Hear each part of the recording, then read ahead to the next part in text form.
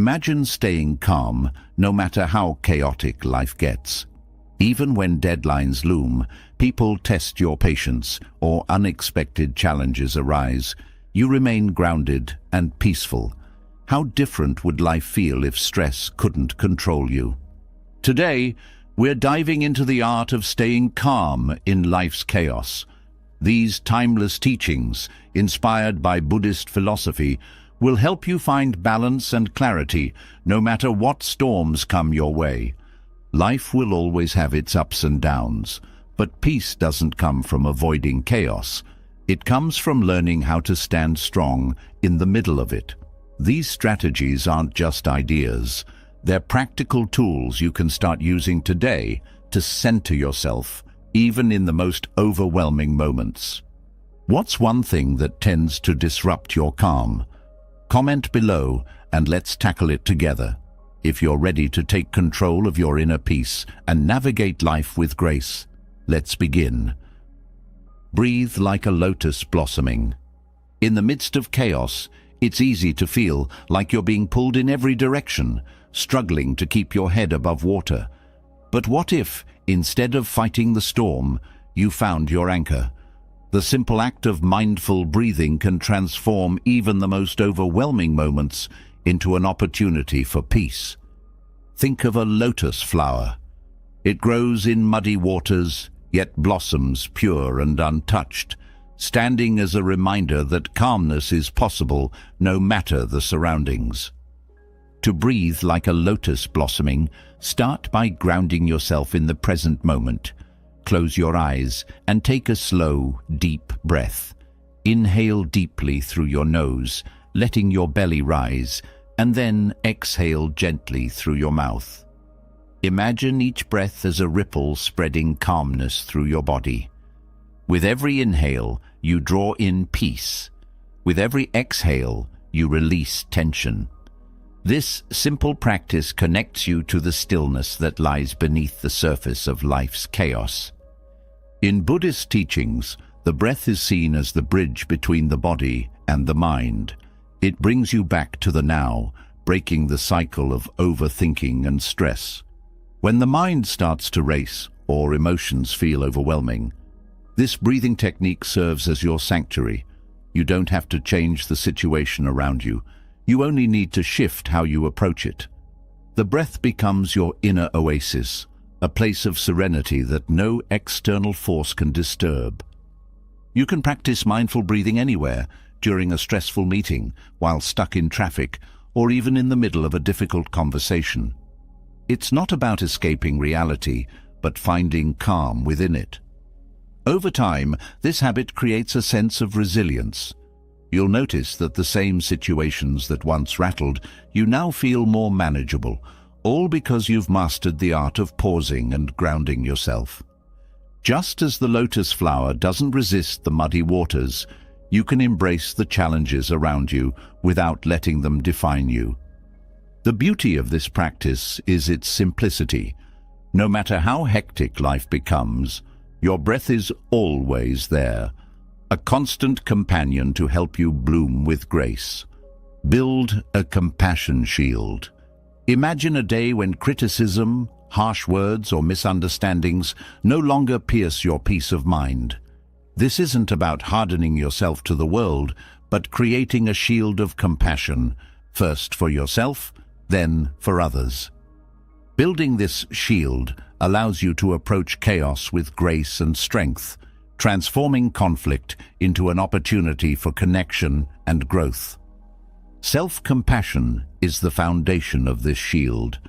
In Buddhist teachings, loving kindness, or metta, starts within.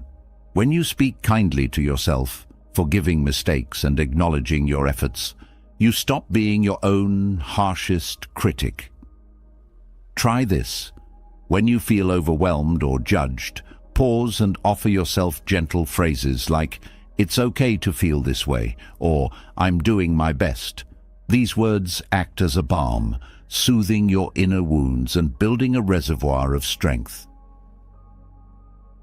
Once you've cultivated compassion inwardly, you can extend it outward. Empathy for others becomes easier when you recognize that everyone carries their own struggles. When someone speaks harshly or acts unkindly, it's often a reflection of their inner pain, not a judgment of your worth. Instead of reacting defensively, try to see the person as they are, a human being navigating their own chaos. This doesn't mean excusing bad behavior, but understanding it enough to protect your peace. A practical way to strengthen this compassion shield is through a simple visualization exercise. Picture yourself surrounded by a soft, glowing light that represents kindness and understanding. This light shields you from negativity, allowing hurtful words or actions to pass without touching your inner calm. As you practice, you'll notice that situations that once felt personal now feel distant, as though your shield is doing the work of protecting your heart. Compassion doesn't make you weak. It makes you unshakable. It helps you choose understanding over anger and patience over frustration. By offering kindness to yourself and others, you create an environment where peace thrives, even in chaos. Your shield of compassion becomes both your armor and your gift to the world, empowering you to stay calm and centered no matter what comes your way. Create a sacred me-time ritual. Life often feels like a race with no finish line, constant demands, endless to-do lists, and little time to catch your breath. But within this chaos lies a simple yet transformative practice, carving out sacred moments just for you. These moments, no matter how brief, are not indulgences, they are necessities. They become rituals that reconnect you to your inner calm and remind you of who you are beyond the roles you play for others. A sacred me-time ritual doesn't have to be elaborate. It could be as simple as lighting a candle, sipping tea with full awareness, or journaling your thoughts in a quiet corner. The key is to approach these moments with intention. Think of it as creating a sanctuary, even if it's just for 5 minutes. During this time, the world pauses and your focus shifts inward. You're not escaping your life, you're recharging for it.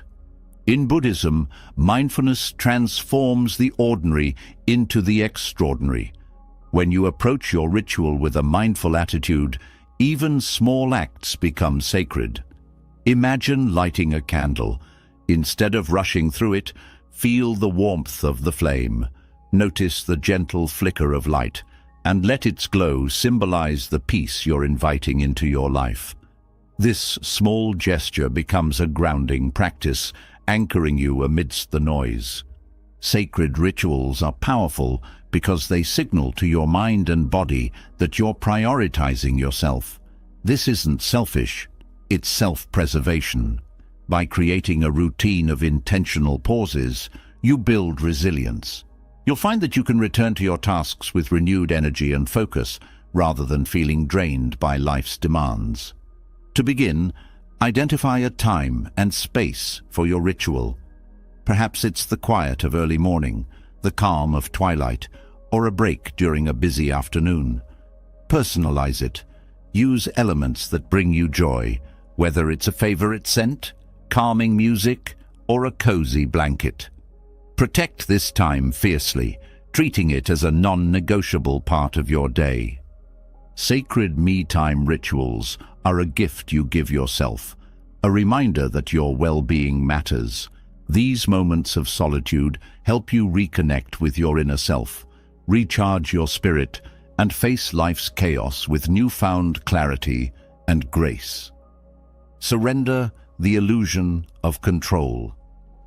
How often do we stress over things we can't change, believing we must control every outcome? It's exhausting and futile, yet many of us cling tightly to this illusion of control. Buddhism teaches that peace comes not from controlling life's uncertainties, but from flowing gracefully with them. Surrendering the need to control every detail doesn't mean giving up. It means trusting that life unfolds as it should, even when it's messy or unexpected. The desire for control often stems from fear, the fear of failure, rejection, or the unknown. We think, if I can just manage everything perfectly, I'll feel safe. But life doesn't work that way. Despite our best efforts, plans fall apart, people change, and outcomes surprise us. Fighting against this reality only creates tension. True peace comes when you accept that some things are simply out of your hands. Start by identifying what you can and cannot control. You can control your actions, reactions, and effort, but not how others behave or how every situation turns out. Imagine you're holding a rope tied to a heavy weight. The more you pull, the more it resists, straining your body and mind. Letting go of the rope doesn't mean you lose. It means you free yourself from unnecessary struggle. One way to practice this surrender is through mindful reflection. Take a moment to sit quietly, breathe deeply, and ask yourself, what am I trying to control right now? Acknowledge the tension it's causing. Then, with each exhale, imagine releasing that tension, allowing it to drift away like a leaf on the wind. Visualize yourself lighter, unburdened by the need to force outcomes. In Buddhism, this perspective aligns with the concept of impermanence.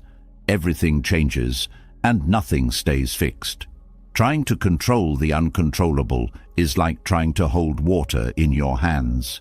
Instead, let life flow through your fingers, trusting that even in uncertainty, there's a rhythm and wisdom guiding you. Surrendering control doesn't mean passivity. It's about focusing your energy where it matters most, on your inner calm, your actions, and your intentions. When you stop wrestling with life's unpredictability, you make space for peace to take root. In letting go, you find freedom, and in freedom, you discover a sense of calm that no chaos can shake. Anchor in your Dharma. Life can feel overwhelming when chaos swirls around you, pulling you in multiple directions. In these moments, anchoring yourself in your Dharma, your purpose, becomes a guiding light. Dharma is a core Buddhist teaching, referring to living in alignment with your values and fulfilling your unique role in the grand tapestry of life.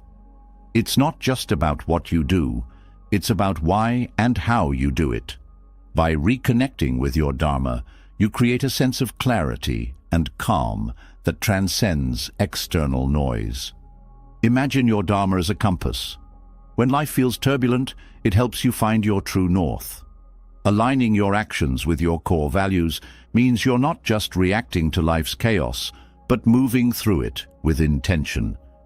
It's the difference between drifting aimlessly in a storm and steering your ship with a steady hand. To anchor in your Dharma, start by reflecting on what truly matters to you. What brings you joy? What values guide your decisions? Perhaps it's compassion, honesty, or creativity. Write these down and think about how they align with your daily actions. Are you living in a way that honors these principles? If not, consider small adjustments that can bring your life into closer alignment with your values. When you're rooted in your Dharma, challenges lose some of their power.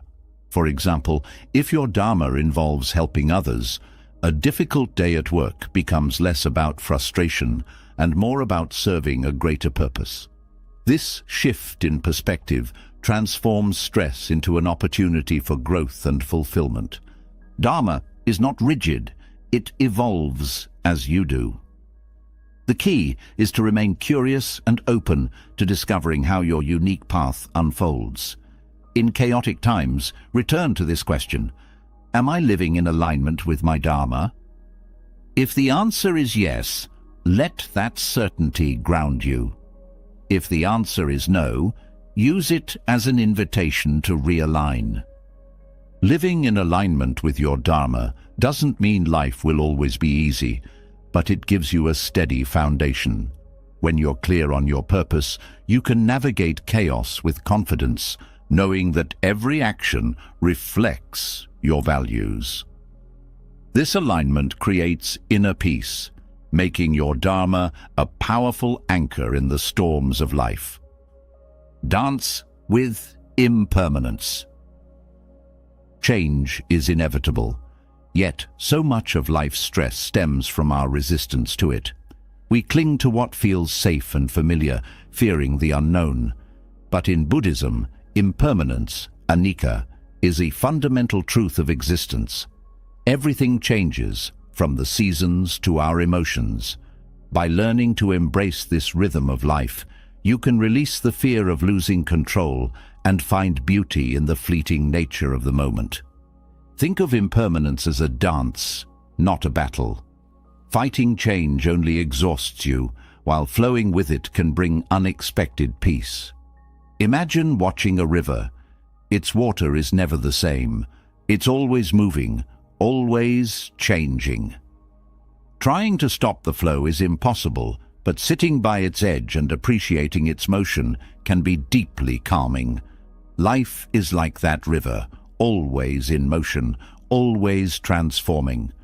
One way to embrace impermanence is by practicing mindfulness. Focus on the present moment, fully experiencing it without clinging to it.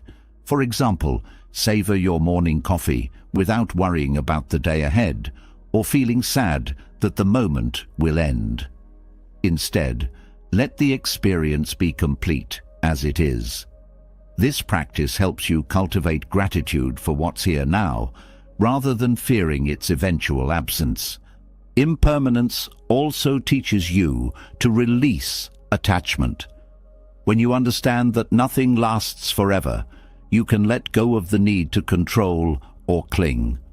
This doesn't mean you stop caring. It means you care with an open heart, knowing that things, people, and experiences are gifts to be cherished while they're present. Consider relationships. Holding on to someone tightly out of fear of losing them often creates tension. But when you love with the understanding that the connection may evolve or fade, you appreciate the time you share even more deeply.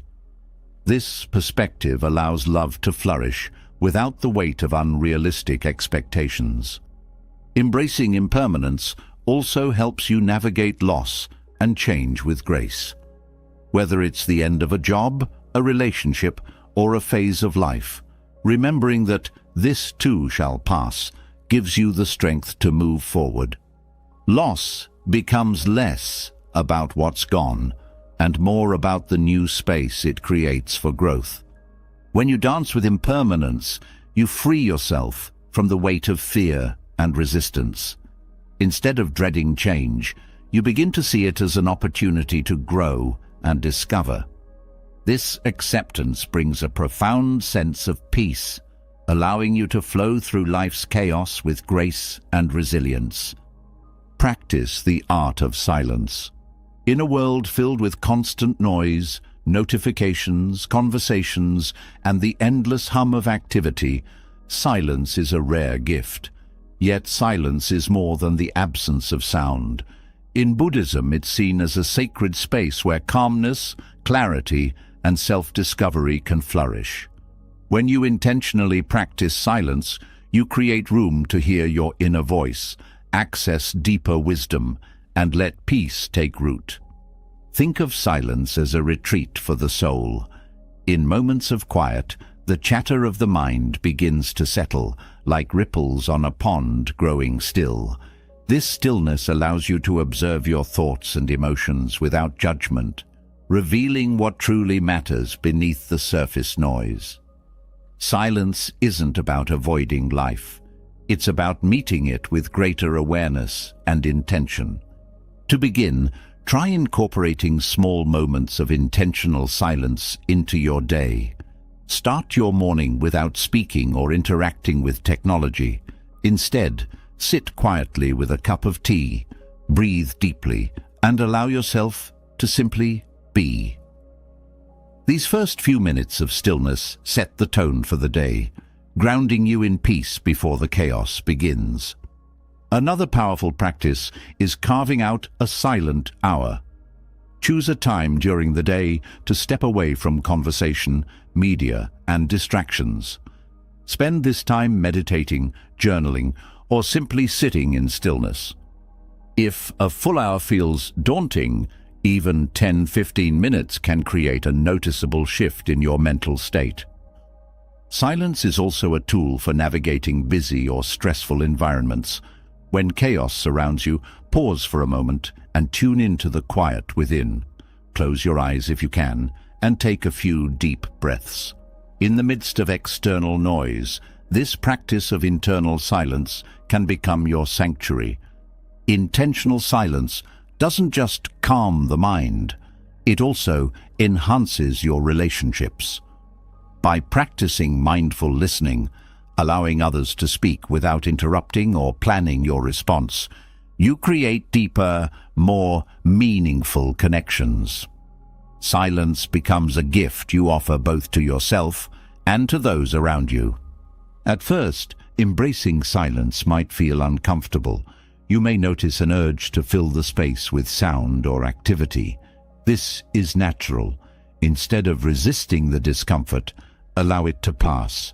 Over time, you'll find that silence no longer feels empty but full of insight, peace, and presence. Buddha said, silence is an empty space. Space is the home of the awakened mind. When you practice the art of silence, you nurture this awakened mind within yourself. Silence becomes more than a pause. It transforms into a powerful act of self-care and clarity. In the stillness, you rediscover your strength, your calm, and your true self. Thank you for exploring these powerful ways to stay calm in life's chaos. Remember, finding peace doesn't mean avoiding life's storms. It's about learning to dance in the rain. Each practice we've shared today is a step toward grounding yourself, nurturing inner balance, and thriving even in uncertainty. If you're ready to embrace these teachings and create more calm in your life, share in the comments below by writing, "I choose peace." Let this be your declaration of commitment to a calmer, more centered you.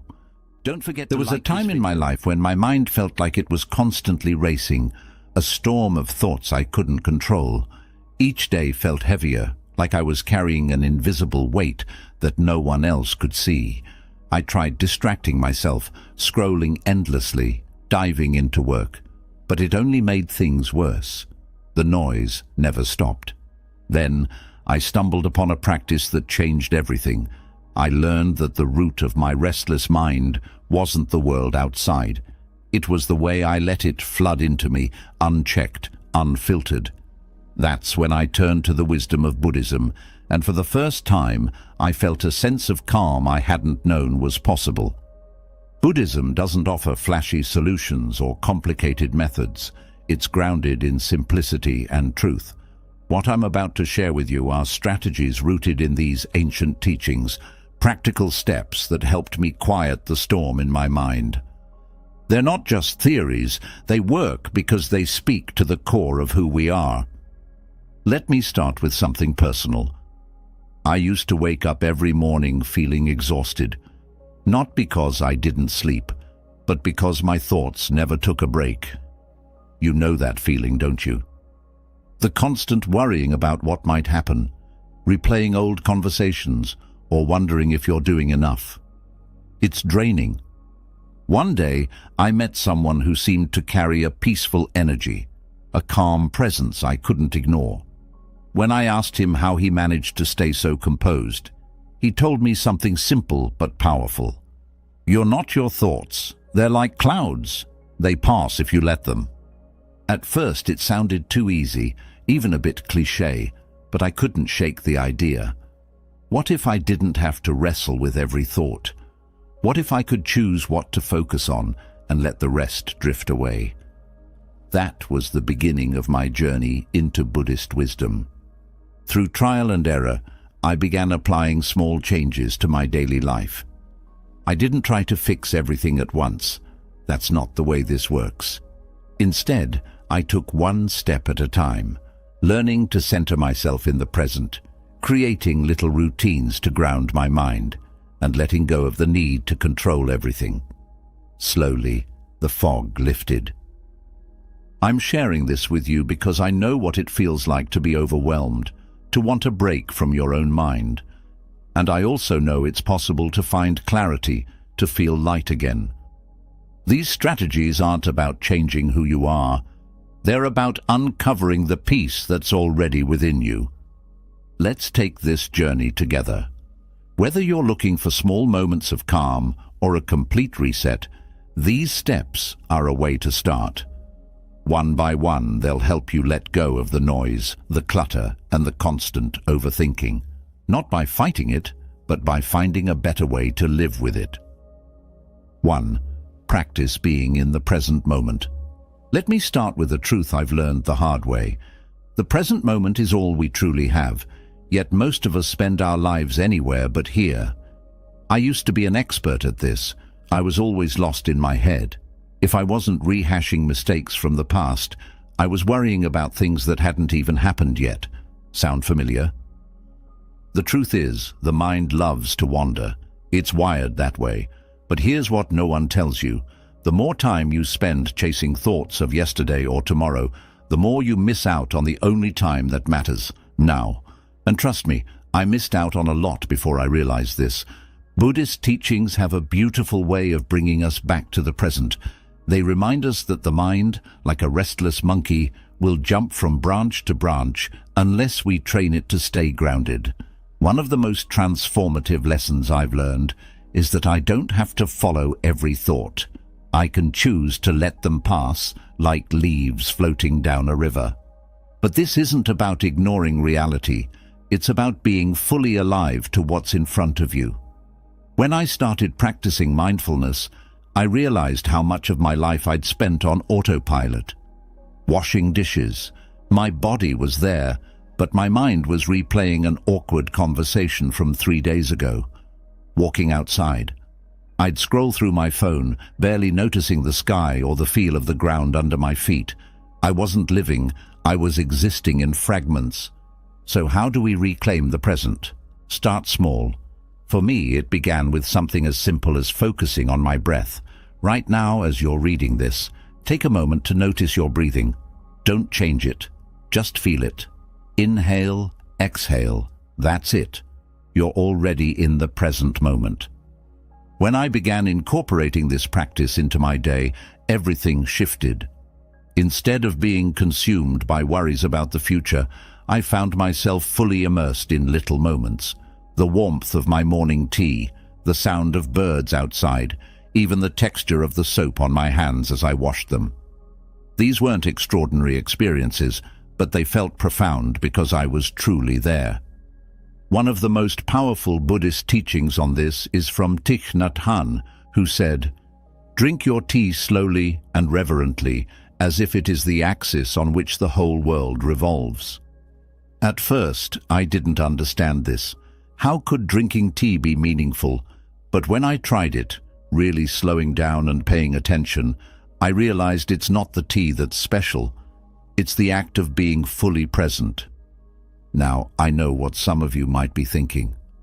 But I have too much going on. I don't have time to just sit and breathe. I used to think that too. But here's the thing. Mindfulness doesn't require extra time. You can practice it while doing what you're already doing, walking, eating, even working. The key is to focus on this moment, not the one before or after. For example, when I work now, I set clear boundaries for my mind. I tell myself, this is what I'm doing right now. Nothing else matters in this moment. And whenever I notice my thoughts drifting, because they always will, I gently bring them back. It's not about perfection. It's about presence. I won't lie to you. It takes practice. Your mind will resist at first. It will want to drag you back into old patterns of overthinking. But every time you choose to return to the present, you're building a skill that will change your life. The present moment is a gift we often overlook. But when we slow down and embrace it, we find something extraordinary, peace. And that peace, my friends, is worth everything. 2. Create simple routines for your mind. Let me tell you a little secret. Your mind craves structure, even if it doesn't always seem like it. I used to think routines were boring, even restrictive. I thought living spontaneously meant I was free. But the truth, without some kind of routine, my mind was all over the place, jumping from one thought to the next with no sense of direction. It was exhausting. Here's the thing. When the mind doesn't have something constructive to focus on, it fills the void with unnecessary noise, worries, regrets, random to-do lists. And that's where the chaos begins. Buddhism taught me that simplicity and discipline are the antidotes to this mental clutter. It's not about rigid schedules or turning your life into a checklist. It's about creating small, intentional habits that give your mind a sense of purpose and calm. Let me share an example. Every morning, I used to wake up and immediately check my phone, emails, social media, the news. Before I even got out of bed, my mind was already overwhelmed.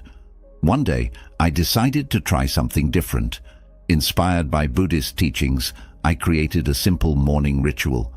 I started my day with 5 minutes of quiet reflection. No phone, no distractions, just me, sitting in stillness. At first, it felt strange. My mind didn't know what to do without the usual flood of information.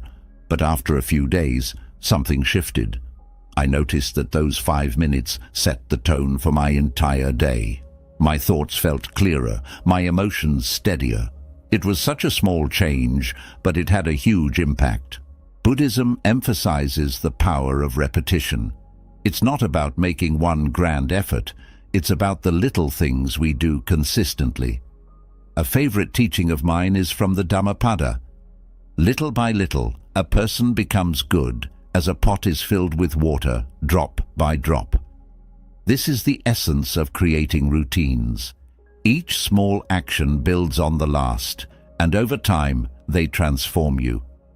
I want you to think about the areas in your life where your mind feels the most scattered. Is it in the mornings, during work, at night before bed? Pick one of those times and create a simple routine. It doesn't have to be complicated. Maybe you start your day by writing down 3 things you're grateful for, or you take a 2-minute break during work to breathe deeply, or you end your day by reading something uplifting instead of scrolling through your phone. One of the most helpful routines I've adopted is breaking tasks into smaller steps. In Buddhism, this ties into the concept of right effort, focusing on what's manageable and productive. When I feel overwhelmed by everything I have to do, I write down just the next step. Not the whole project, not the big picture, just the next thing. It's amazing how much lighter your mind feels when you approach life this way. But here's the key. Don't expect perfection. Some days you'll forget to stick to your routine. That's okay. The point isn't to be rigid. It's to give your mind something steady to hold on to. Every time you return to your practice, you're reinforcing the habit and building a foundation for peace. Creating simple routines has been one of the most grounding practices in my life. It's not about adding more to your plate. It's about subtracting the unnecessary and focusing on what truly matters. When your mind has a rhythm to follow, it stops chasing every random thought. And in that stillness, you find clarity, focus, and freedom. 3. Limit the consumption of unnecessary information. Let me be honest with you. There was a time in my life when I was a complete information junkie. I'd wake up, check the news, scroll through social media, and dive into every random article or video that caught my eye. By the end of the day, my mind felt like an overstuffed suitcase, packed with so much useless information that I couldn't find anything important when I needed it. The turning point came when I realized this. My mind wasn't overwhelmed because the world was noisy. It was overwhelmed because I kept letting the noise in. In Buddhism, there's a teaching called Indriya Samvara, or sense restraint, which means being mindful of what you allow to enter your senses. At first, it sounds restrictive, but it's actually liberating. Think of it as decluttering your mental space so you can focus on what truly matters. The world we live in is overflowing with information. Notifications ping constantly, headlines scream for attention, and social media tempts us with endless scrolling.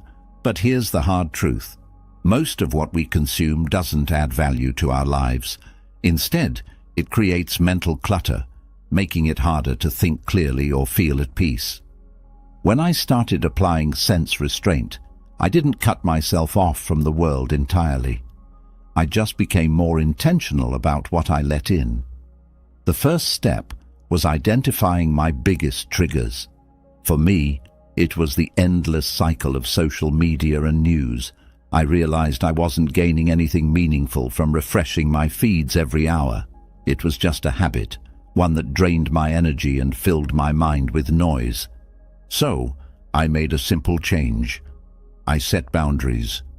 I limited my social media time to 30 minutes a day and chose specific times to check the news instead of letting it hijack my attention throughout the day.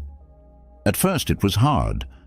My fingers instinctively reached for my phone, craving that quick hit of dopamine. But with time I noticed something incredible. My mind felt lighter. I had more room to think, to breathe, to simply be. This isn't about isolation. Buddhism doesn't teach us to shut out the world. It teaches us to engage with it wisely.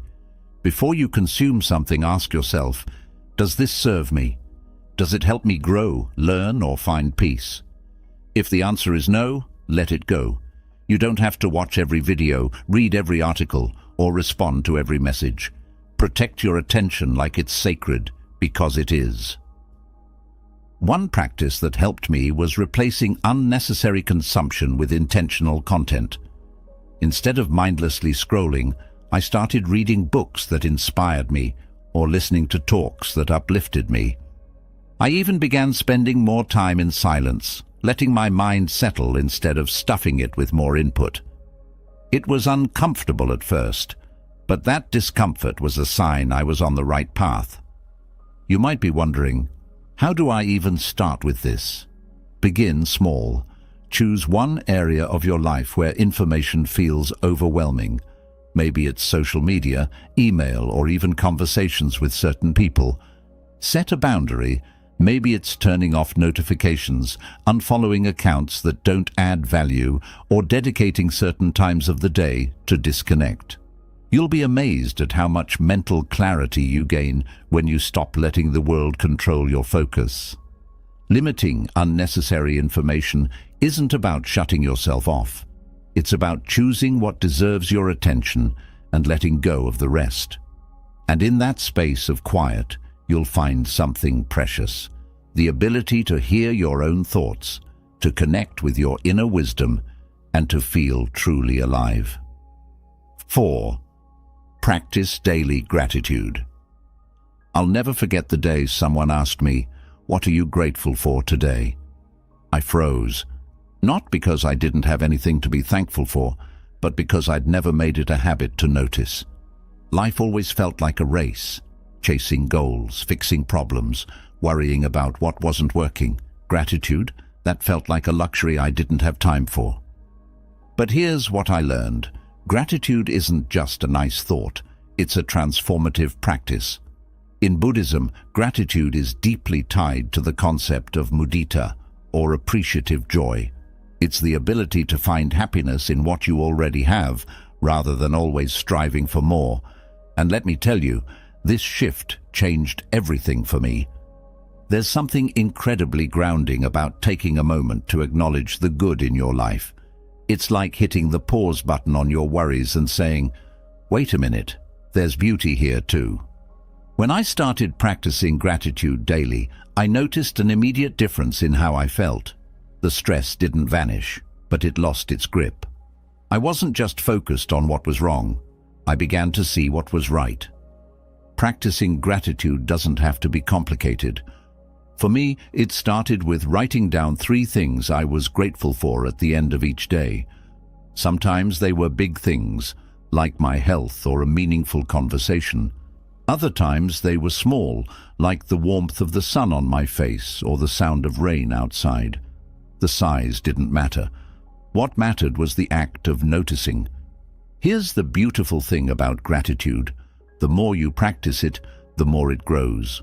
It's like training your mind to focus on abundance instead of lack. And this isn't just a feel-good exercise, it's rooted in neuroscience. When you focus on gratitude, your brain releases dopamine and serotonin, the feel-good chemicals that boost your mood and reduce stress. Science is catching up with what Buddhism has taught for centuries. Gratitude is powerful. But let's be honest, some days it's hard to feel grateful. Maybe you're dealing with challenges that make it hard to see the silver lining. I've been there too. On those days, I remind myself of a Buddhist teaching. Even in suffering, there is something to be learned. Gratitude doesn't mean ignoring the hard stuff. It means finding the lessons, the growth, and the moments of light, even in the darkness. If you're just starting this practice, keep it simple. Before bed, take a few minutes to reflect on what went well that day. Write it down if you can. Over time, this practice becomes a habit, a lens through which you see the world. And the world looks different when you're grateful. Colors seem brighter, challenges feel smaller, and life, even with its imperfections, feels enough. Gratitude is a gift you give yourself. It doesn't cost anything, but it's worth everything. When you cultivate a grateful heart, you stop chasing happiness and start finding it in the life you already have. And that, my friends, is a freedom unlike any other. 5. The technique of negative visualization. Let me share something counterintuitive that completely transformed the way I think about challenges and fears. It's called negative visualization. At first, it might sound odd. Why would anyone intentionally think about worst-case scenarios? Isn't that pessimistic? But here's the truth. This practice isn't about inviting negativity. It's about facing it head-on, so it no longer holds power over you. Before I learned this technique, I was the type of person who avoided difficult thoughts. If I was worried about losing something, my job, a relationship, my health, I'd push those fears to the back of my mind, pretending they didn't exist. But avoidance didn't help. Those unspoken fears lingered, creating an undercurrent of anxiety that never truly left me. Then I came across this profound Buddhist teaching. Attachment is the root of suffering. It struck me that much of my mental turmoil came from clinging to things and fearing their loss. Negative visualization gave me a way to confront those fears and, paradoxically, find peace. Here's how it works. Instead of running from the thought of losing something, you gently bring it into focus. For example, if you're afraid of failing at a project, imagine what that failure might look like. What would happen? How would it feel? Then go deeper. What would you do next? How would you rebuild? The goal isn't to dwell in the negativity, but to see that even in the worst-case scenario, you have the strength to endure. I'll give you a personal example. One of my biggest fears used to be losing my job. Every time I thought about it, a wave of panic would hit me. But when I practiced negative visualization, I imagined it happening. I asked myself, what if I got laid off tomorrow? What would I do? At first it felt uncomfortable, but as I walked through the scenario in my mind, something amazing happened. I realized I had options.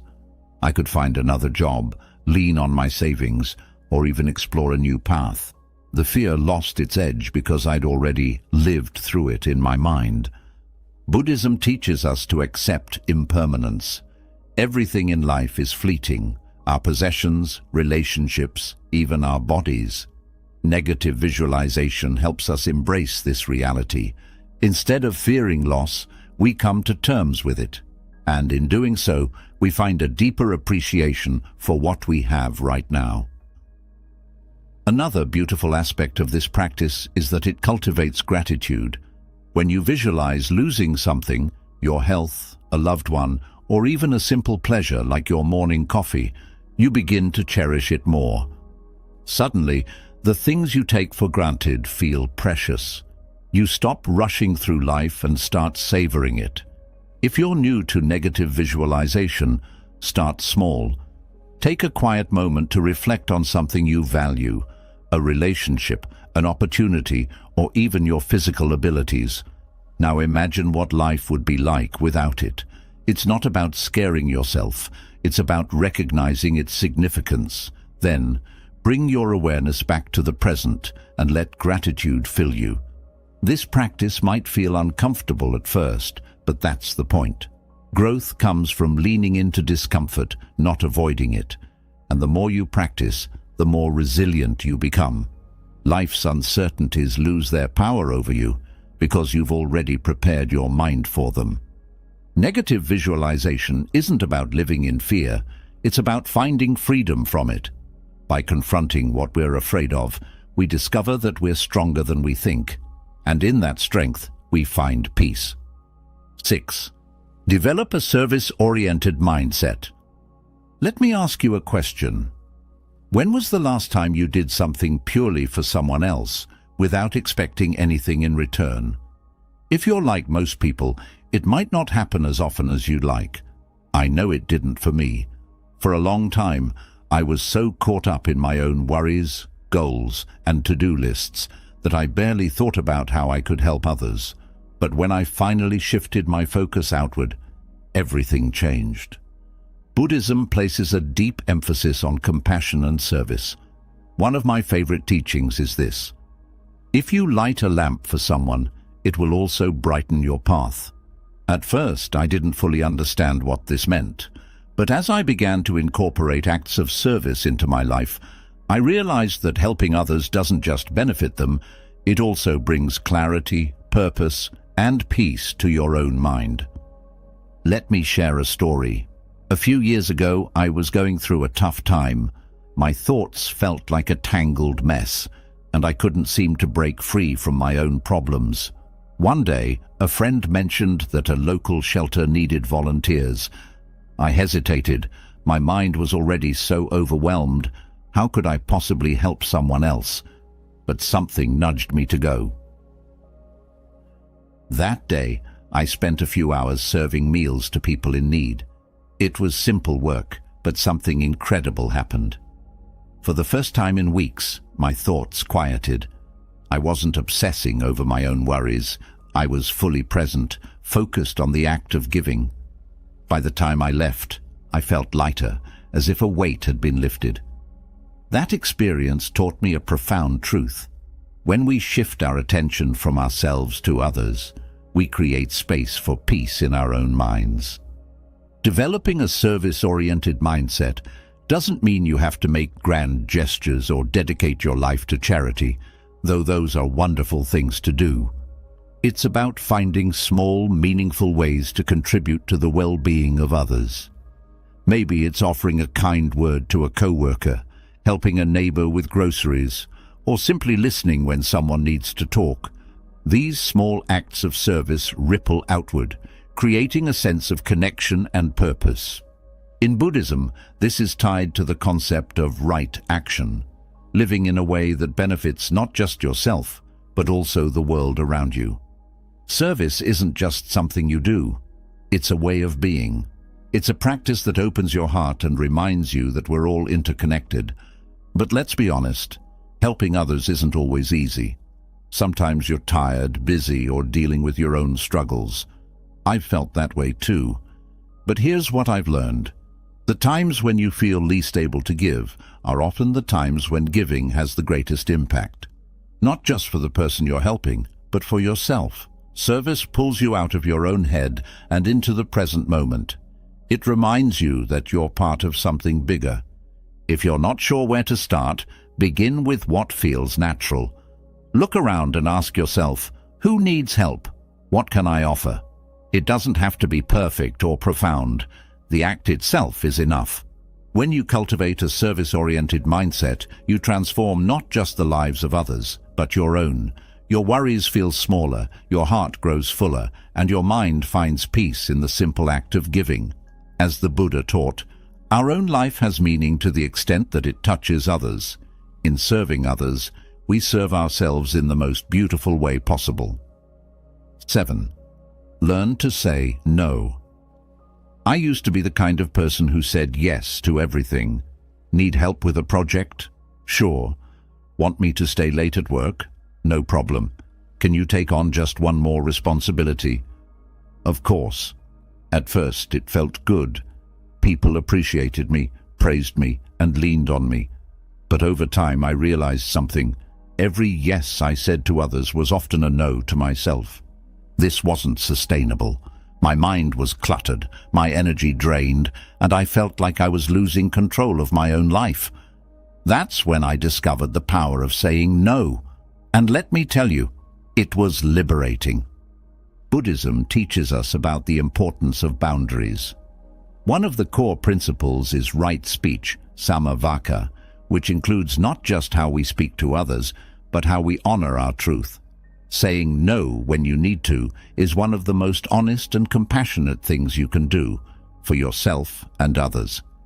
If you overcommit and stretch yourself too thin, you're not only hurting yourself, but also failing to give your best to the things you've already agreed to.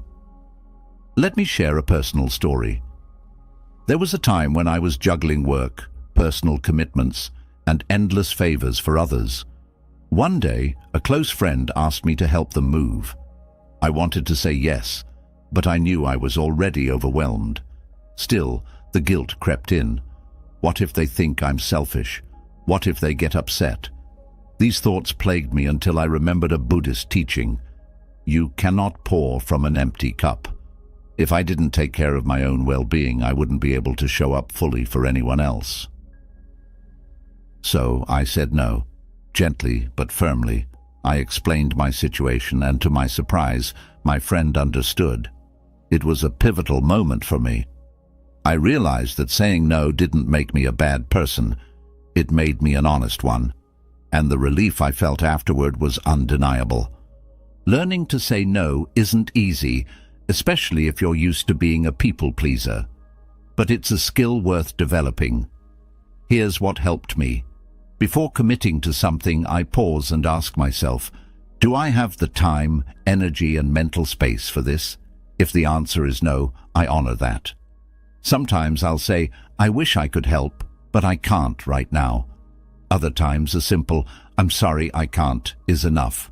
No excuses, no guilt. Buddhism reminds us that boundaries are not barriers, they're acts of self-respect. They create the space we need to nurture ourselves so we can give more freely and authentically when the time is right. When you learn to say no, you take back control of your life, you protect your peace, and perhaps most importantly, you give yourself permission to prioritize what truly matters. 8. Stop seeking approval from others. For a long time, I lived for the approval of others. Every decision I made, from the clothes I wore to the way I spoke, was influenced by what I thought people wanted from me. And while I didn't realize it at the time, this constant need for validation was exhausting. My mind was always racing with thoughts like, did they like what I said? Am I good enough? What if they think I'm not capable? One day, I stumbled upon a Buddhist teaching that hit me like a lightning bolt. Those who are free from attachment to praise and blame are truly at peace. It was so simple yet so profound. I realized I was letting the opinions of others dictate my self-worth. I was giving away my power, tying my happiness to something I couldn't control. From that moment, I started working on letting go of the need for approval. It wasn't easy. In a world where likes, comments, and external validation seem to measure success, choosing to prioritize your own opinion feels like swimming against the tide, but every small step I took brought me closer to freedom. Here's what I learned. Seeking approval is a trap. No matter how much you do, you can never please everyone. And even if you manage to win someone's approval, it's fleeting. People's opinions change. What they value today might not matter tomorrow, But your relationship with yourself, that's constant, and it's the only approval you truly need. One of the most practical ways I began shifting my mindset was by asking myself a simple question. Am I doing this because it aligns with my values, or because I want someone else to validate me? If the answer was the latter, I'd pause and reevaluate. It was uncomfortable at first, but over time, I started trusting myself more. I began making choices that felt authentic, not performative. Another breakthrough came when I stopped over-explaining myself. Buddhism teaches us the value of simplicity and authenticity. You don't owe anyone a detailed explanation for living your truth. If someone questions your decisions, it's okay to calmly state your reason and move on. Their understanding, or lack of it, doesn't define you. Letting go of the need for approval doesn't mean you stop caring about others. It means you stop letting their opinions control your sense of self. You can still value feedback, but you learn to discern what's constructive from what's unnecessary. And when criticism comes your way, you accept it without letting it derail you. This shift in mindset is liberating. When you stop seeking approval, you reclaim your energy. Your mind becomes quieter, less focused on external noise. You start living for yourself, not for the expectations of others. And that's when true peace sets in. The Buddha said, "Do not seek refuge in others. Be a light unto yourself." Those words have become my mantra. Every time I catch myself falling into old patterns of seeking validation, I return to them.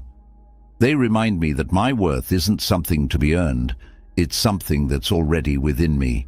And it's within you too. All you have to do is claim it. 9. Simplify your decisions. Let me ask you something. How often do you find yourself stuck in the endless cycle of decision-making? From the smallest choices like what to wear or what to eat, to bigger ones like career moves or personal relationships, every day can feel like a series of mental roadblocks. I used to live like that, constantly overthinking, analyzing every detail, and second-guessing myself. It was exhausting. Then I learned one of the most powerful lessons from Buddhism. Simplicity is freedom. The Buddha taught that much of our suffering comes from unnecessary complications. When we streamline our decisions, we not only save energy, but also free ourselves from the mental clutter that keeps us stuck. I'll share a story from my own life. There was a time when even deciding what to cook for dinner felt overwhelming. I'd scroll through recipes, consider every ingredient, and second-guess my choice before finally settling on something. By the time I started cooking, I was mentally drained.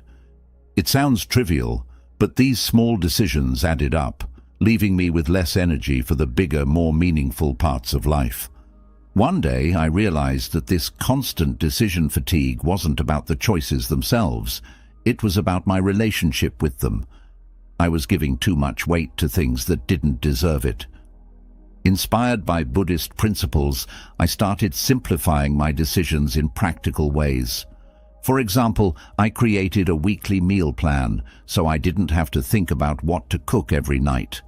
I also embraced the idea of a default wardrobe, choosing a few versatile pieces I loved and wearing them regularly instead of agonizing over what to wear. This practice spilled over into other areas of my life. At work, I started prioritizing tasks in advance, focusing on one thing at a time instead of juggling everything at once. In relationships, I stopped overanalyzing my words and trusted my intentions. Each of these changes was small, but together they created a sense of ease I hadn't known before. Buddhism teaches us to focus on what's essential and let go of what isn't. A favorite quote of mine is from the Buddha himself. "Do not carry with you what does not serve you." When we apply this wisdom to decision-making, it becomes clear that most choices don't require as much energy as we give them. Here's what worked for me. I started creating systems. For example, instead of deciding every morning whether to meditate, I made it a non-negotiable part of my routine. By turning decisions into habits, I freed up my mental space for more important things. I also learned to limit my options. Research shows that having too many choices can overwhelm us, so I began narrowing down my choices to 2 or 3 options for anything I needed to decide. Simplifying your decisions doesn't mean you avoid important choices. It means you reserve your energy for them. When your mind isn't bogged down by trivial decisions, you can approach the bigger ones with clarity and confidence. And with time, you'll find that your life feels lighter, more intentional, and less chaotic. 10. Practice emotional detachment. Let me tell you something I wish I had understood years ago. Your emotions don't have to control you. For most of my life, I let them dictate my thoughts, decisions, and reactions. If something upset me, I'd dwell on it for hours, replaying it in my mind. If I felt anxious, I'd spiral into overthinking. It was exhausting, and worse, it kept me stuck. Then I discovered the power of emotional detachment through Buddhist teachings. At first, I misunderstood it. I thought detachment meant not feeling anything, like becoming cold or indifferent. But I was wrong. Detachment isn't about suppressing your emotions. It's about learning to observe them without letting them consume you. Buddhism teaches us that emotions are like waves. They rise, peak, and eventually pass. The problem is, we often cling to them, trying to hold on to the good ones or fight against the bad ones. This clinging is what causes suffering. The Buddha said, "You only lose what you cling to." When I started practicing detachment, I realized I didn't have to cling or resist. I could simply let emotions flow through me. Let me share a personal example. There was a time when a disagreement with a close friend left me feeling hurt and angry. My old habit would have been to replay the conversation endlessly, analyzing every word and fueling my frustration. But this time I paused. I reminded myself that my emotions weren't permanent, that they didn't define me. Instead of reacting, I sat with the feeling. I noticed how it felt in my body, acknowledged its presence, and allowed it to pass naturally. To my surprise, the intensity faded much faster than I expected. This practice is called mindful awareness, and it's a cornerstone of emotional detachment. It doesn't mean ignoring your emotions. It means creating space between you and them. Instead of saying, "I am angry," try saying, "I feel anger." That small shift reminds you that emotions are temporary states, not permanent identities. Another tool that helped me was self-inquiry. When I felt overwhelmed by an emotion, I'd ask myself, why am I feeling this way? Is it because of something I can control or something I can't? More often than not, I'd realize that my emotional turmoil was tied to things outside my control. Someone else's opinion, an unpredictable outcome, or a past event I couldn't change. Letting go of the need to control those things brought me immense relief.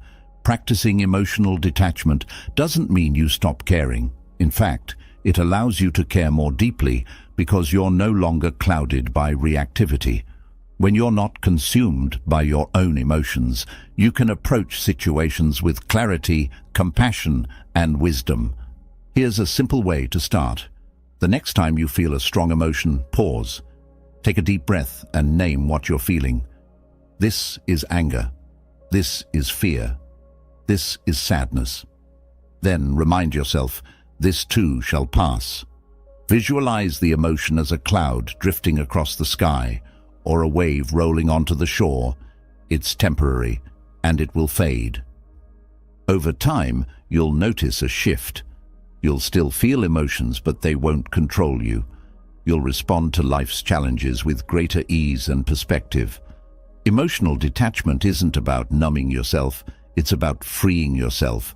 And in that freedom, you'll find a profound sense of peace. 11. Set clear boundaries. Let me ask you a question. When was the last time you said yes to something you really didn't want to do? Maybe it was taking on extra work, spending time with someone who drains your energy, or letting a situation continue even though it made you uncomfortable. I've been there more times than I can count, and for the longest time I thought saying yes was just part of being a good person. But here's what I learned the hard way.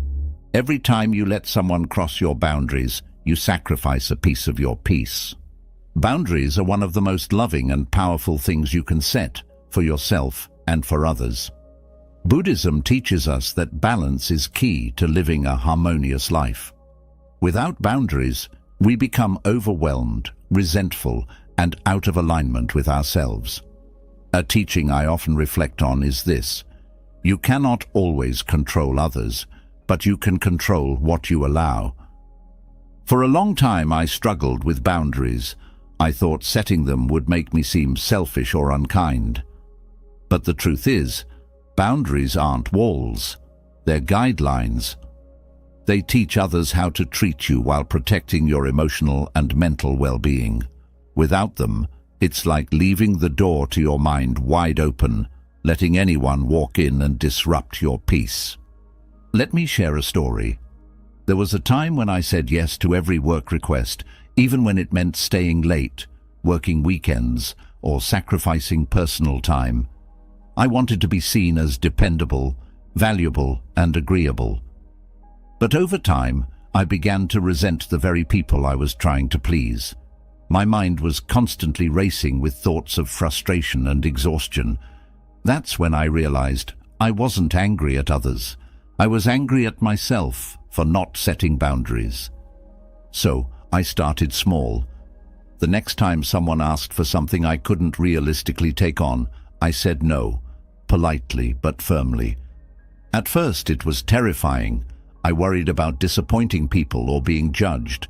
But to my surprise, most people respected my honesty, and the sense of relief I felt was worth every moment of discomfort. Buddhism teaches us to be compassionate, but compassion begins with yourself. Setting boundaries isn't about shutting people out. It's about showing them how to respect your limits while also respecting theirs. It's an act of self-respect and self-care. Here's how I started creating boundaries in my life. 1. Be clear and honest. Communicate your limits calmly and directly. For example, instead of saying, "I'll try to make it," say, "I'm not available, but thank you for thinking of me." People appreciate clarity, even if it's not what they wanted to hear. 2. Stop over-explaining. This was a big one for me. I used to feel like I needed to justify my boundaries with a detailed explanation. But the truth is, no is a complete sentence. You don't owe anyone an elaborate reason for protecting your peace. 3. Protect your time and energy. Buddhism emphasizes mindfulness and being present. You can't do that if you're constantly overcommitted. Learn to prioritize what truly matters and let go of what doesn't. One of the biggest challenges with boundaries is guilt. I used to feel terrible for saying no, as if I were letting people down. But then I realized something.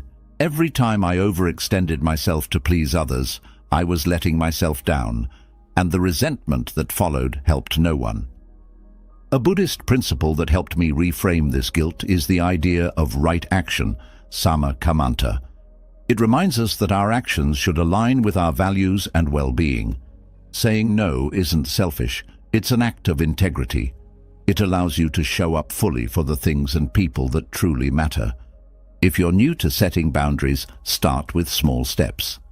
The next time someone asks for something that feels like too much, take a moment to reflect before responding. Ask yourself, does this align with my values? Do I have the time and energy for this? If the answer is no, honor that. It might feel uncomfortable at first, but like any practice, it gets easier with time. The beauty of boundaries is that they create clarity, not just for you, but for the people around you. When you set clear limits, you teach others how to engage with you in a way that's respectful and balanced. And in doing so, you protect your peace, your energy, and your mind. The Buddha said, "You are the guardian of your own happiness." Setting boundaries is how you guard that happiness. It's not about keeping people out. It's about ensuring that what you allow into your life aligns with your well-being. And when you do that, you create space for the kind of peace and clarity that transforms not just your mind, but your entire life. Detoxifying your mind and finding clarity isn't about adding more to your plate. It's about peeling back the layers of unnecessary thoughts, distractions, and habits that weigh you down. You know, getting older can feel like stepping into a new season of life, a season where you're supposed to have it all figured out. But let me tell you, the challenges don't disappear, they just change. Over the years, I've come to realize that the weight we carry isn't just about what life throws at us. It's about the stories we hold on to, the habits we refuse to let go of, and the lessons we overlook. Buddhist teachings have always emphasized simplicity, clarity, and being present. These aren't just abstract ideas, they're practical tools for living a life of peace and purpose, no matter your age. The truth is, it's not about fixing everything that went wrong in the past. It's about learning how to live lighter, freer, and more grounded in the here and now. As I stand here, I want to speak from experience about the things we should be letting go of and the wisdom we can embrace as we walk this path together. A friend of mine, Emma, called me a few months ago. She's someone who's always been busy, raising her kids, building her career, keeping everything in check. But now, with her kids grown and retirement around the corner, she told me she felt stuck. "I should feel free," she said, "but instead I feel restless, like I'm missing something." We met for coffee, and as she talked, I could see where her struggle was coming from. She was still holding on to the weight of past regrets, the what-ifs, the if-onlys. She felt disconnected from her present because she was chasing an image of what her life should have been. I told her something I've learned from Buddhist teachings. "Emma, you're carrying a bag full of stones. Every regret, every fear, every expectation, that's another stone weighing you down. But here's the thing, you can put the bag down. You don't need to carry it anymore." She looked at me and said, "But how do I do that?" You start by asking yourself what really matters right now. Not yesterday, not last year, right now. What brings you peace? What brings you joy? Everything else, let it go. A few weeks later, she called me again. She'd started a small garden, joined a book club, and even started meditating for 10 minutes every morning. "I can't say everything's perfect," she told me, "but I feel lighter. I'm finally learning how to live in the moment." That's what I want us to focus on today, the stones we carry as we grow older, and how to finally set them down. It's not about changing who you are or trying to rewrite the past. It's about freeing yourself to fully live the life you have, right here, right now. Let's dive into the wisdom we can use to make this journey lighter and more meaningful, shall we? 1. Isolating yourself. I've seen it happen far too often. As we age, the world around us can feel like it's shrinking. Friends move away, family grows busier, and we start telling ourselves, "I don't need to bother anyone." Maybe you've felt this too, the temptation to pull back, to retreat into yourself, thinking it's easier that way. But let me tell you, isolation doesn't protect you, it starves you. I've had moments when I thought being alone was the answer. After all, life gets noisy, doesn't it? Sometimes we feel misunderstood or out of place, especially as the years roll on. But in those quiet moments of isolation, something else sneaks in: loneliness. And that loneliness can grow like a shadow, stretching across every corner of your life. Buddhism teaches us the interconnectedness of all things. Think about it. A tree doesn't thrive on its own. It relies on the soil, the sun, the rain, and even the other trees around it to create a thriving ecosystem. We're no different. Connection isn't just a nice thing to have, it's essential. I once met an older gentleman named Raj at a meditation retreat. Raj had spent most of his life building his career, traveling the world, and supporting his family. But when he retired, he found himself in a house that suddenly felt too big and too quiet. He told me, "I thought I'd earned this peace, but now it feels more like emptiness." What struck me most was how he had slowly pulled away from the people who once gave his life meaning. His reason? He didn't want to be a burden. That hit me hard because I felt the same way at times. It's so easy to convince ourselves that keeping our distance is for the best. But here's the truth. Connection is never a burden. It's a gift. And it's not just about having people around you. It's about being with people in a way that nourishes your soul. For Raj, things started to shift when he decided to join a community gardening group. He didn't even like gardening that much, but he liked the idea of being around others. Week by week, as he shared tips on planting and laughed over stories about stubborn weeds, something changed. I didn't just feel less alone, he told me. I felt alive again. What I've learned and what Buddhism reinforces is that isolation breeds suffering. When we cut ourselves off, we lose the mirror that others provide, the reflection that reminds us of who we are. Even when connection feels messy or inconvenient, it's worth it. If you're feeling isolated, start small. Call a friend, even if it's been years. Join a local class or group that interests you. Volunteer for a cause you care about. It's not about filling your calendar with noise. It's about finding those meaningful moments that make your heart feel less heavy. The Buddha taught that life is suffering, but he also taught the path to relieve that suffering. Connection is one of those paths. When we open ourselves to others, we create space for compassion, not just for them, but for ourselves too. So if you're holding back, thinking it's easier to go it alone, let this be a gentle reminder. You are not a burden. You are a part of this world just as much as the sun and the stars, and the world is brighter when you let yourself connect with it. 2. Obsession over the past. Let me ask you something. How much of your time do you spend thinking about the past? Be honest. I know I've caught myself replaying old conversations, revisiting mistakes and wondering, what if I had done things differently? It's so easy to get stuck in that loop, isn't it? But let me tell you what I've learned the hard way. Holding on to the past is like trying to carry water in your hands. No matter how tightly you grip, it always slips away, leaving you tired and empty. I remember a woman I once worked with named Clara. She was in her late 60s, and she carried this deep sadness with her.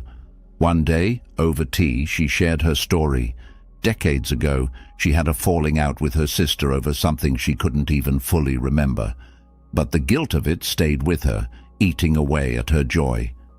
"If only I had said something sooner," she told me. "Maybe things would be different now." Clara's story broke my heart because I've been there too, haunted by things I can't change, weighed down by regrets that only exist in my mind.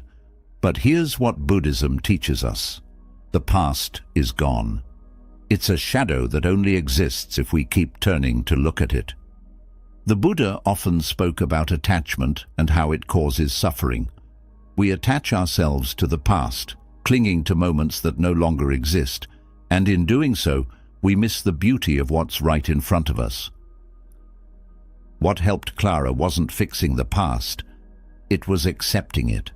She began practicing mindfulness, sitting quietly each morning and acknowledging her thoughts without judgment. "I started to see my regrets like clouds," she told me. "They pass by, but they don't define the sky." That's the power of letting go. It's not about erasing the past or pretending it didn't happen. It's about giving yourself permission to release its hold on you. I've started a simple practice that I'd like to share with you. Every evening, I take a few minutes to reflect on my day. I ask myself, what did I learn today? What brought me joy? What can I let go of? It's not always easy, but it's incredibly freeing. One of my favorite Buddhist teachings is this: you cannot step into the same river twice. The river flows, always changing, just like life. Clinging to the past is like trying to stop that river. It's exhausting, and it only leads to frustration. Instead of obsessing over what's behind you, try turning your attention to what's here, now. What can you do in this moment to bring peace to yourself and those around you? Maybe it's calling someone you've been meaning to reconnect with. Maybe it's forgiving yourself for something you did long ago. Or maybe it's simply taking a deep breath and allowing yourself to be present. Clara eventually reached out to her sister. It wasn't perfect, and it didn't erase the years they had lost, but it brought her a sense of peace she hadn't felt in decades. "I can't change what happened," she said, "but I can choose how I move forward." That's what I want for all of us, to move forward with lightness and grace, free from the chains of yesterday. The past is a chapter in your story, but it's not the whole book. Let yourself write the pages that come next, and remember this: you don't have to carry it all. Put the weight down. The present is waiting for you. 3. Neglecting your health. Let me start with something I learned the hard way. Taking care of yourself isn't optional. It's essential. For years, I thought of health as just something physical. If I wasn't sick, I assumed I was fine. But life has a way of teaching you otherwise.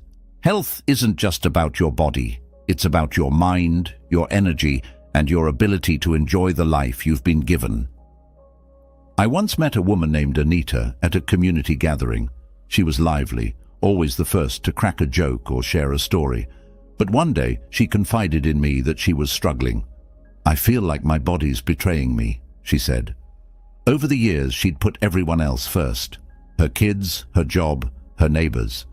And now in her 60s, she found herself facing health challenges that could have been prevented if she had only listened to her body sooner. I've seen this pattern over and over. We think we're invincible, that we'll have time to rest and recover later. But later comes, and we realize the cost of neglecting ourselves. Buddhism teaches us the importance of balance. If the body is a temple, as many say, then it's our responsibility to care for it, not out of vanity, but out of respect for the life we've been given. Caring for your health doesn't mean reversing time or chasing perfection. It means giving yourself the energy and strength to fully experience life. It's about small, intentional steps. Drinking enough water, eating foods that nourish you, moving your body in ways that feel good. One Buddhist teaching that stays with me is about mindfulness in eating. It's simple. Eat with awareness. When you eat, don't just shove food into your mouth while scrolling through your phone or watching TV. Pay attention to the flavors, the textures, the way your body feels as you nourish it. This practice has taught me that food isn't just fuel. It's a way to care for yourself. The same applies to movement.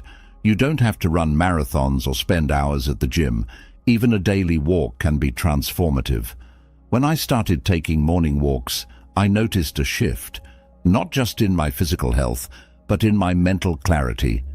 There's something about moving your body while noticing the world around you that grounds you in the present. And let's not forget mental health. I've learned that ignoring stress or pushing through emotional pain only makes things worse.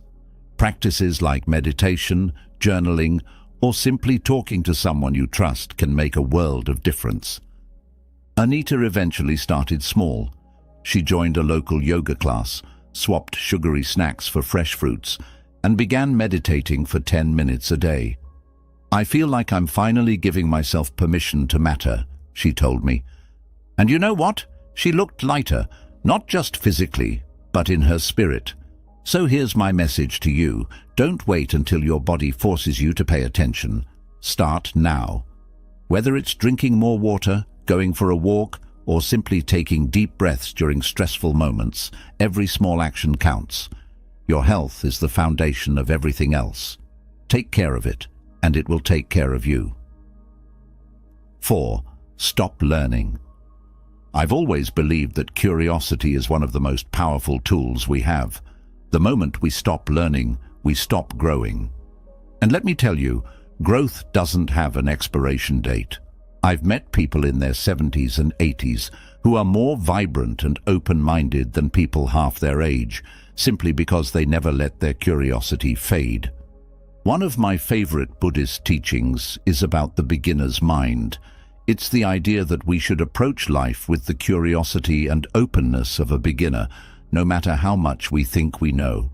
When we adopt this mindset, every day becomes an opportunity to learn something new. I remember a man named Carlos who joined one of my workshops. He was 72 and had just retired after decades in the same job.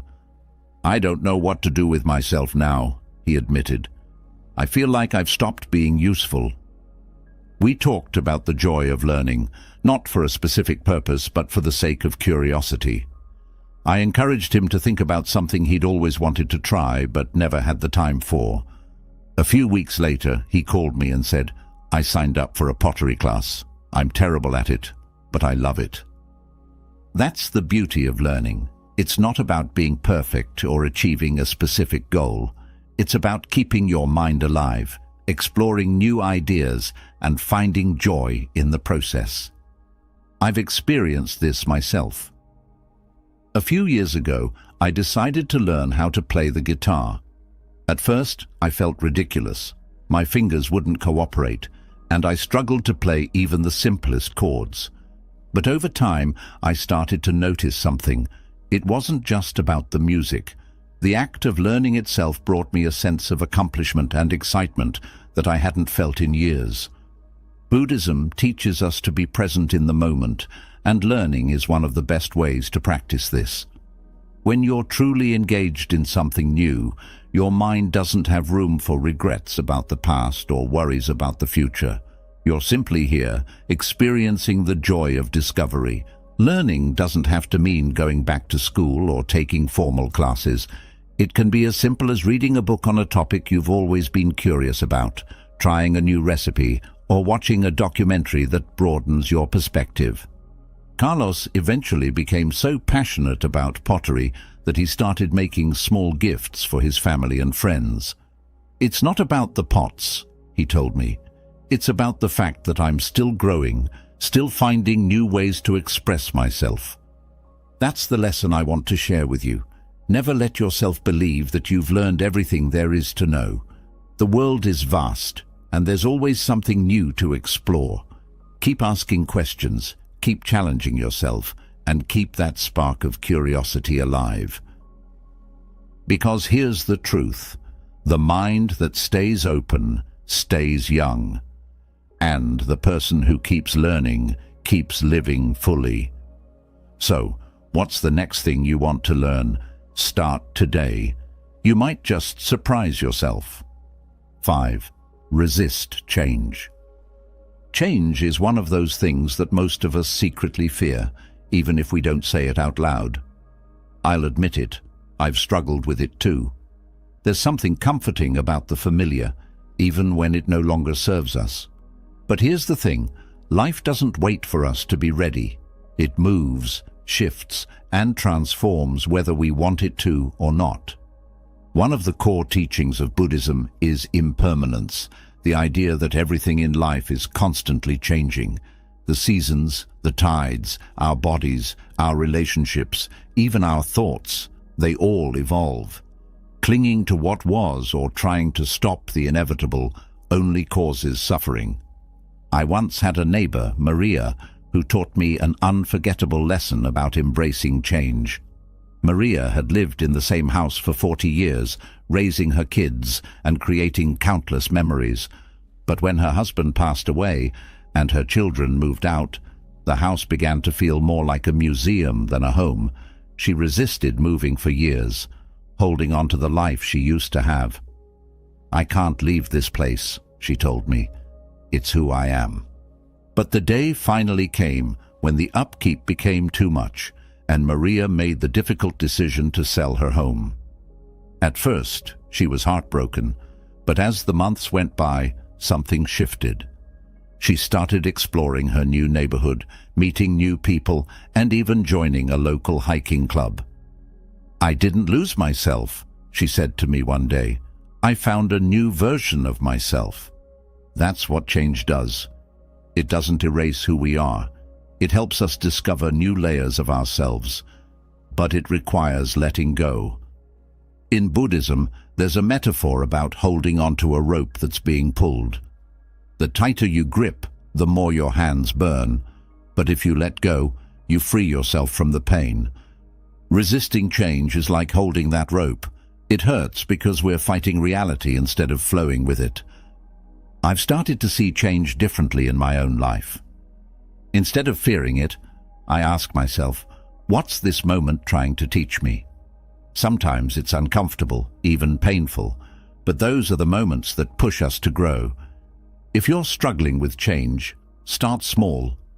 Maybe it's reorganizing your home, trying a new routine, or letting go of something that no longer serves you. It's not about leaping into the unknown all at once. It's about taking one step and seeing where it leads.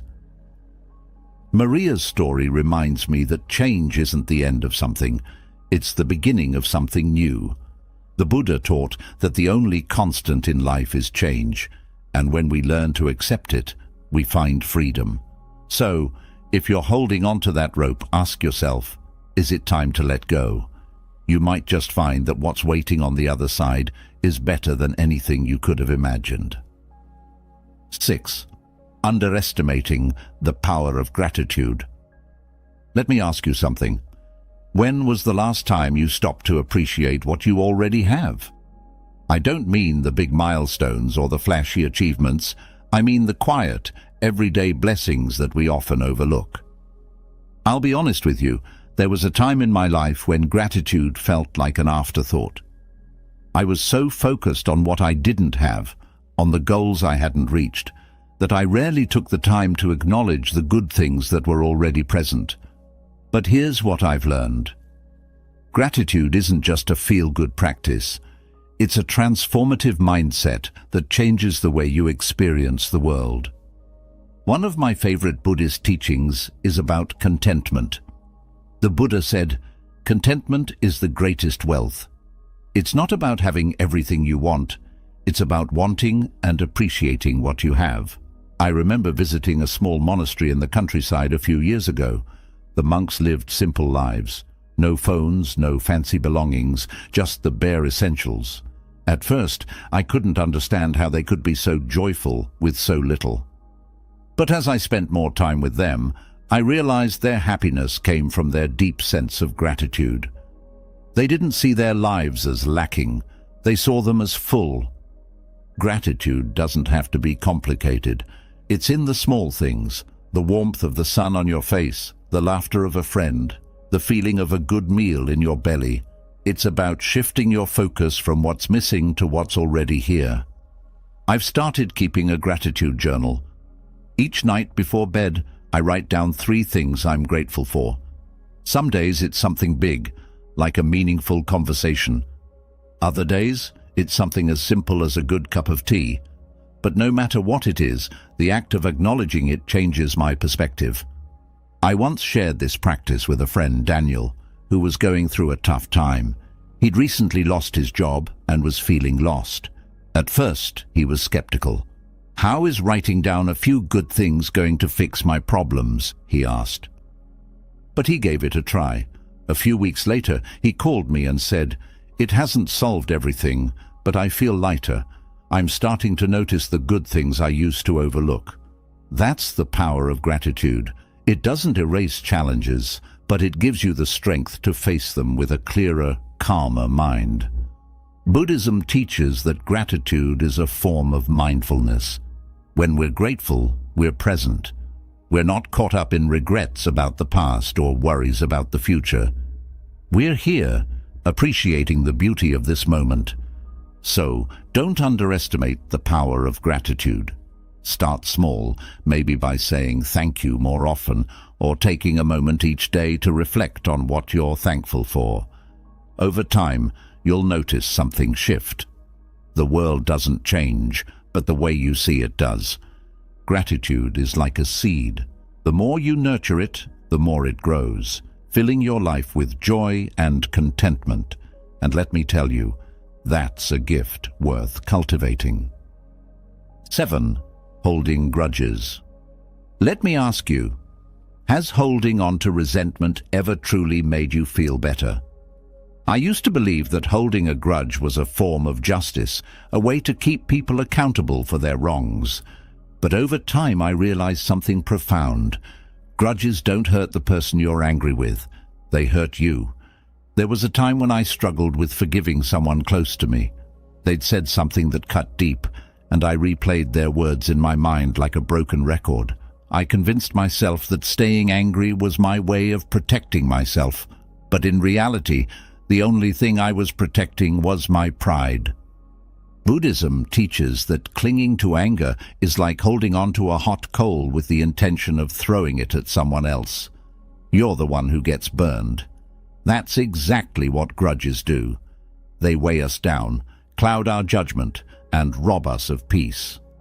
I remember talking to a friend, Sam, who had been estranged from his brother for years. "He betrayed my trust," Sam told me, "and I'll never forgive him." But as we talked, it became clear that the anger was eating away at Sam far more than it was affecting his brother. "Every time I think about him, I feel this knot in my stomach," he admitted. Grudges are like that. They don't just sit quietly in the background.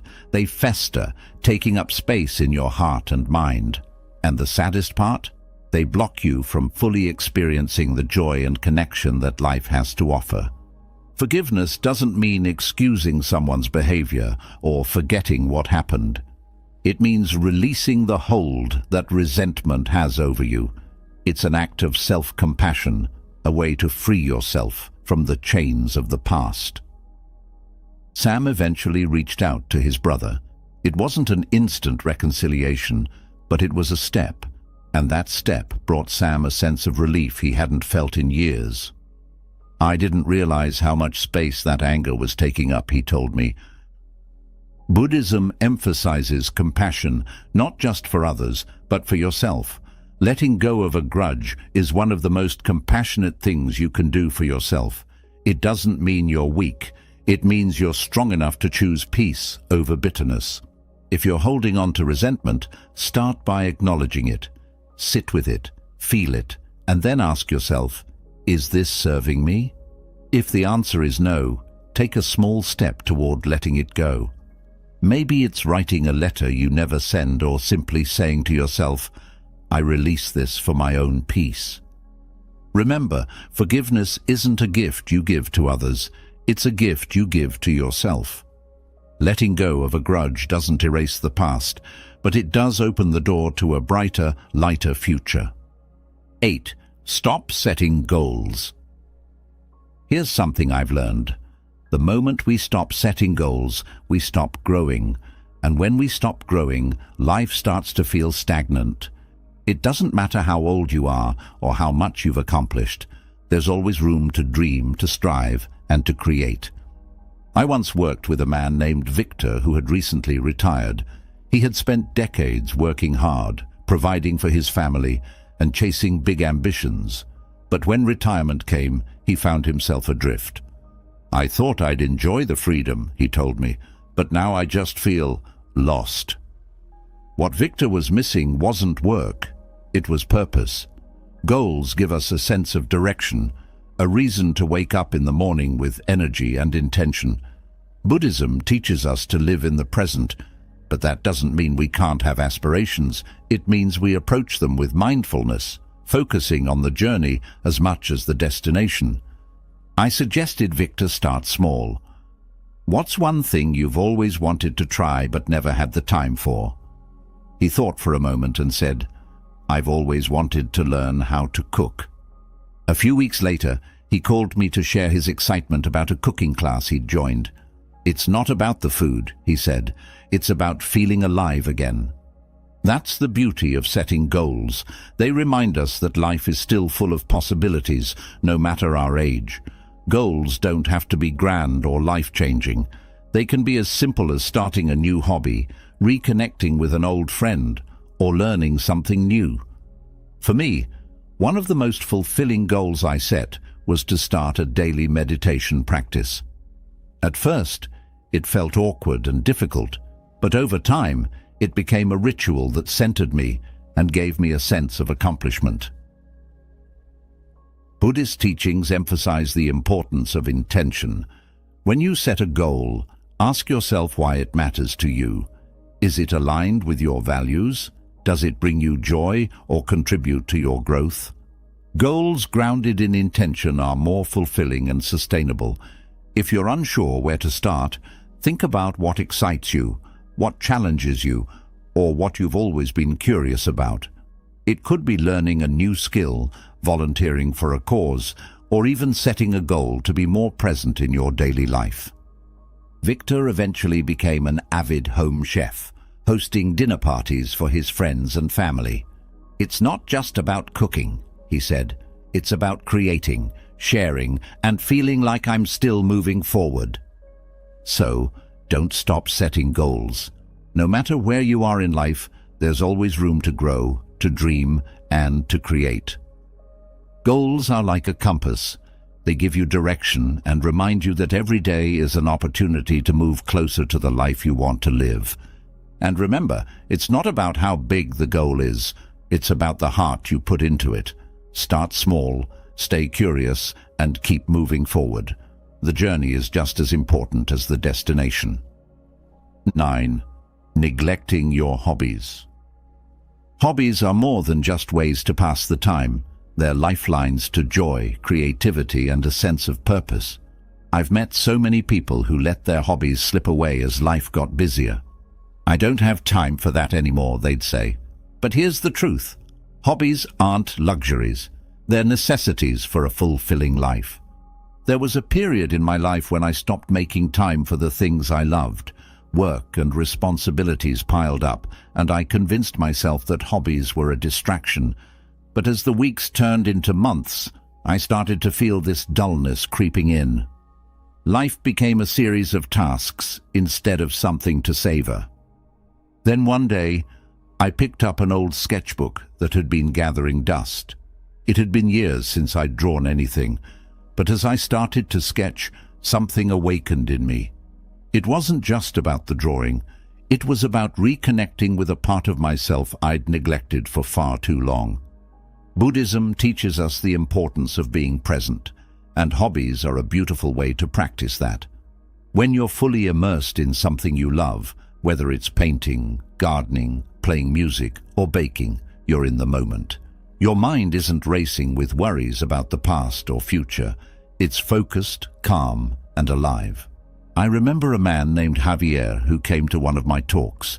He was in his late 60s and had recently lost his wife.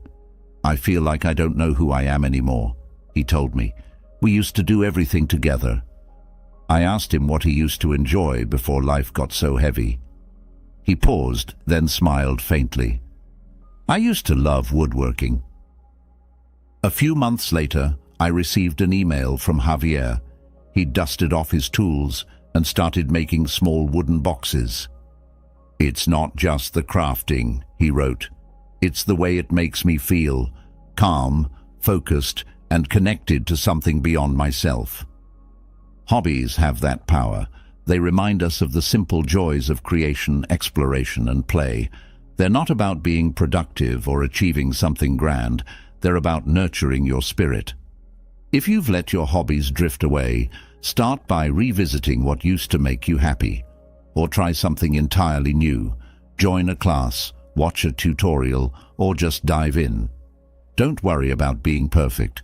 Hobbies aren't about perfection, they're about the process. Life isn't just about what you have to do, it's about what you get to do.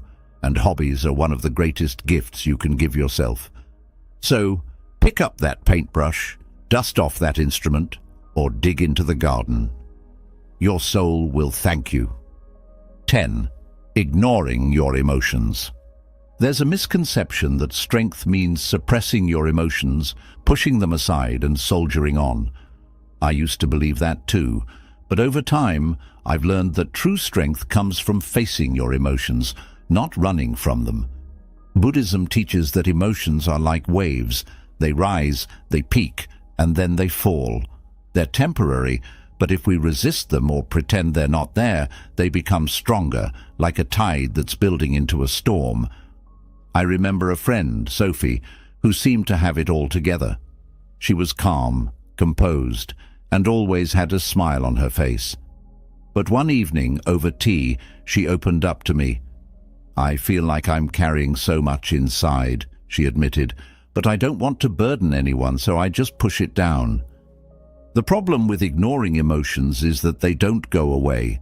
They fester, and eventually they find a way to surface, often in ways we don't expect or want. For Sophie, it came out as anxiety and sleepless nights. Emotions aren't weaknesses, they're signals. They tell us when something needs attention, whether it's a boundary that's been crossed, a loss that needs grieving, or a joy that's waiting to be celebrated. Ignoring them doesn't make them disappear, it just delays the healing process. Buddhist mindfulness practices teach us to observe our emotions without judgment.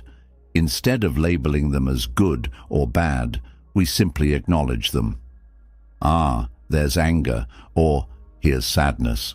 This simple act of recognition creates space between you and the emotion, allowing you to respond rather than react.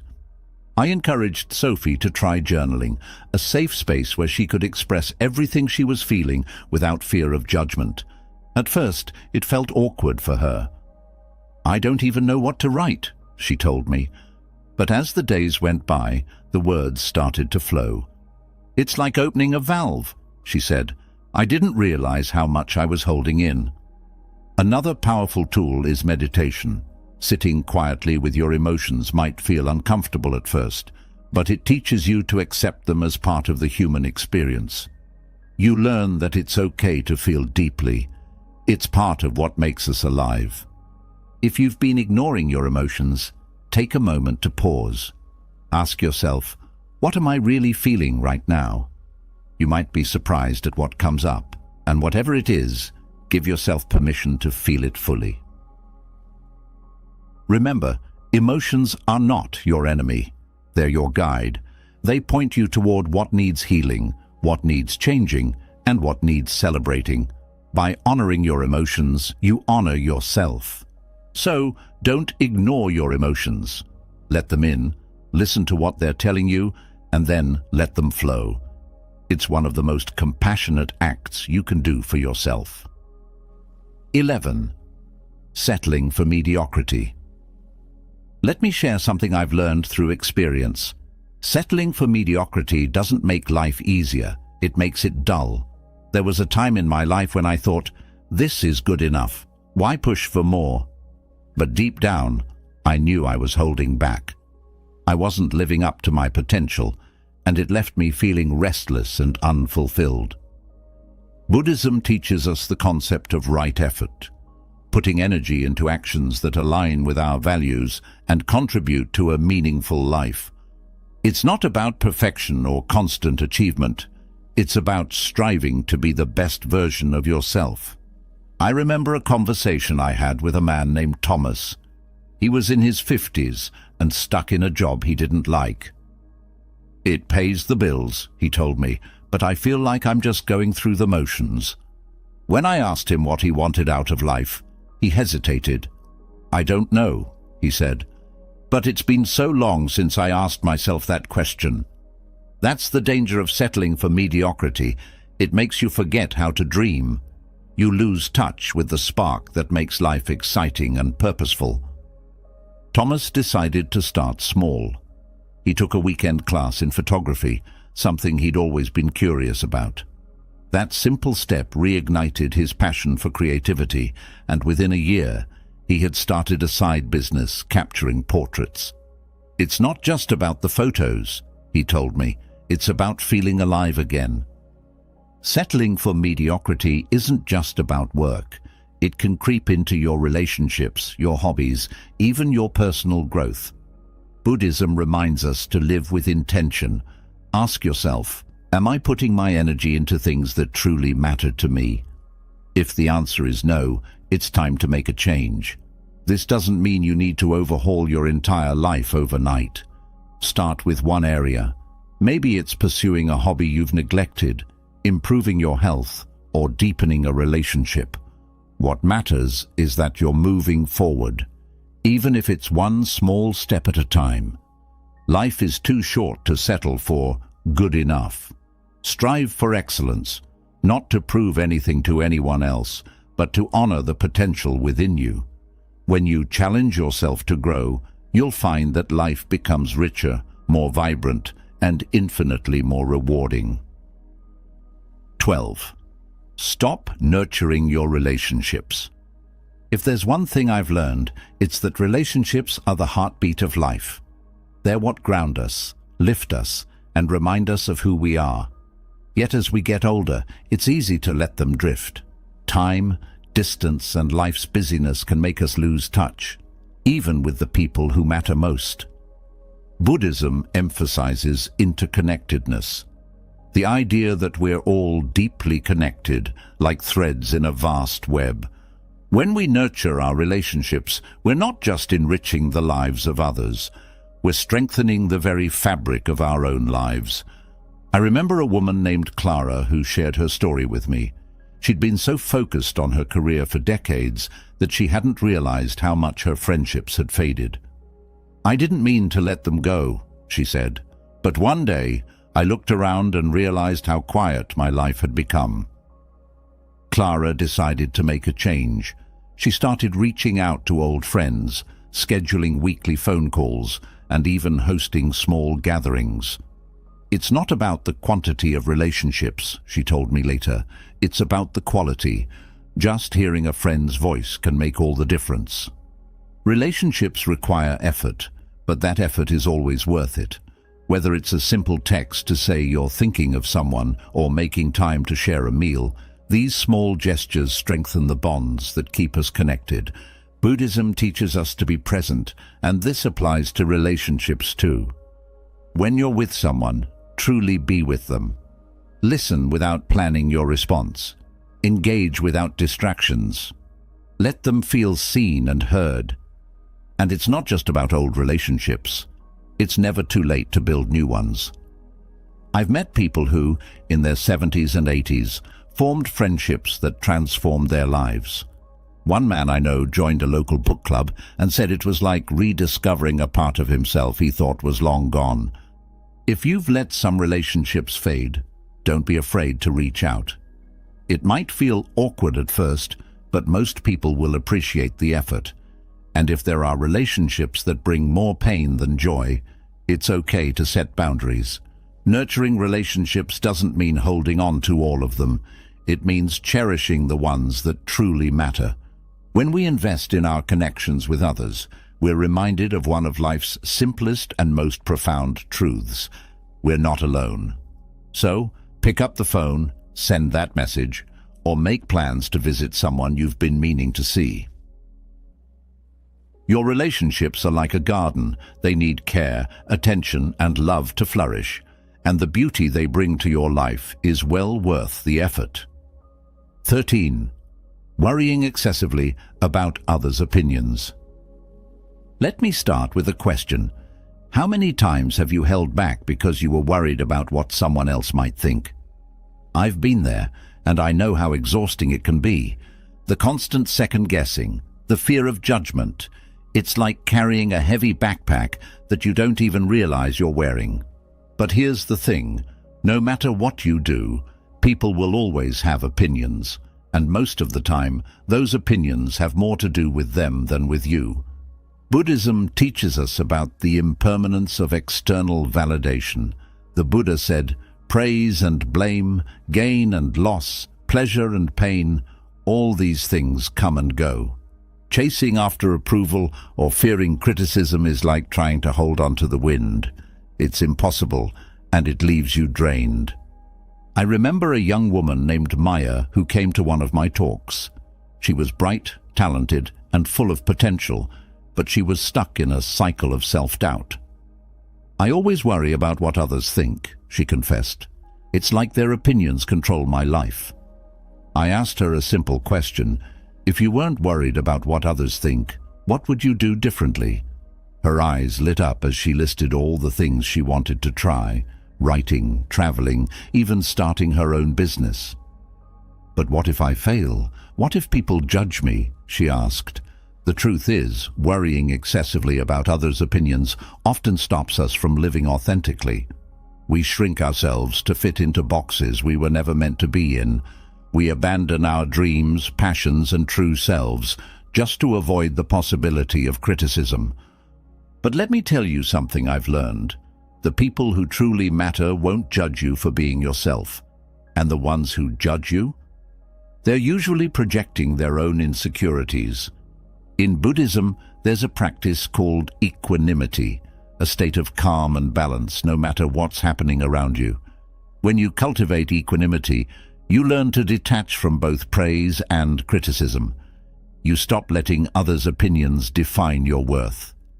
Maya eventually took a leap of faith. She started a small travel blog, sharing her adventures and insights.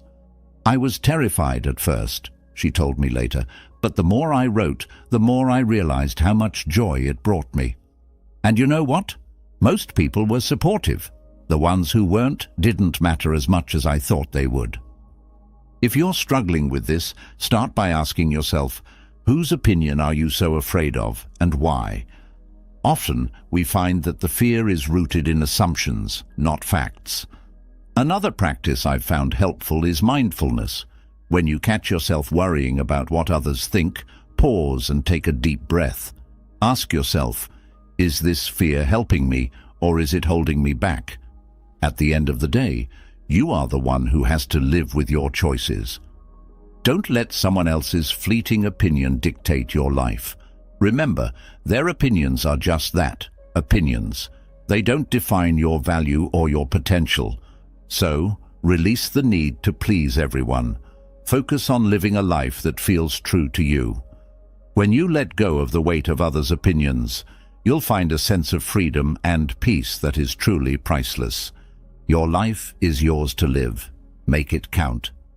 As we've explored in today's fast-paced and ever-changing world, stress and anxiety have become constant companions for many of us.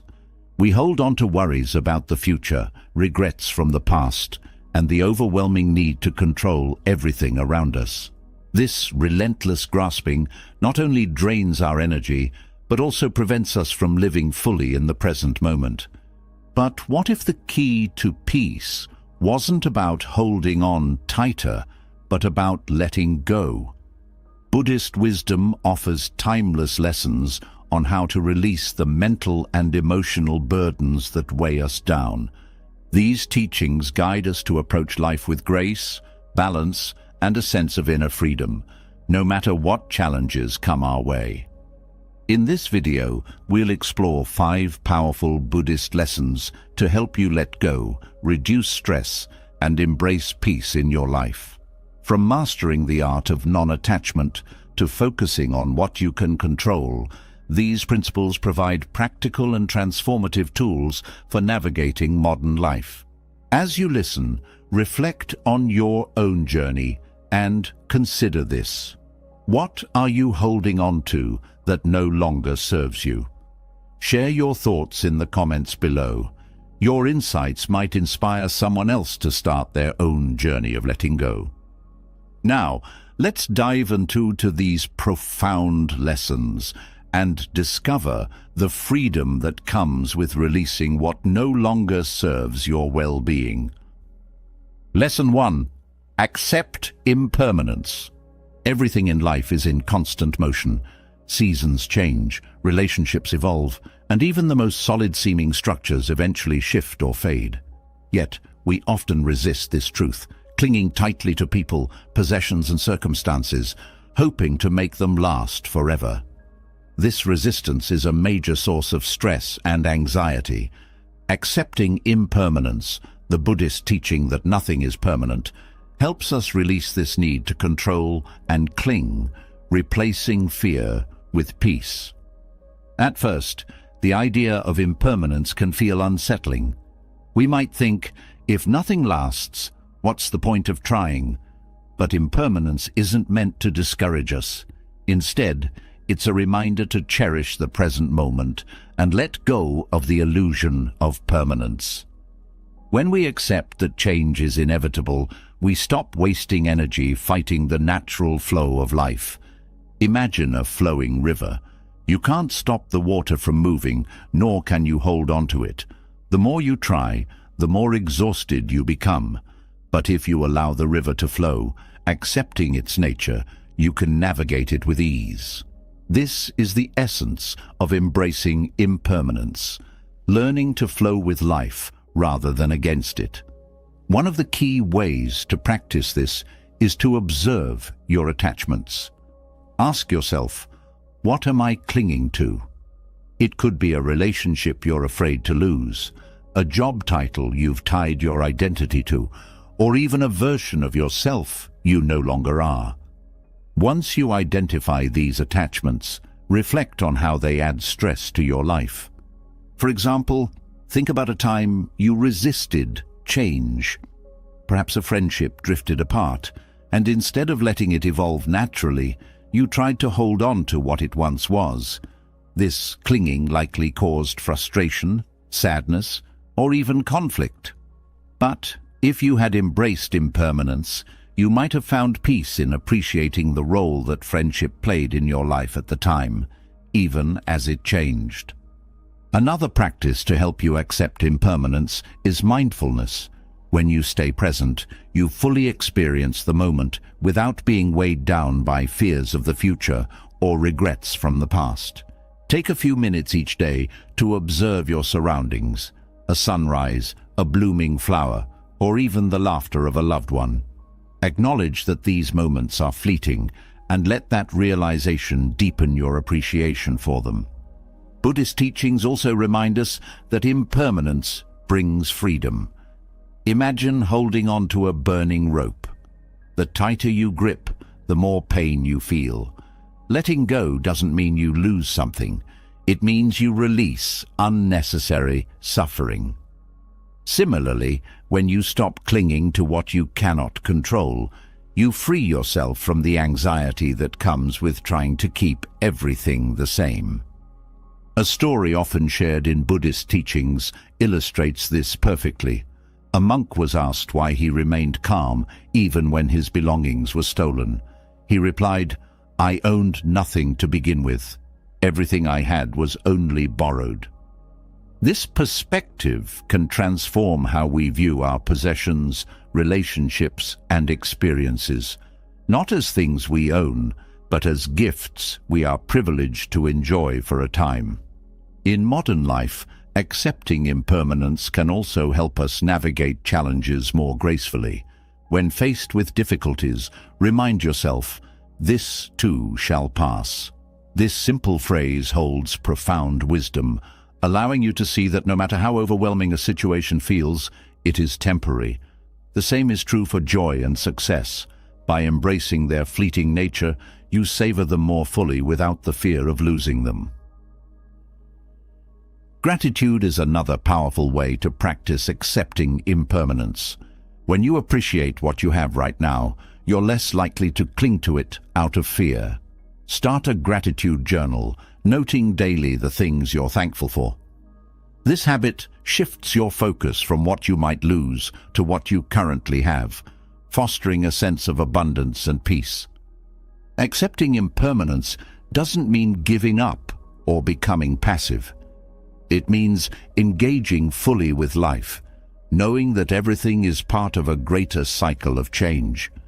When you embrace this truth, you stop fearing the inevitable and start living with greater freedom, resilience, and joy. Let this lesson guide you. Life is impermanent, and that's what makes it precious.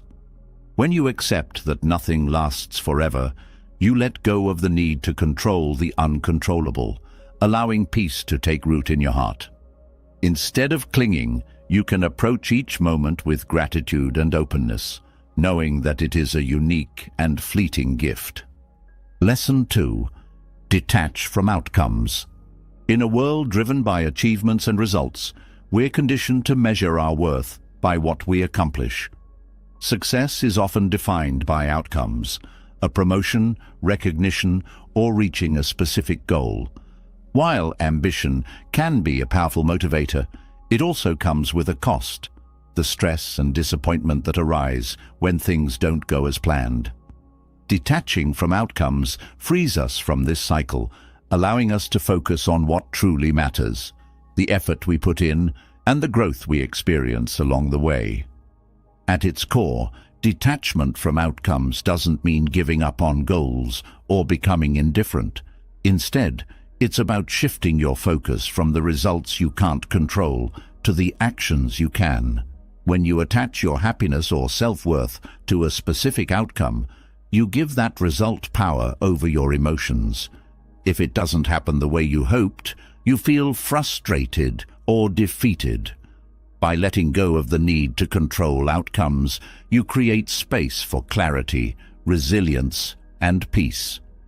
Consider the example of a gardener. They can plant seeds, water the soil, and provide sunlight, but they can't force the plants to grow. The outcome, whether the garden flourishes or struggles, depends on factors beyond their control. Yet, the gardener's role remains essential. They find joy in the act of nurturing, knowing that their effort is meaningful regardless of the harvest. This is the mindset of detaching from outcomes, pouring your energy into what you can do and trusting the process without clinging to the end result. A practical way to cultivate this mindset is to reflect on your motivations. Ask yourself, why am I pursuing this goal? If your answer is tied to external validation, like impressing others or gaining approval, you're more likely to experience stress and disappointment.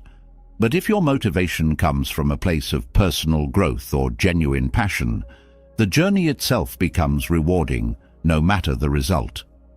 Mindfulness can also help you detach from outcomes. When you practice mindfulness, you stay present in the process rather than fixating on the future. For example, if you're working on a challenging project, focus on the steps you're taking right now instead of obsessing over whether it will succeed. This approach not only reduces anxiety, but also enhances your performance, as your energy is directed toward the task at hand. Letting go of attachment to outcomes also teaches resilience. Life is unpredictable, and even our best efforts can lead to unexpected results. By focusing on effort over results, you learn to adapt and grow from setbacks, rather than letting them define you. Failure in this perspective is not the end, but a step in the process of learning and evolving. A story from Buddhist teachings beautifully illustrates this lesson. A farmer loses his horse, and his neighbors lament his misfortune. The farmer simply replies, "Maybe." The next day, the horse returns with a group of wild horses, and the neighbors celebrate his luck. Again, the farmer replies, "Maybe." The following day, his son breaks his leg while trying to tame one of the horses. The neighbors express their sympathy, but the farmer says, "Maybe."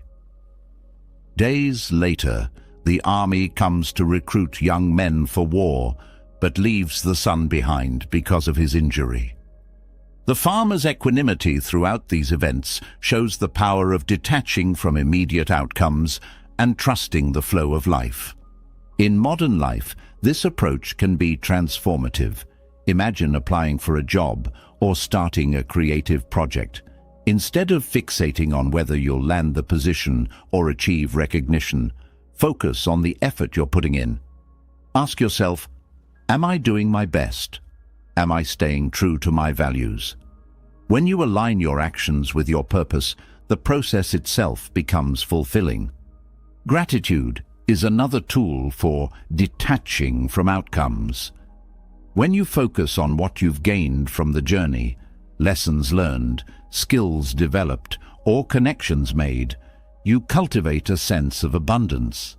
This gratitude shifts your perspective from what didn't happen to what did, helping you find joy even in unexpected results. Detachment from outcomes doesn't mean abandoning your goals or lowering your standards. It means pursuing them with intention and purpose while releasing the need to control every aspect of the result. This mindset not only reduces stress, but also allows you to act with greater clarity and confidence. Let this lesson guide you. Focus on your effort, not the outcome. When you pour your energy into what you can control, your actions, your attitude, and your intentions, you free yourself from the weight of unmet expectations. The result? A deeper sense of peace and purpose, no matter where the journey takes you. Lesson 3. Master the art of non-attachment. In our relationships, possessions, and life circumstances, emotional attachments often run deep.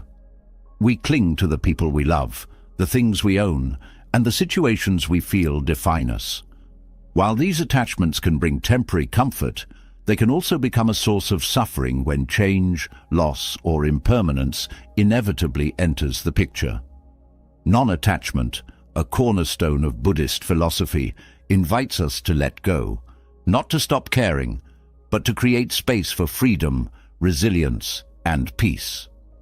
The art of non-attachment is often misunderstood as coldness or indifference, but nothing could be further from the truth. Non-attachment is not about distancing yourself from others or giving up on life. It's about engaging fully with the present moment while releasing the need to control, possess, or cling.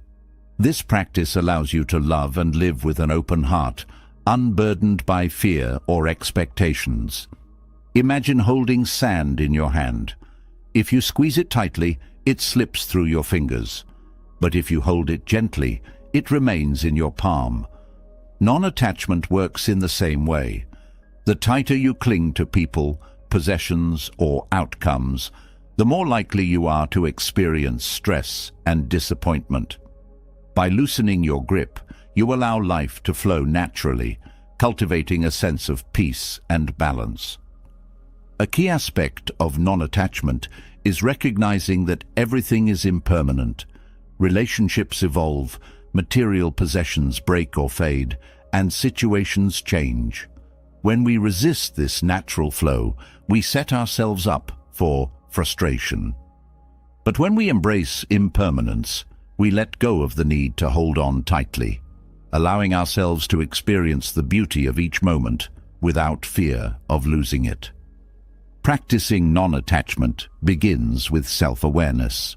Ask yourself, what am I afraid of losing? What am I holding on to so tightly that it's causing me stress or anxiety? These questions can help you uncover the attachments that are weighing you down. For example, think about a relationship where you've placed high expectations on the other person to meet your emotional needs. When they don't act as you hope, you may feel hurt, frustrated, or even resentful. This suffering often stems from attachment, not the love itself, but the need for the relationship to fulfill your expectations. By practicing non-attachment, you can shift your focus from what you expect to receive to what you freely give. This approach not only reduces tension, but also strengthens the bond, as it's rooted in mutual respect and acceptance rather than control. Mindfulness is a powerful tool for cultivating non-attachment. When you practice mindfulness, you learn to observe your thoughts and emotions without judgment. This awareness helps you notice when attachment arises and gently guides you toward letting go. For example, if you find yourself worrying about losing a job or material possession, pause and ask yourself, am I defined by this? Does my happiness truly depend on it? These reflections can help you detach from the fear of loss and focus on what truly matters. Another aspect of non-attachment is simplifying your life. Clutter, both physical and mental, can weigh heavily on your sense of peace. Consider letting go of possessions that no longer serve you, or habits that drain your energy. By simplifying, you create space for what truly nourishes your soul. Gratitude also plays a significant role in non-attachment. When you appreciate what you have without clinging to it, you cultivate a sense of abundance and joy. Try starting a daily gratitude practice where you reflect on the people, experiences, or things that enrich your life. Gratitude shifts your focus from fear of loss to appreciation for the present, reinforcing your ability to let go. Buddhist teachings often share a simple yet profound perspective. You can enjoy the flower without needing to own the garden. This wisdom reminds us that non-attachment allows us to experience life fully without being weighed down by the need to control or possess. A famous Buddhist story illustrates this beautifully. A monk carrying a teacup was asked if he worried about breaking it. He replied, "The cup is already broken." This mindset doesn't mean the monk doesn't care for the cup. It means he accepts its impermanence. Whether it breaks today or years from now, he is free from the anxiety of holding onto it. Practicing non-attachment in modern life can be incredibly freeing. When faced with challenges or uncertainties, remind yourself, I am not my possessions. I am not my circumstances. I am more than my attachments. This perspective empowers you to face life's changes with grace and resilience. Let this lesson guide you. Non-attachment isn't about giving up. It's about letting go. By releasing emotional attachments to people, possessions, and situations, you create space for freedom and inner peace. You can still love deeply, work passionately, and live fully, just without the fear of losing what you hold dear. In that space of letting go, you'll discover a strength and serenity that no attachment could ever provide. Lesson 4. Cultivate present moment awareness. In the hustle and bustle of modern life, our minds often drift into the past or race toward the future. We replay old regrets, overanalyze past interactions, or worry about things that haven't even happened yet. This habit of mental time travel robs us of the peace available in the only moment we truly have, the present. Cultivating present moment awareness is a transformative practice that allows you to reduce stress, release worry, and foster a deep sense of calm and clarity. Imagine standing in a river. The past flows behind you and the future rushes toward you, but you're standing in the present, where the water is most refreshing. Yet, many of us either try to swim upstream against the current of past mistakes or are swept away by the torrent of future anxieties. Learning to anchor yourself in the present moment lets you experience life as it is, not as your mind projects it to be. Buddhist teachings often emphasize mindfulness as the key to present moment awareness. Mindfulness is the practice of observing your thoughts, feelings, and surroundings without judgment. It's about being fully present, whether you're sipping a cup of tea, having a conversation, or simply breathing. When you practice mindfulness, you bring your attention back to the now, grounding yourself in the richness of the moment. Start with something simple. Your breath. Your breath is always with you, serving as an anchor to the present. The next time you feel overwhelmed, pause and take a deep breath. Inhale deeply through your nose, feeling your chest rise. Exhale slowly through your mouth, letting tension melt away. Repeat this for a few moments, focusing solely on the sensation of breathing. You'll find that this simple act of mindfulness can instantly calm your mind and body. Another way to cultivate present moment awareness is to engage fully in what you're doing. Whether you're washing dishes, walking in nature, or having a meal, immerse yourself in the experience. Notice the sensations, sights, sounds, and even smells around you. For example, if you're eating, savor each bite, the texture, the flavors, the act of nourishing your body. This practice not only enhances your enjoyment, but also quiets the mind's restless chatter. Mindfulness helps you break free from the mental loops that create stress.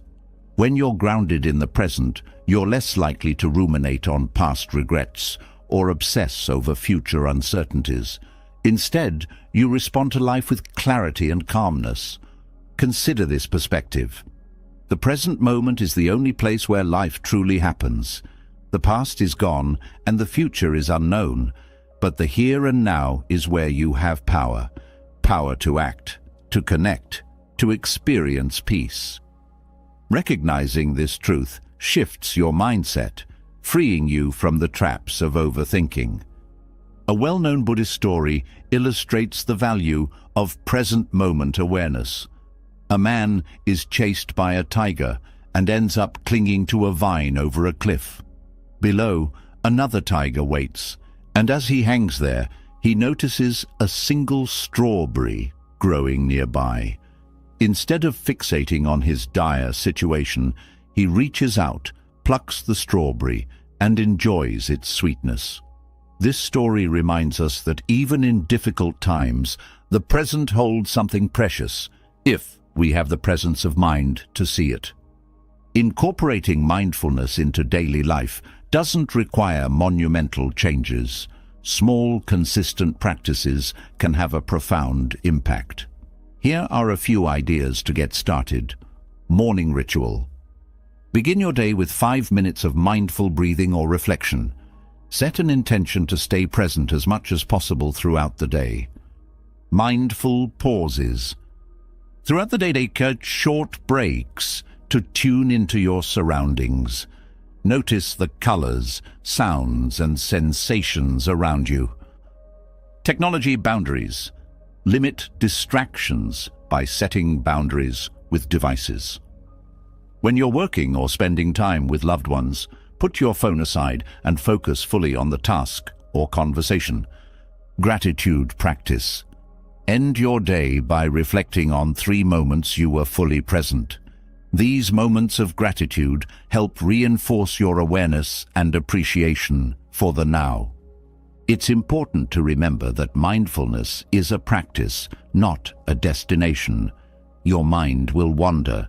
That's natural.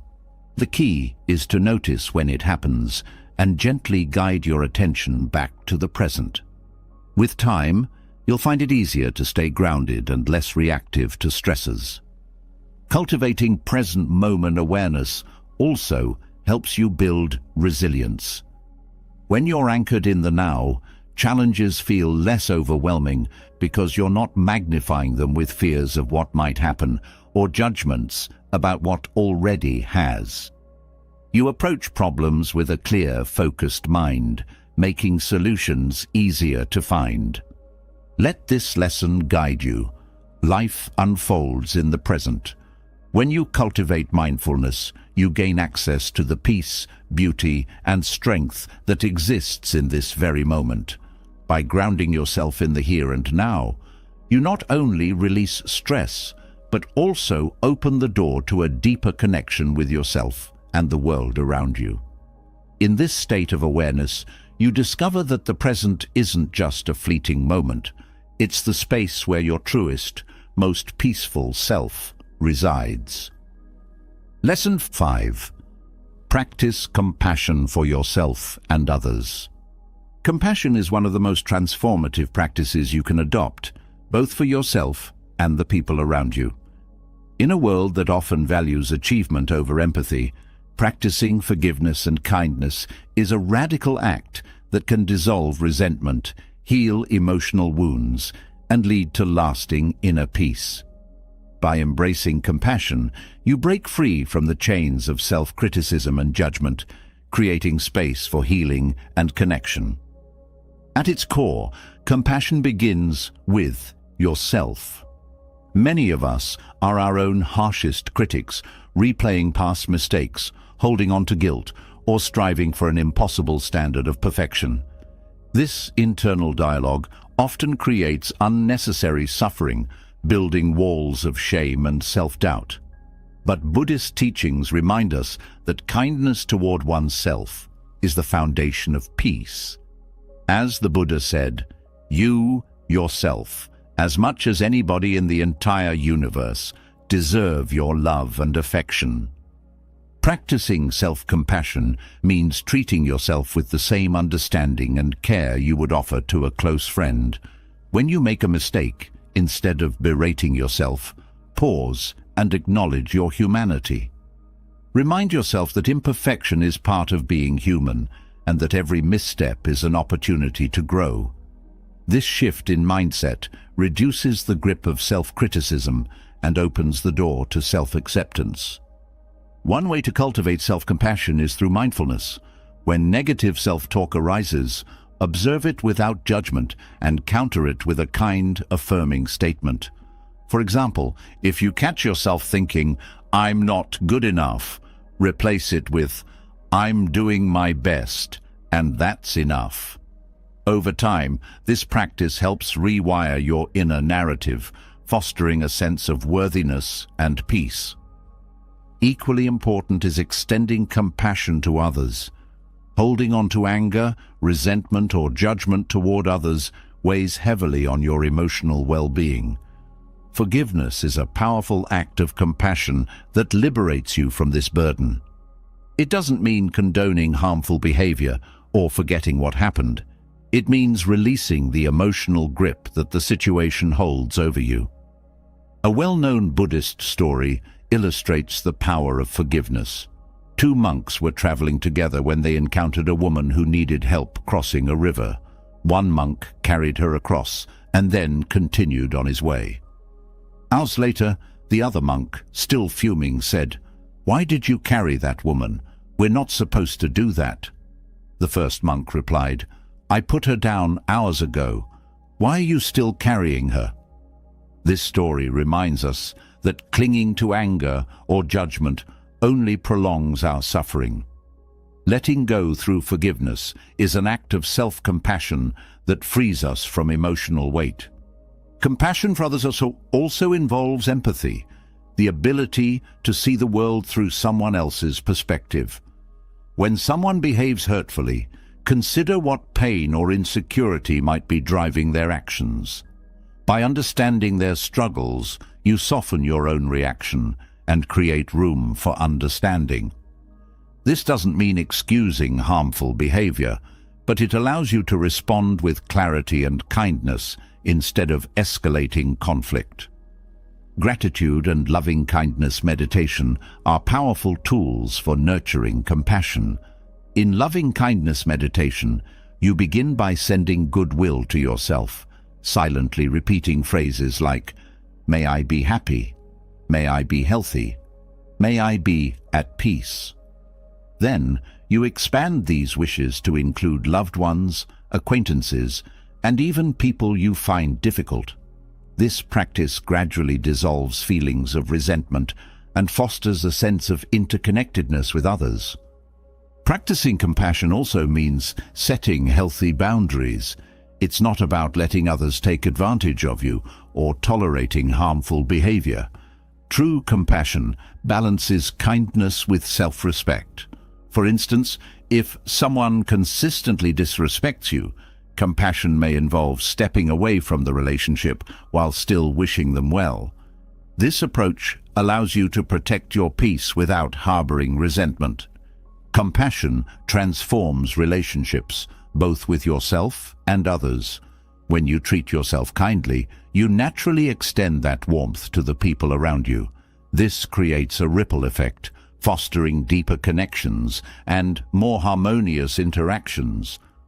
Compassionate living also reduces stress, as it shifts your focus from anger and judgment to understanding and healing. Let this lesson guide you. Forgiveness and kindness are not signs of weakness.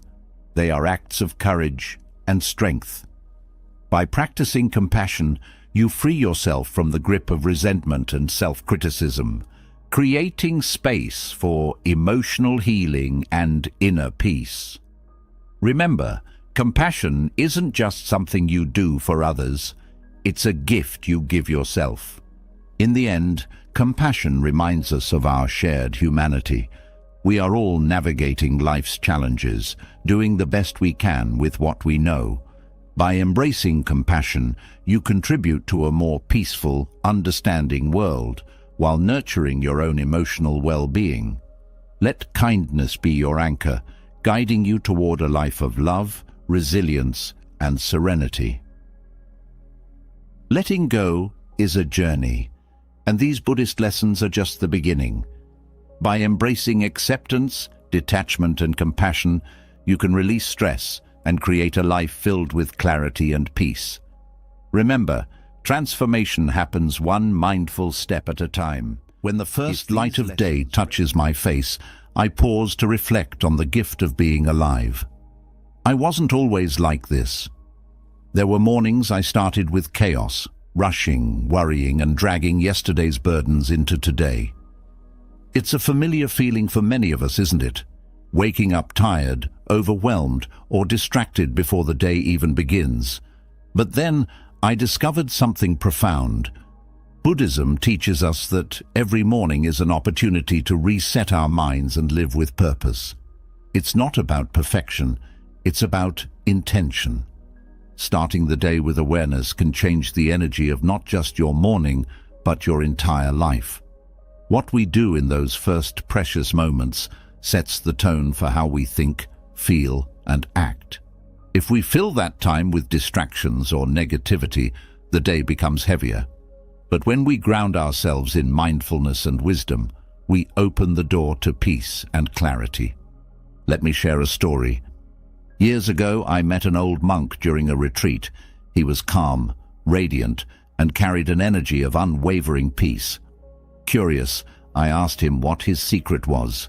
He smiled and said, "How I stand up each morning determines how I live my day." He told me he never jumped out of bed in a rush, nor did he reach for anything outside of himself before connecting within. "The morning," he said, "is like the fertile soil of a garden. If you plant seeds of awareness and kindness, the rest of your day will flourish." He described how he began each morning with simple, conscious actions, stretching gently to honor his body, drinking water to awaken his being, and spending a moment in silence to observe his thoughts without judgment. He never reached for distractions or let negative thoughts take root. Instead, he focused on gratitude for the gift of breath and the chance to begin again. His words stayed with me, and I decided to try this practice myself. At first, it wasn't easy. My phone felt like an old habit I couldn't shake, and my mind raced with worries. But with time, I noticed something remarkable. By changing small actions, my mornings transformed. I felt lighter, more present, and more in control of my day. These teachings reminded me that Buddhism isn't about complex rituals. It's about small, intentional choices that shape our inner world. When we honor the start of the day with care, we nurture a life of balance and wisdom. Let's walk through the 10 things I've learned we should avoid in those crucial moments after we rise. These aren't just rules, they're invitations to live more mindfully and fully. 1. Do not check your phone immediately. I used to believe that checking my phone first thing in the morning was harmless. Like many people, I thought it was productive to glance at my emails, messages, and even the news before I'd properly woken up. But here's the truth. I was wrong. Starting my day with a screen didn't give me focus or clarity. Instead, it left me feeling overwhelmed, reactive, and disconnected from myself before the day even began. In Buddhism, we're taught that the mind is like still water. When we wake up, our thoughts are calm, like a lake at dawn, undisturbed by the winds of the world. The moment we reach for our phones, it's as if we throw a handful of pebbles into that stillness, creating ripples of distraction, anxiety, and noise. I remember a particularly chaotic morning when I was jolted awake by my alarm. Before I'd even sat up in bed, I picked up my phone to check my notifications. One message from work sent my mind racing. Another email reminded me of an overdue task.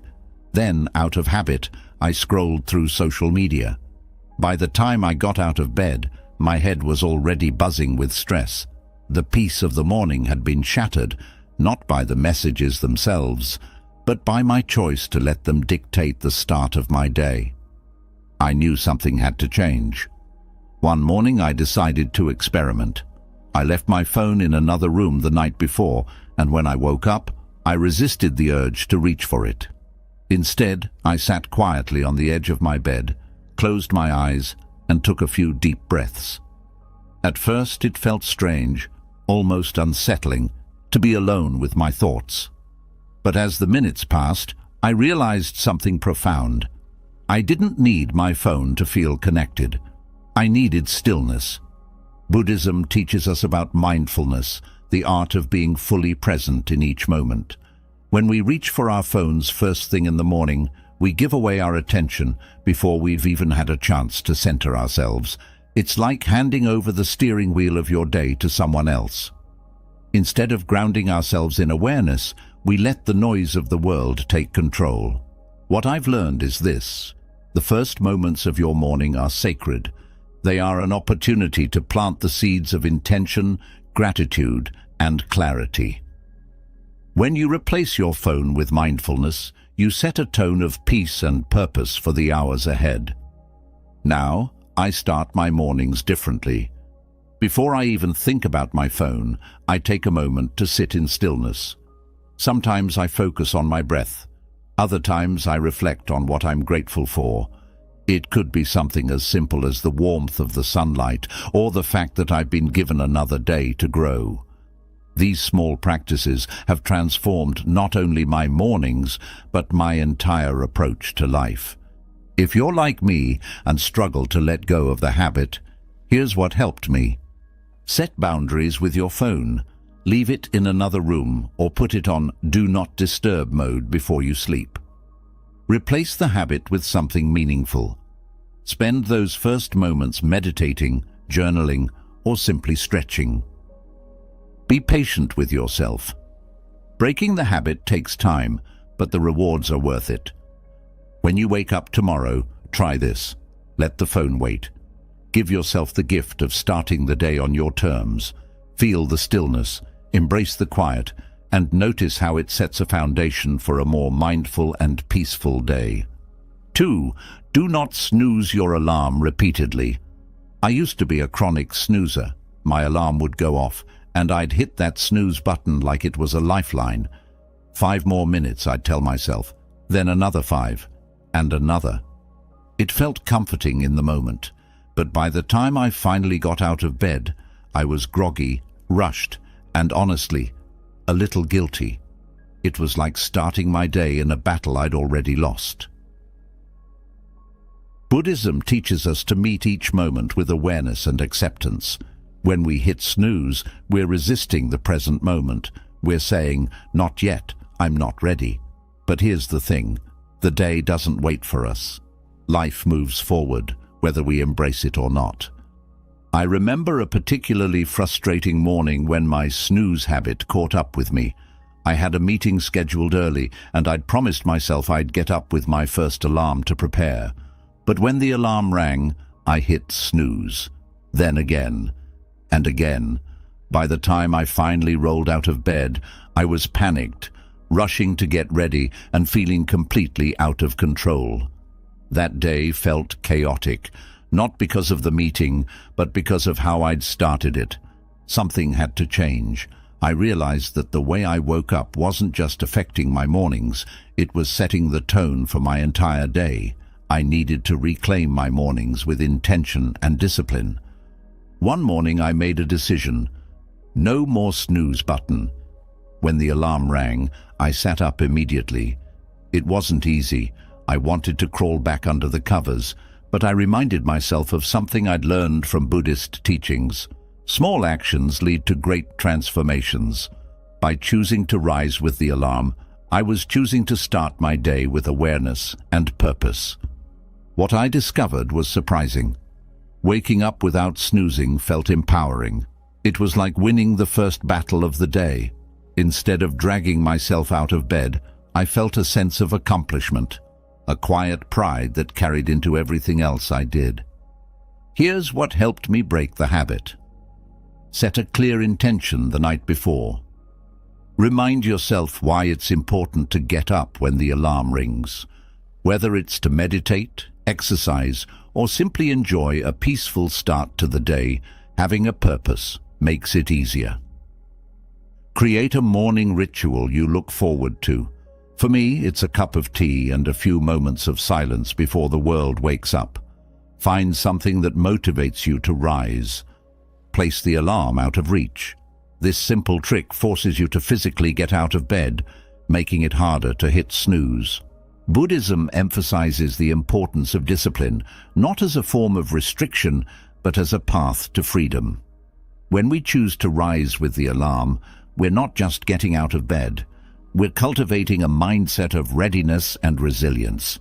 We're telling ourselves, I'm ready to meet the day. If you struggle with this, let me offer a small challenge. Tomorrow morning, when the alarm rings, take one deep breath and sit up. Resist the urge to snooze, feel the discomfort, and then notice how it transforms into clarity and energy as you embrace the moment. The way we wake up matters. It's not just about getting out of bed. It's about how we choose to begin the day. By letting go of the snooze button, you're not just waking up. You're stepping into your life with awareness, courage, and intention. And that, my friends, is a powerful way to live. 3. Do not complain immediately. Let's be honest. We've all had mornings when we woke up feeling off. Maybe the alarm felt too loud, the bed felt too comfortable to leave, or the thought of facing a busy day was just overwhelming. I used to be the kind of person who let those feelings spill out as complaints. Why is it so early? I didn't get enough sleep. I don't want to do this today. Those words became my soundtrack, and before I even got out of bed, I had already set a negative tone for my day. Buddhism teaches us that suffering often begins not with external circumstances, but with how we perceive and respond to them. Complaining is one of the most common ways we resist reality. It feels like a release, but in truth, it's a trap. When we complain, we reinforce the negativity we're trying to escape. I realized this during a conversation with a mentor. I had been venting about how busy and stressful my mornings were, expecting sympathy. Instead, he looked at me with kindness and said, "Why do you let the first moments of your day carry such a heavy burden? You're alive. Start there." His words hit me hard. The next morning, when I felt the familiar urge to complain, I paused. Instead of grumbling about being tired, I simply took a deep breath and said, "Thank you for this new day." It wasn't dramatic, but it shifted something in me. I started to see my mornings as opportunities rather than obstacles. Complaining creates a mental loop of dissatisfaction. The more we complain, the more we focus on what's wrong, and the more our minds seek out additional problems. Buddhism invites us to break this cycle by cultivating gratitude and acceptance. When I catch myself slipping back into old habits, I ask myself, does this complaint help me? Does it make me feel lighter, happier, or more at peace? The answer is always no. Complaining doesn't solve problems, it magnifies them. Here's what I practice instead. 1. Acknowledge the feeling without judgment. If I wake up feeling tired or frustrated, I don't push it away. I simply notice it. I'm feeling this way right now, and that's okay. 2. Replace complaints with gratitude. Before saying anything negative, I think of one thing I'm thankful for, big or small. 3. Focus on intention. Instead of dwelling on what feels difficult, I remind myself of my purpose for the day. These small shifts have made a world of difference. The mornings I start with gratitude feel lighter and more productive. Instead of dragging negative energy into the day, I carry a sense of peace and presence. The next time you feel like complaining in the morning, pause. Take a deep breath and choose a different response. You'll notice how this simple act transforms not just your morning, but your entire day. 4. Do not jump out of bed in a rush. There was a time when my mornings were a whirlwind. The alarm would go off, and I'd leap out of bed like I was already behind schedule. My mind raced with tasks, my body felt tense, and before I even brushed my teeth, I was in a state of stress. It felt efficient at first, but in reality, it left me feeling scattered and exhausted before the day even began. Buddhism teaches us to approach life with mindfulness and balance. When we rush, we abandon the present moment and allow anxiety to take the lead. Jumping out of bed in a hurry may seem harmless, but it sets a frantic tone that ripples through the rest of the day. I'll never forget the morning this hit me. I had overslept slightly, and in my panic, I rushed through everything, dressing, eating, even thinking. By the time I left the house, I had forgotten my keys, spilled my coffee, and felt like the world was against me. That evening, as I reflected on the day, I realized that it wasn't the world that had caused my stress. It was how I had started my morning. The next day, I tried something different. When the alarm rang, I didn't jump out of bed. Instead, I sat up slowly, placed my feet on the ground, and took 3 deep breaths. I told myself, there's no need to rush. The day will unfold in its own time. That small change had a profound effect. By starting the day with intention and calm, I felt more grounded and in control. The tasks I had to tackle didn't seem as overwhelming, and I was able to approach them with clarity. Buddhism reminds us that how we begin anything, be it a day, a task, or a conversation, sets the tone for what follows. When we rush, we create tension, but when we move with purpose, we cultivate peace. Here's how I've embraced a slower start. 1. Allow a moment of stillness.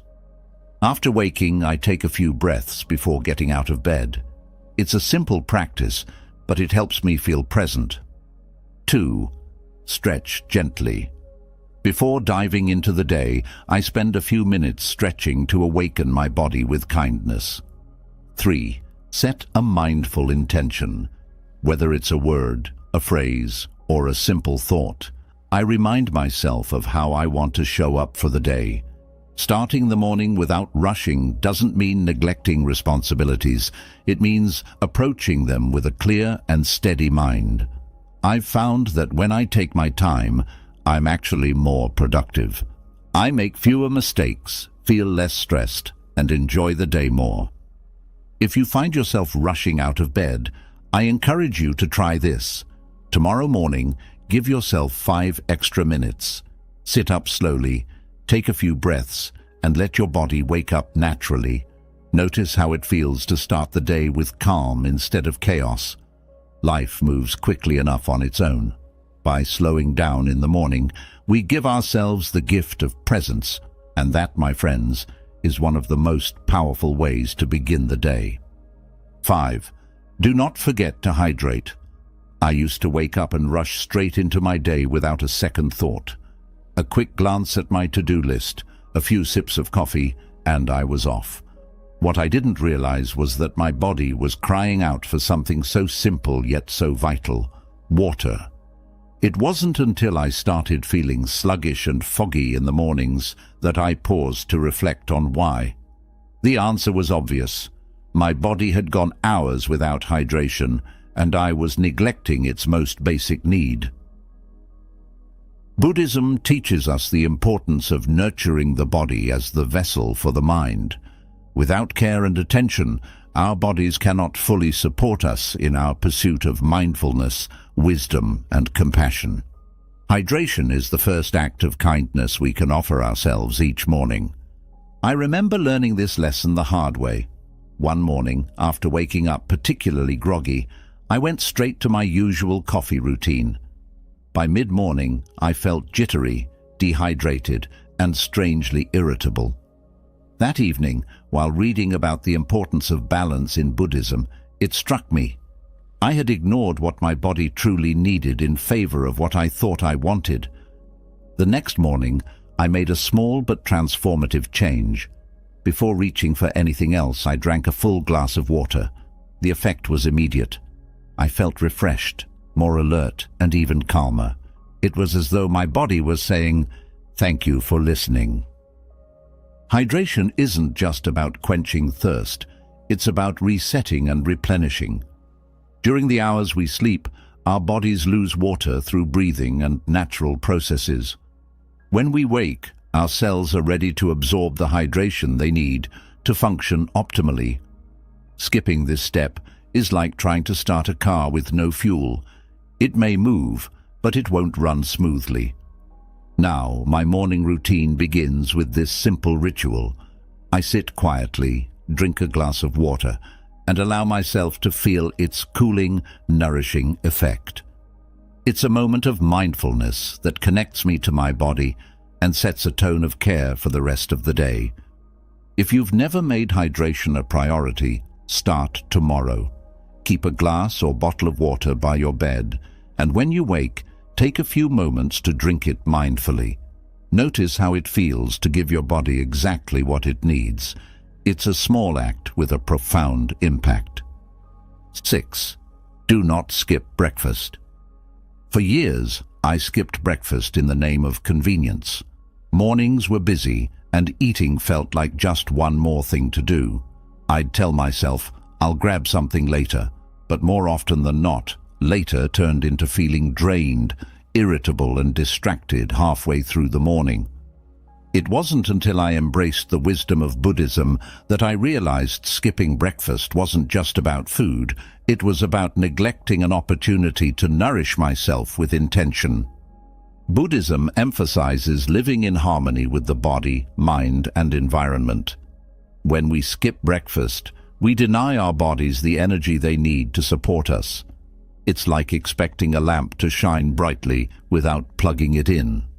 One morning, after yet another rushed start, I found myself unable to focus during a meditation session.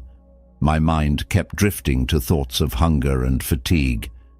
It was then that I remembered a teaching from the Buddha. The wise nourish the body as they would a child, with care and attention. I realized I had been treating breakfast as an inconvenience instead of the gift it truly is. The next morning, I committed to change. I started small, preparing a simple bowl of oatmeal topped with fresh fruit. As I sat down to eat, I reminded myself to be fully present. Each bite became an act of mindfulness, tasting, chewing, and appreciating the nourishment. That morning, I felt a difference. My energy was steady, my mind was clearer, and I approached my tasks with a sense of balance. Breakfast doesn't have to be complicated. It's not about creating a gourmet spread. It's about offering your body the fuel it needs to thrive. Whether it's a piece of fruit, a smoothie, or a slice of toast with almond butter, the act of eating with intention can transform your entire day. Now, breakfast has become one of my favorite moments of the morning. It's a time to pause, reflect, and prepare myself, not just physically, but mentally and emotionally.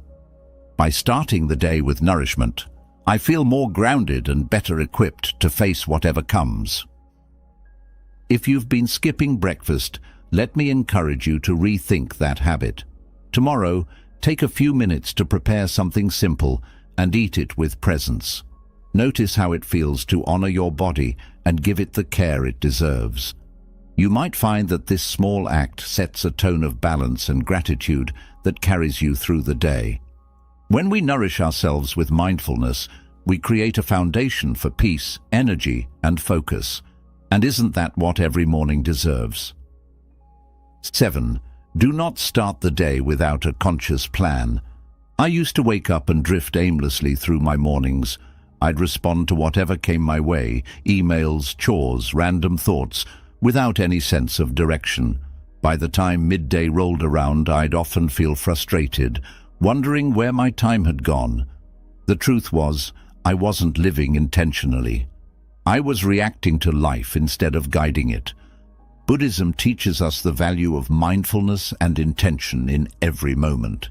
The morning, being the foundation of the day, is a sacred opportunity to set a clear path. Without a conscious plan, we become like a boat without a rudder, drifting wherever the current takes us. One day I realized the impact of my lack of planning.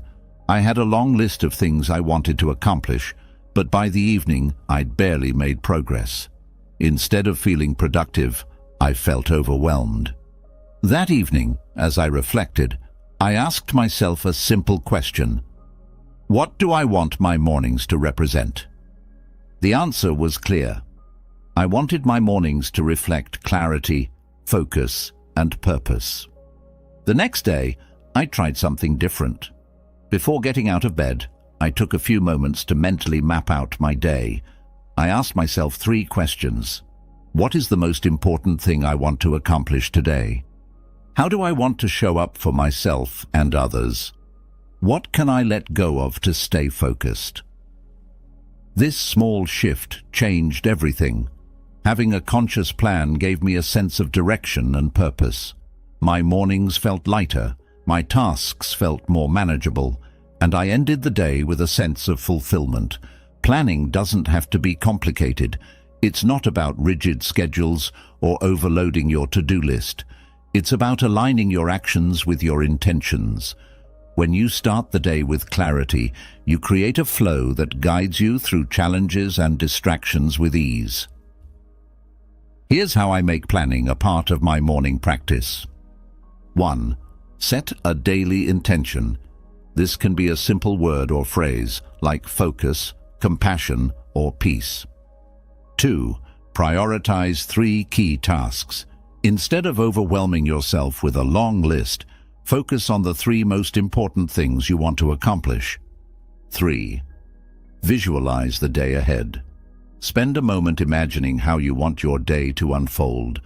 Starting the day with a conscious plan isn't just practical, it's empowering. It reminds us that we have the ability to shape our lives through thoughtful choices. When you wake up tomorrow, take a moment to plan your day with intention. Notice how this simple practice transforms not just your productivity, but your overall sense of purpose. 8. Do not allow negative thoughts. Mornings used to feel heavy for me. I'd wake up, and before my feet even touched the ground, my mind would be flooded with worries. What if I don't get everything done today? What if something goes wrong? Why do I feel so tired? These thoughts felt automatic, like an unwelcome visitor I couldn't keep out. Buddhism teaches us that the mind is like a garden. If we allow weeds, negative thoughts, to grow unchecked, they can overrun the entire space. But with mindfulness, we can cultivate positivity and uproot negativity before it takes hold. One morning, after waking up particularly anxious, I decided to do something different. Instead of letting my thoughts spiral, I paused and took a deep breath. I asked myself, are these thoughts helping me, or are they weighing me down? The answer was obvious. They were only creating stress. I remembered a teaching from the Buddha. What you think, you become. What you feel, you attract. What you imagine, you create. In that moment, I realized I had the power to choose my thoughts. I didn't have to let negativity define my morning. I could redirect my mind towards something constructive. Now, when I wake up, I practice a simple exercise to guard against negative thoughts. I call it the 3 reframes. 1. Notice the thought. Instead of ignoring it, I acknowledge it. I see you, worry. 2. Question its validity. I ask, is this thought true? Is it helpful? Often, the answer is no. 3. Replace it with gratitude. I shift my focus to something positive, like the opportunity to start fresh or the support of loved ones. This practice has transformed my mornings. Instead of feeling weighed down, I feel lighter and more resilient. Negative thoughts still arise, but they no longer control me. I see them for what they are, temporary clouds passing through a clear sky. Buddhism teaches us to approach our thoughts with compassion, not judgment. It's not about forcing ourselves to think positively all the time. It's about creating space for awareness and choosing thoughts that serve us. If you struggle with negative thoughts in the morning, here's what I recommend. Start with a mantra. A simple phrase like "I am at peace" or "This is a new beginning" can help anchor your mind. Practice gratitude. List 3 things you're thankful for, no matter how small. Gratitude shifts your focus from lack to abundance. Breathe mindfully. When negative thoughts arise, take a few deep breaths and focus on the present moment. The way we think in the morning shapes how we experience the day. By choosing thoughts of gratitude, hope, and possibility, we create a foundation for peace and joy. When you wake up tomorrow, pay attention to your mind's first words. If negativity creeps in, pause, breathe, and gently redirect your thoughts. You'll find that even the smallest shift can make a world of difference. 9. Do not neglect your body. For years, I woke up and went straight into my day without thinking about my body. I'd rush through my morning routine, grab a quick cup of coffee, and dive headfirst into work. My body was an afterthought, something I expected to function without care or attention. But over time, I began to notice the toll it was taking. I felt stiff, sluggish, and out of sync. My energy would fade before the day had truly begun. Buddhism teaches us that the body is the temple of the mind.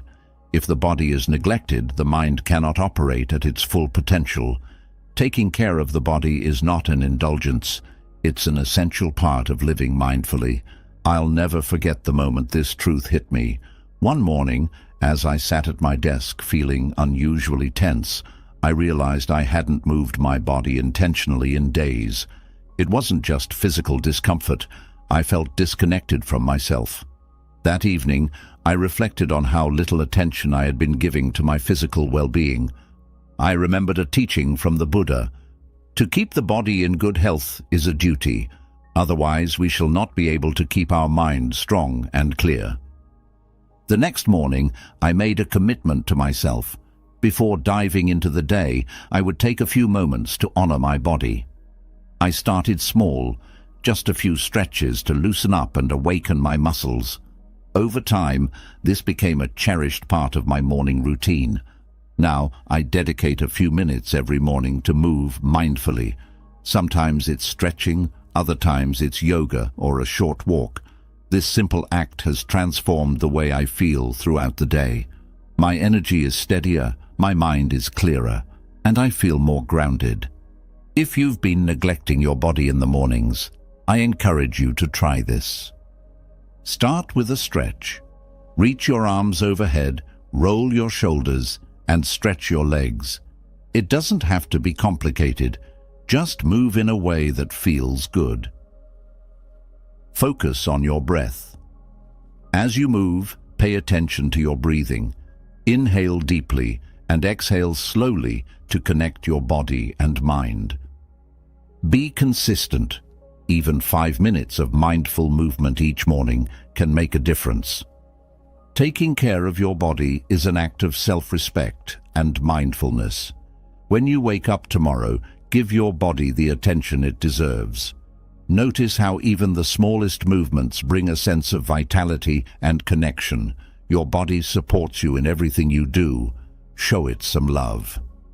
10. Do not skip morning meditation. I used to think I didn't have time to meditate in the morning. My days were packed, and I convinced myself that sitting quietly for even a few minutes wasn't practical. But deep down, I knew something was missing. My mornings felt chaotic, and my mind was often racing before I even stepped out of bed.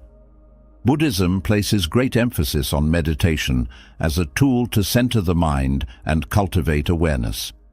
Skipping this practice is like starting a journey without a map. It's easy to get lost in distractions and stress.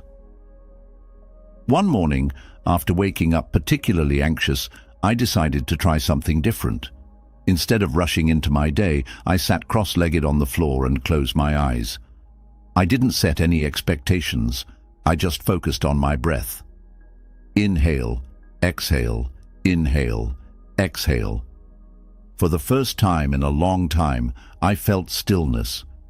That simple act of meditation changed everything. It wasn't just the practice itself, it was the intention behind it. By choosing to start my day with mindfulness, I was reclaiming my mornings as a space for peace and clarity. Now, morning meditation is a non-negotiable part of my routine. Even if it's just 5 minutes, those moments of stillness set the tone for my entire day. I've noticed that I'm less reactive, more focused, and better equipped to handle challenges. Meditation has become my anchor, reminding me that no matter how busy life gets, there is always a place of calm within me. If you're new to meditation, don't worry.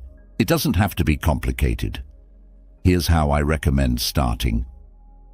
1. Find a quiet spot. Sit comfortably, either on the floor or in a chair. 2. Focus on your breath. Pay attention to the sensation of air entering and leaving your nose. 3. Let go of expectations. If your mind wanders, that's okay. Gently bring your focus back to your breath. Morning meditation isn't about achieving perfection. It's about creating space for awareness. It's a practice that grows over time, and even a few minutes can make a profound difference. When you wake up tomorrow, resist the urge to dive straight into your tasks. Instead, take a moment to sit in stillness. Feel the rhythm of your breath and allow yourself to simply be. Notice how this small act of mindfulness transforms your morning and sets a foundation for a calmer, more intentional day. Meditation is a gift you give yourself, a moment to reconnect with the present and prepare your mind for whatever lies ahead. Make it a part of your mornings, and you'll find that the peace you cultivate stays with you throughout the day. As we've explored today,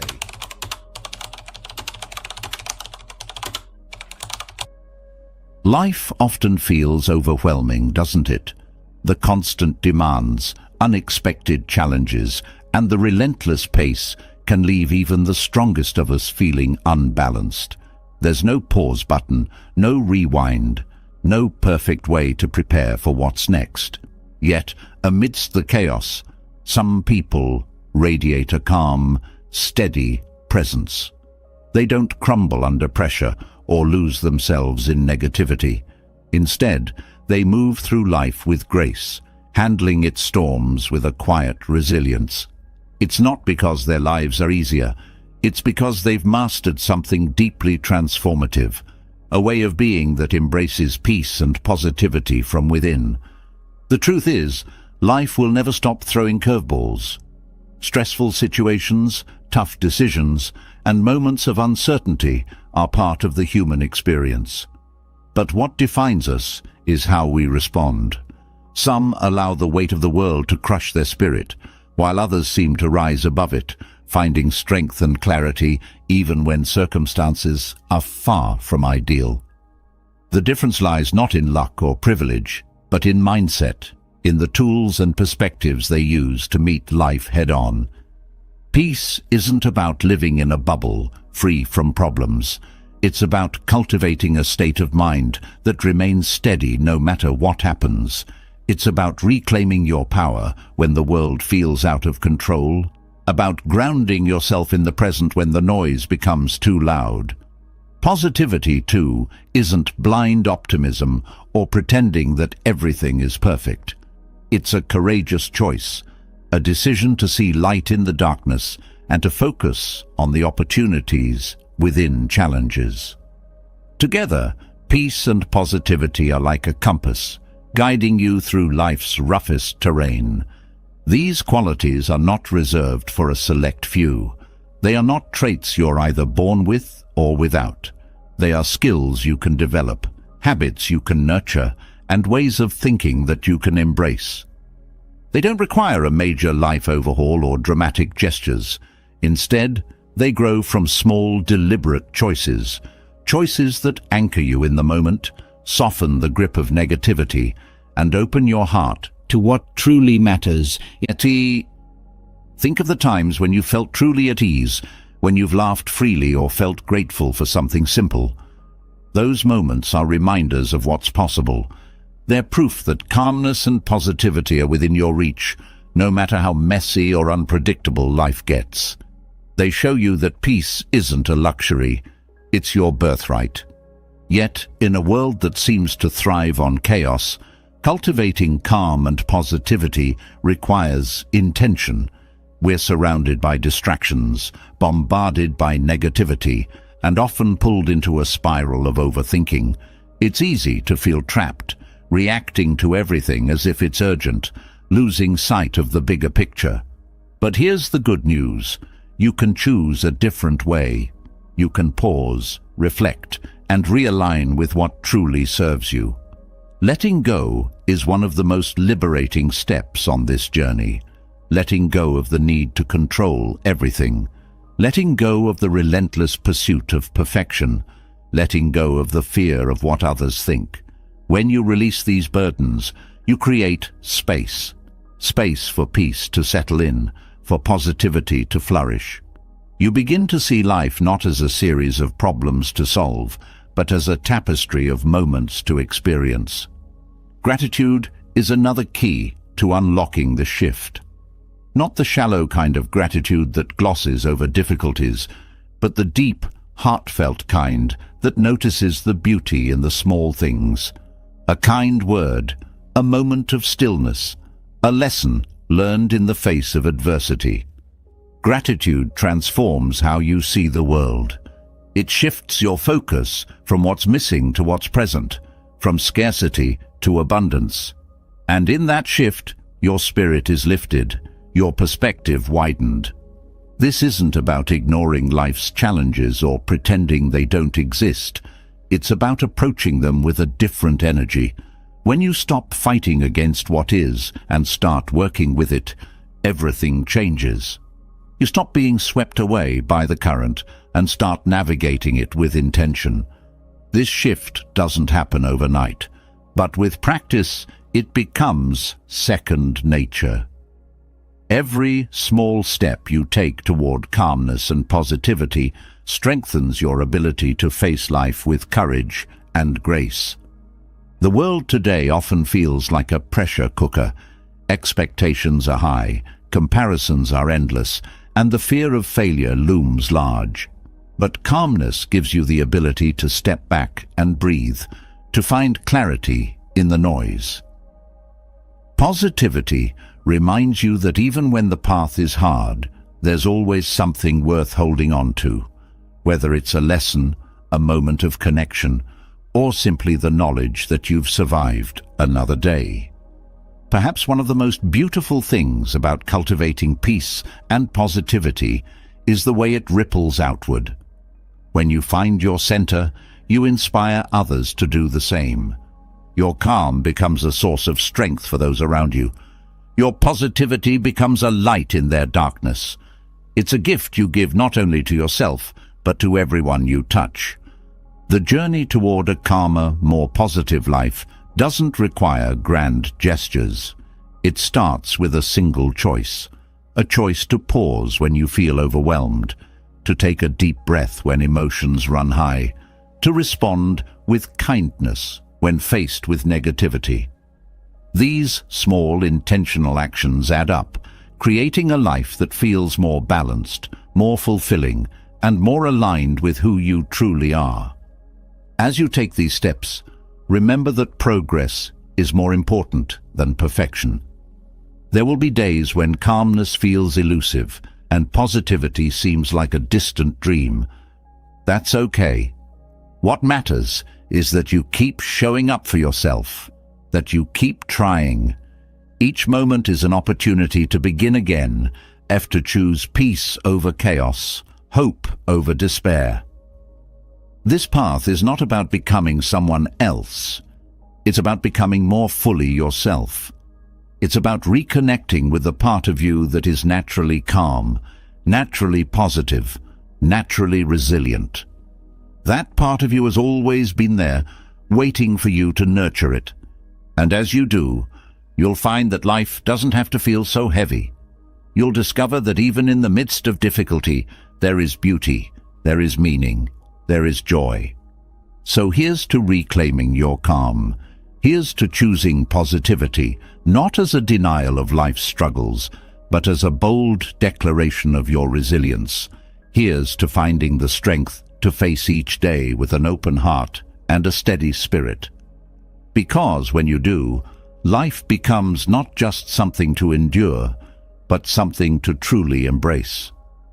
The way we breathe carries a hidden power, one that often goes unnoticed, yet shapes the very essence of how we feel, think, and respond to life. It's more than an automatic function. It's a bridge between the chaos of the outer world and the quiet strength within us. Every breath holds the potential to calm a racing mind, soothe a tense body, and anchor us when everything else feels unstable. The secret isn't in changing the world outside, but in how we connect to our breath in the moments that matter most. Let's explore how this simple act, done with mindfulness, becomes the foundation for cultivating lasting peace and resilience. Breathing is one of the most intimate and immediate actions we take, yet its profound impact often goes unacknowledged. The pace and depth of each breath directly influence our nervous system, our emotional state, and even our ability to process information. Shallow, rapid breathing keeps the body in a heightened state of alertness, signaling danger to the brain, even when there is none. This creates a loop of stress that becomes harder to escape the longer it persists. Mindful breathing, on the other hand, serves as a reset button, breaking this cycle and bringing clarity where there was once confusion. Deep, intentional breathing activates the parasympathetic nervous system, the body's natural mechanism for rest and recovery. It slows the heart rate, lowers blood pressure, and reduces the flood of stress hormones. This physical shift is not just a bodily response. It also changes how we interpret and experience the world. A calm body creates the space for a calm mind, and from this state, we can approach life's challenges with steadiness and perspective.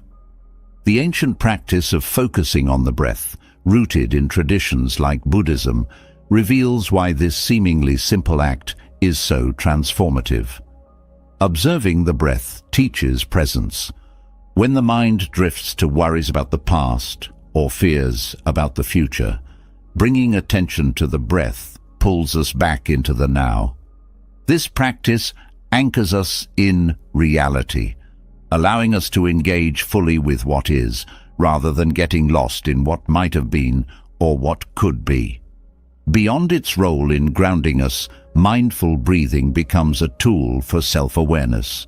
When we tune into the rhythm of our breath, we start to notice patterns, how it quickens with frustration or shortens with fear. This awareness is the first step in breaking free from reactive habits. By consciously softening and deepening the breath, we send a signal to our mind and body that we are safe, even in moments of discomfort.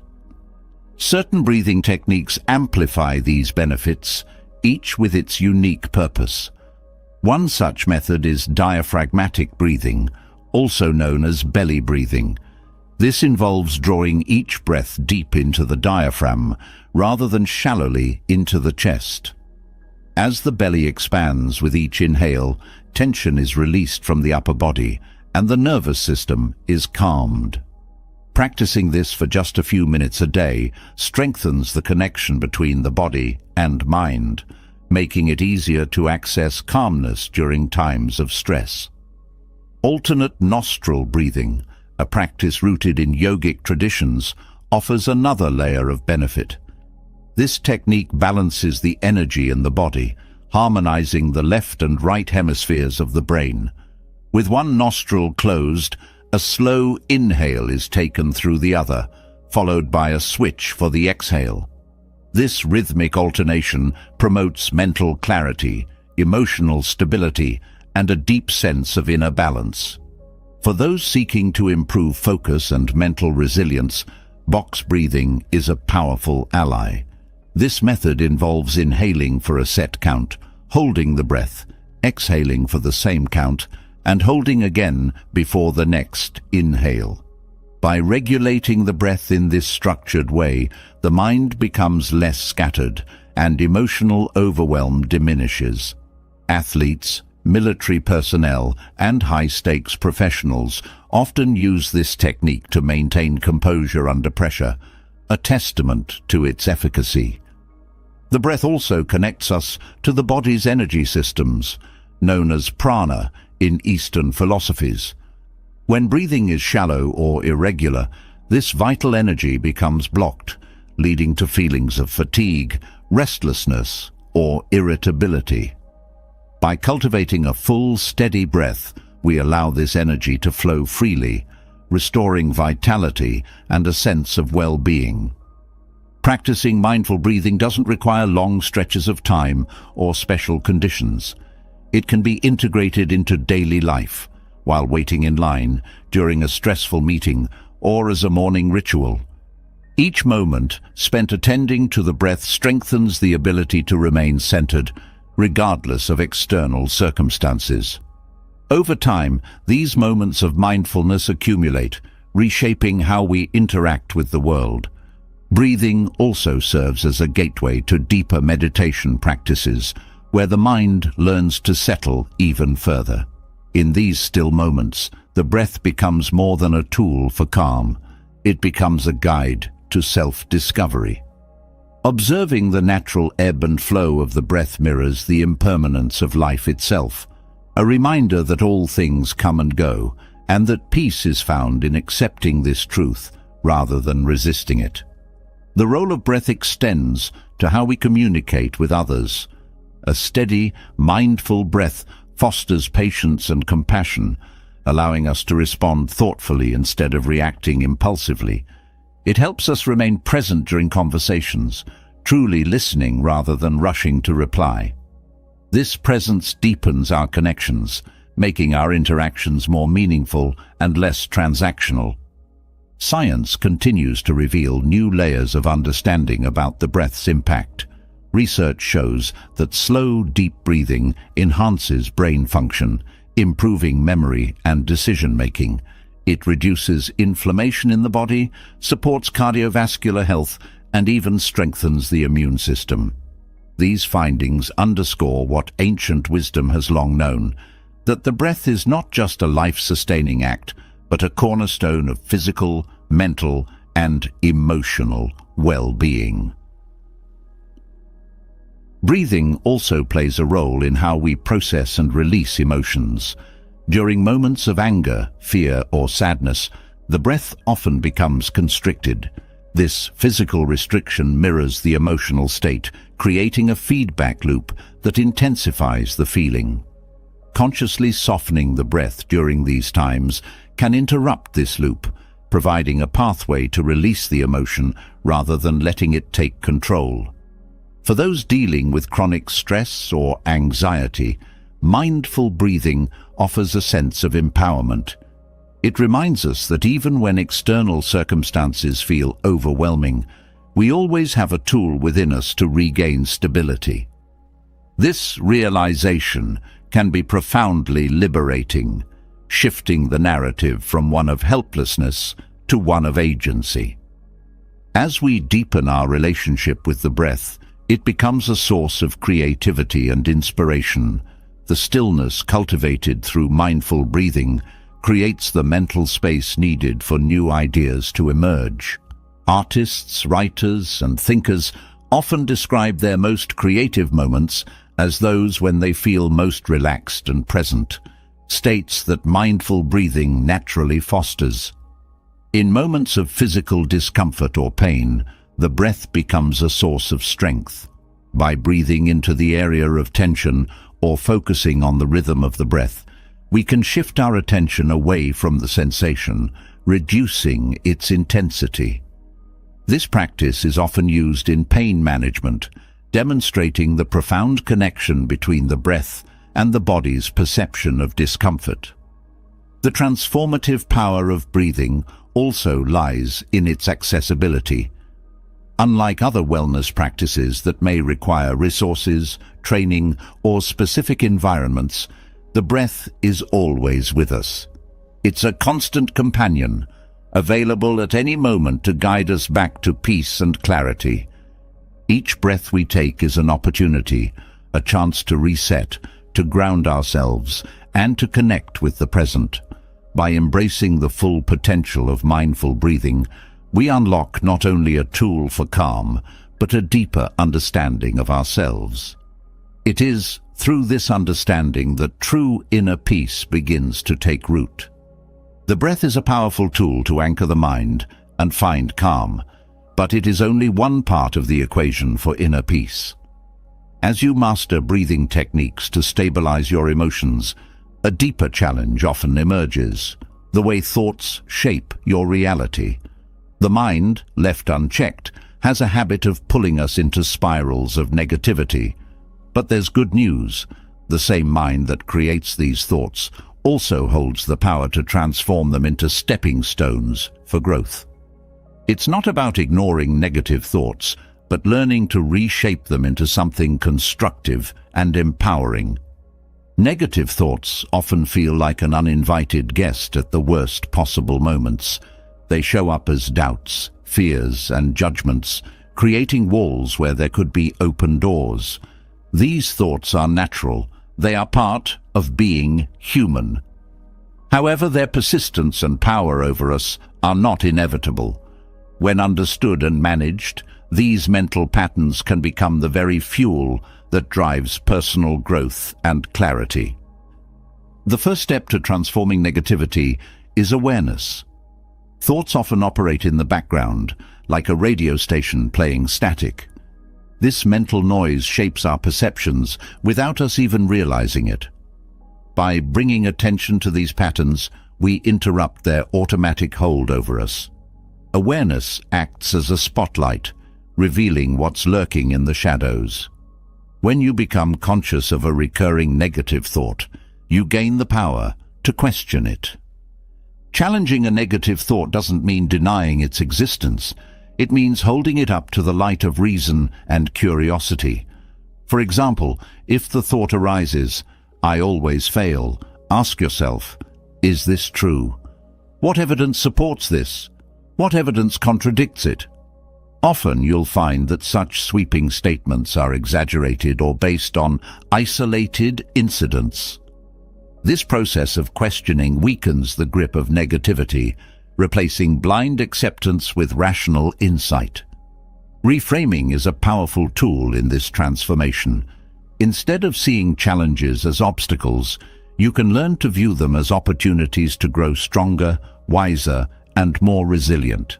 For instance, failing at a task can be reframed as a lesson in what doesn't work, guiding you closer to what does. Reframing doesn't erase difficulties, but shifts the focus from defeat to possibility.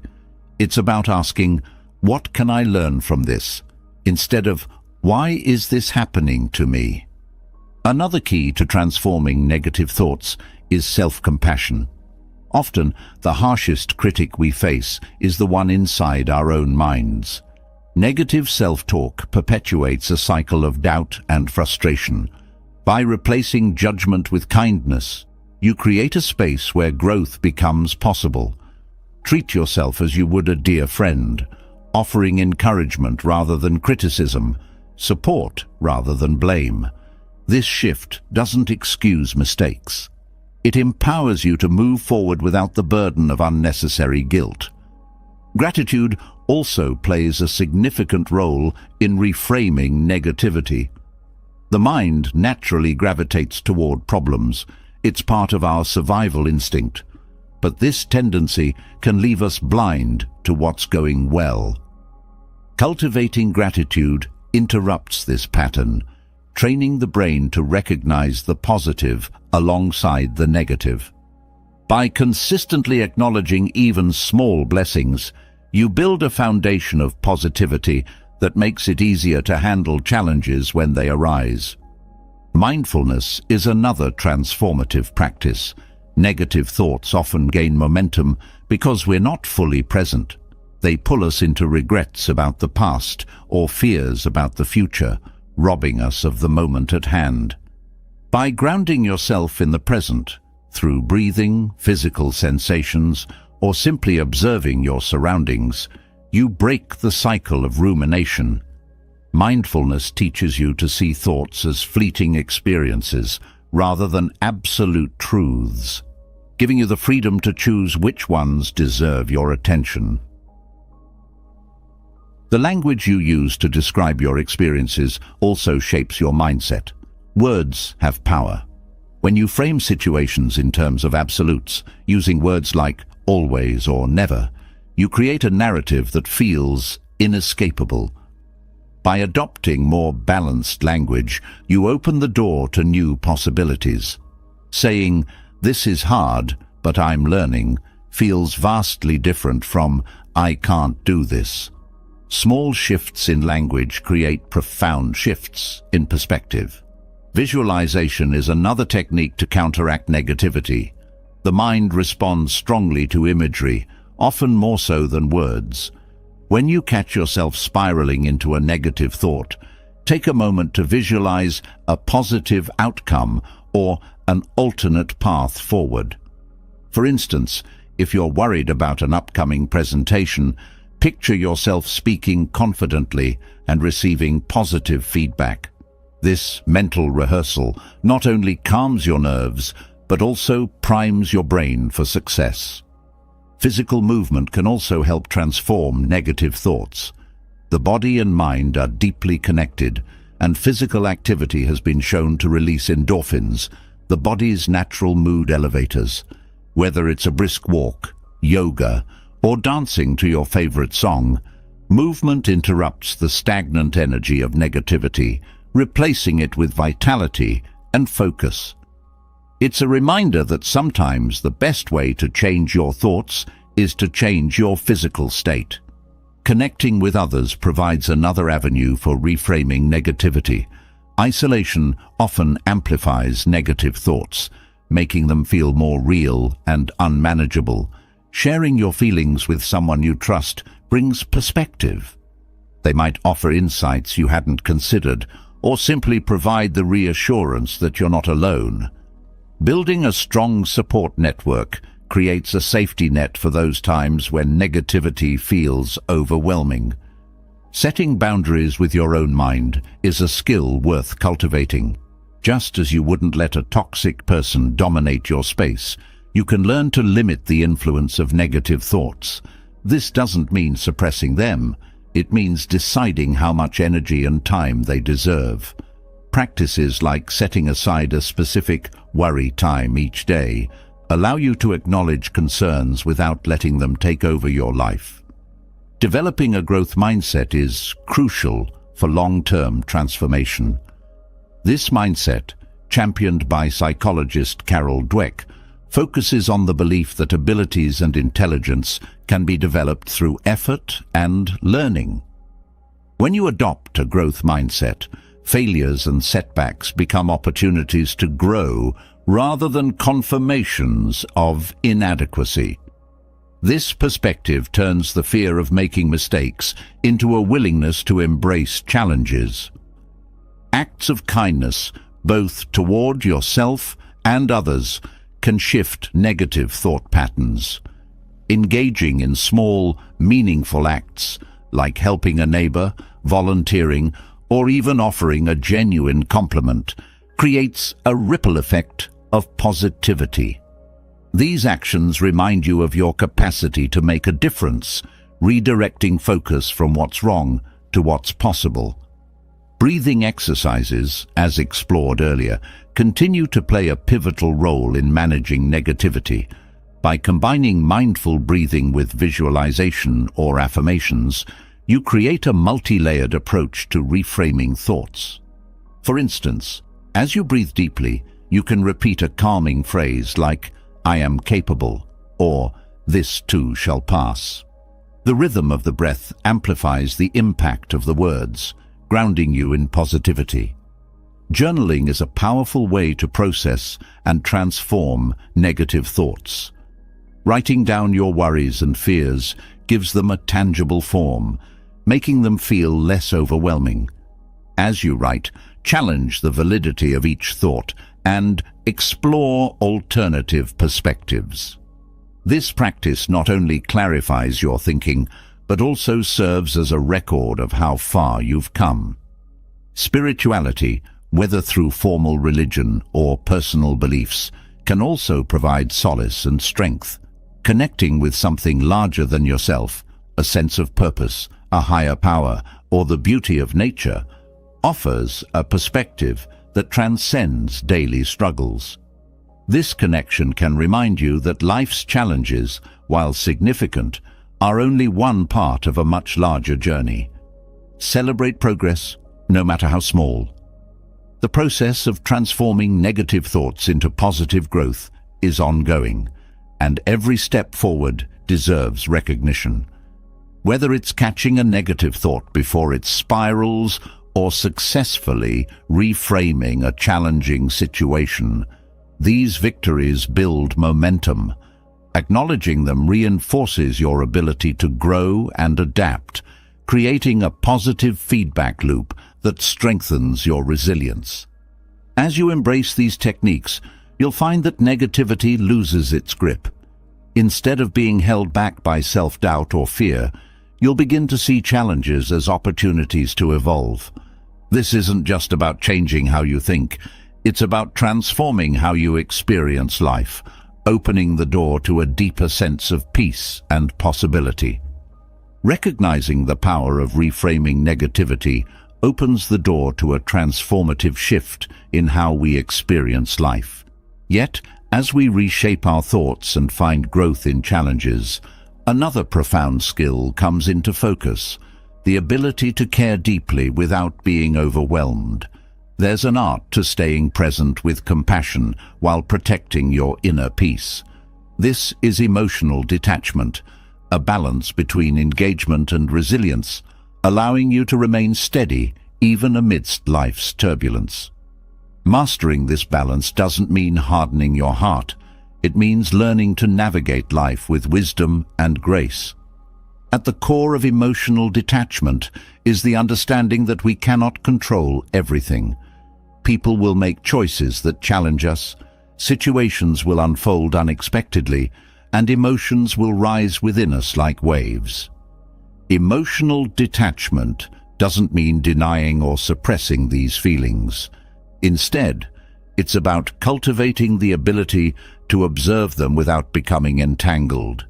This practice creates a space between the trigger and your response, offering clarity and control.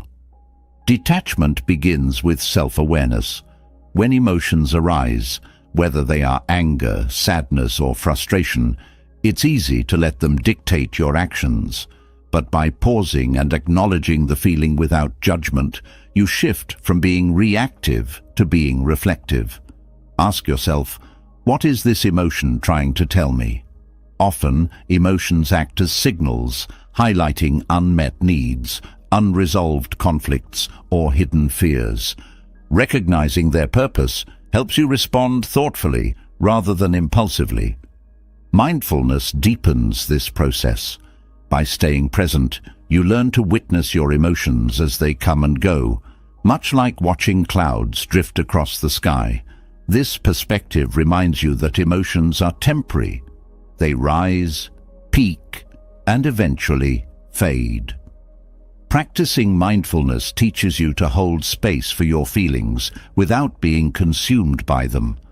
Over time, this practice builds emotional resilience, allowing you to face challenges with a steady heart. A key element of emotional detachment is recognizing the boundaries of your responsibility. Often, we carry the weight of others' choices and struggles, believing it's our job to fix everything. This can lead to emotional exhaustion and even resentment. Detachment requires acknowledging that while you can offer support, you cannot control how others respond or what paths they choose. This isn't indifference, it's respect for their autonomy and a commitment to protecting your own energy. Compassion plays a central role in balancing detachment with connection. It's possible to care deeply while maintaining a healthy emotional distance. Compassion means showing kindness and understanding without absorbing the pain or negativity of others. Instead of taking on their burdens, you can offer a listening ear, words of encouragement, or practical help. This approach allows you to remain empathetic without losing yourself in their struggles. Learning to let go is another essential aspect of emotional detachment. Clinging to expectations, whether for yourself, others, or life itself, creates unnecessary suffering. Letting go doesn't mean giving up. It means accepting reality as it is and working from that place of truth. This acceptance frees you from the frustration of trying to control the uncontrollable, allowing you to focus your energy where it matters most. Breathing techniques, as explored earlier, serve as powerful tools for emotional regulation. When faced with overwhelming emotions, returning to the breath anchors you in the present moment. Deep, intentional breathing calms the nervous system, creating space for reflection and response. This simple practice reinforces the boundary between your inner peace and the chaos around you. Healthy boundaries are another cornerstone of emotional detachment. These boundaries protect your well-being while maintaining respect for others. They can take many forms: saying no to requests that drain you, limiting time spent in toxic environments, or communicating your needs clearly and kindly. Boundaries are not walls. They are guidelines that define how you engage with the world while preserving your peace. Developing a non-judgmental attitude also strengthens detachment. Judgment often amplifies emotional intensity, making it harder to see situations clearly. By approaching experiences and people with curiosity rather than criticism, you reduce the emotional charge and open yourself to understanding. This shift in perspective fosters compassion while reducing the emotional toll of conflict or disappointment. Practicing gratitude can also transform your relationship with emotional challenges. When emotions run high, gratitude serves as a grounding force, reminding you of the good that remains even in difficult times. It shifts your focus from what's wrong to what's right, creating a sense of balance and perspective. Gratitude doesn't eliminate pain, but it helps you navigate it with a steadier heart. Emotional detachment also requires cultivating self-trust. When you trust yourself to handle life's challenges, you become less dependent on external validation or approval. This inner confidence allows you to engage with others from a place of strength rather than neediness. Self-trust grows through consistent self-care, reflection, and the practice of honoring your boundaries and values. One powerful way to build detachment is through reframing your perspective on suffering. Rather than viewing it as something to avoid, see it as an opportunity for growth and connection. Pain, whether your own or another's, can deepen your understanding of the human experience and strengthen your capacity for compassion. This doesn't mean seeking out suffering, but embracing the lessons it offers when it arises. Spiritual practices can also enhance emotional detachment by connecting you to something greater than yourself. Whether through meditation, prayer, or time spent in nature, these practices remind you of the vastness of life and your place within it. This broader perspective makes personal struggles feel less overwhelming, allowing you to approach them with calm and clarity. Forgiveness is another transformative practice that supports emotional detachment. Holding on to resentment ties you to the pain of the past, draining your energy and clouding your perspective. Forgiveness doesn't excuse harmful behavior, but it releases its hold on you, freeing you to move forward. This act of letting go strengthens your emotional resilience and creates space for healing. Developing emotional detachment also involves recognizing the stories you tell yourself. The mind often creates narratives around experiences, assigning blame, predicting outcomes, or attaching meaning. By questioning these stories, you gain clarity and reduce their emotional impact. This practice helps you see situations as they are, rather than through the lens of assumptions or fears. Acts of kindness, both toward yourself and others, reinforce the balance between compassion and detachment. By engaging in small, meaningful acts, whether offering help, expressing gratitude, or simply being present, you nurture connection without becoming overburdened. These actions remind you of the shared humanity that binds us all, deepening your empathy while preserving your inner peace. Journaling offers a practical way to process emotions and strengthen detachment. Writing down your thoughts and feelings provides clarity, helping you identify patterns and triggers. It creates a safe space to explore your emotions without judgment, allowing you to release them constructively. Over time, this practice fosters self-awareness and emotional balance. Another key to practicing emotional detachment is focusing on what you can control. Life is filled with uncertainties, but by directing your energy toward your actions, choices, and attitudes, you reclaim your sense of agency. This focus reduces the stress of trying to manage what lies beyond your influence, allowing you to respond effectively to what's within your reach. Physical movement supports emotional resilience by releasing tension and grounding you in your body. Activities like yoga, walking, or stretching connect you to the present moment, shifting your focus from overwhelming emotions to the rhythm of your movement. This practice reinforces the mind-body connection, creating a sense of calm and balance. Celebrating small victories along the way strengthens your ability to remain compassionate without losing yourself. Each time you set a boundary, let go of a lingering expectation, or respond to a challenge with kindness and clarity, you reinforce your emotional resilience. These moments remind you that growth is an ongoing journey, one built on consistent effort and self-awareness. As you continue to cultivate emotional detachment, you'll find that life's chaos feels less consuming. Challenges will arise, emotions will ebb and flow, but your sense of inner peace will remain steady. This balance between connection and resilience doesn't just benefit you, it creates a ripple effect, fostering harmony in your relationships and inspiring those around you to embrace their own inner strength.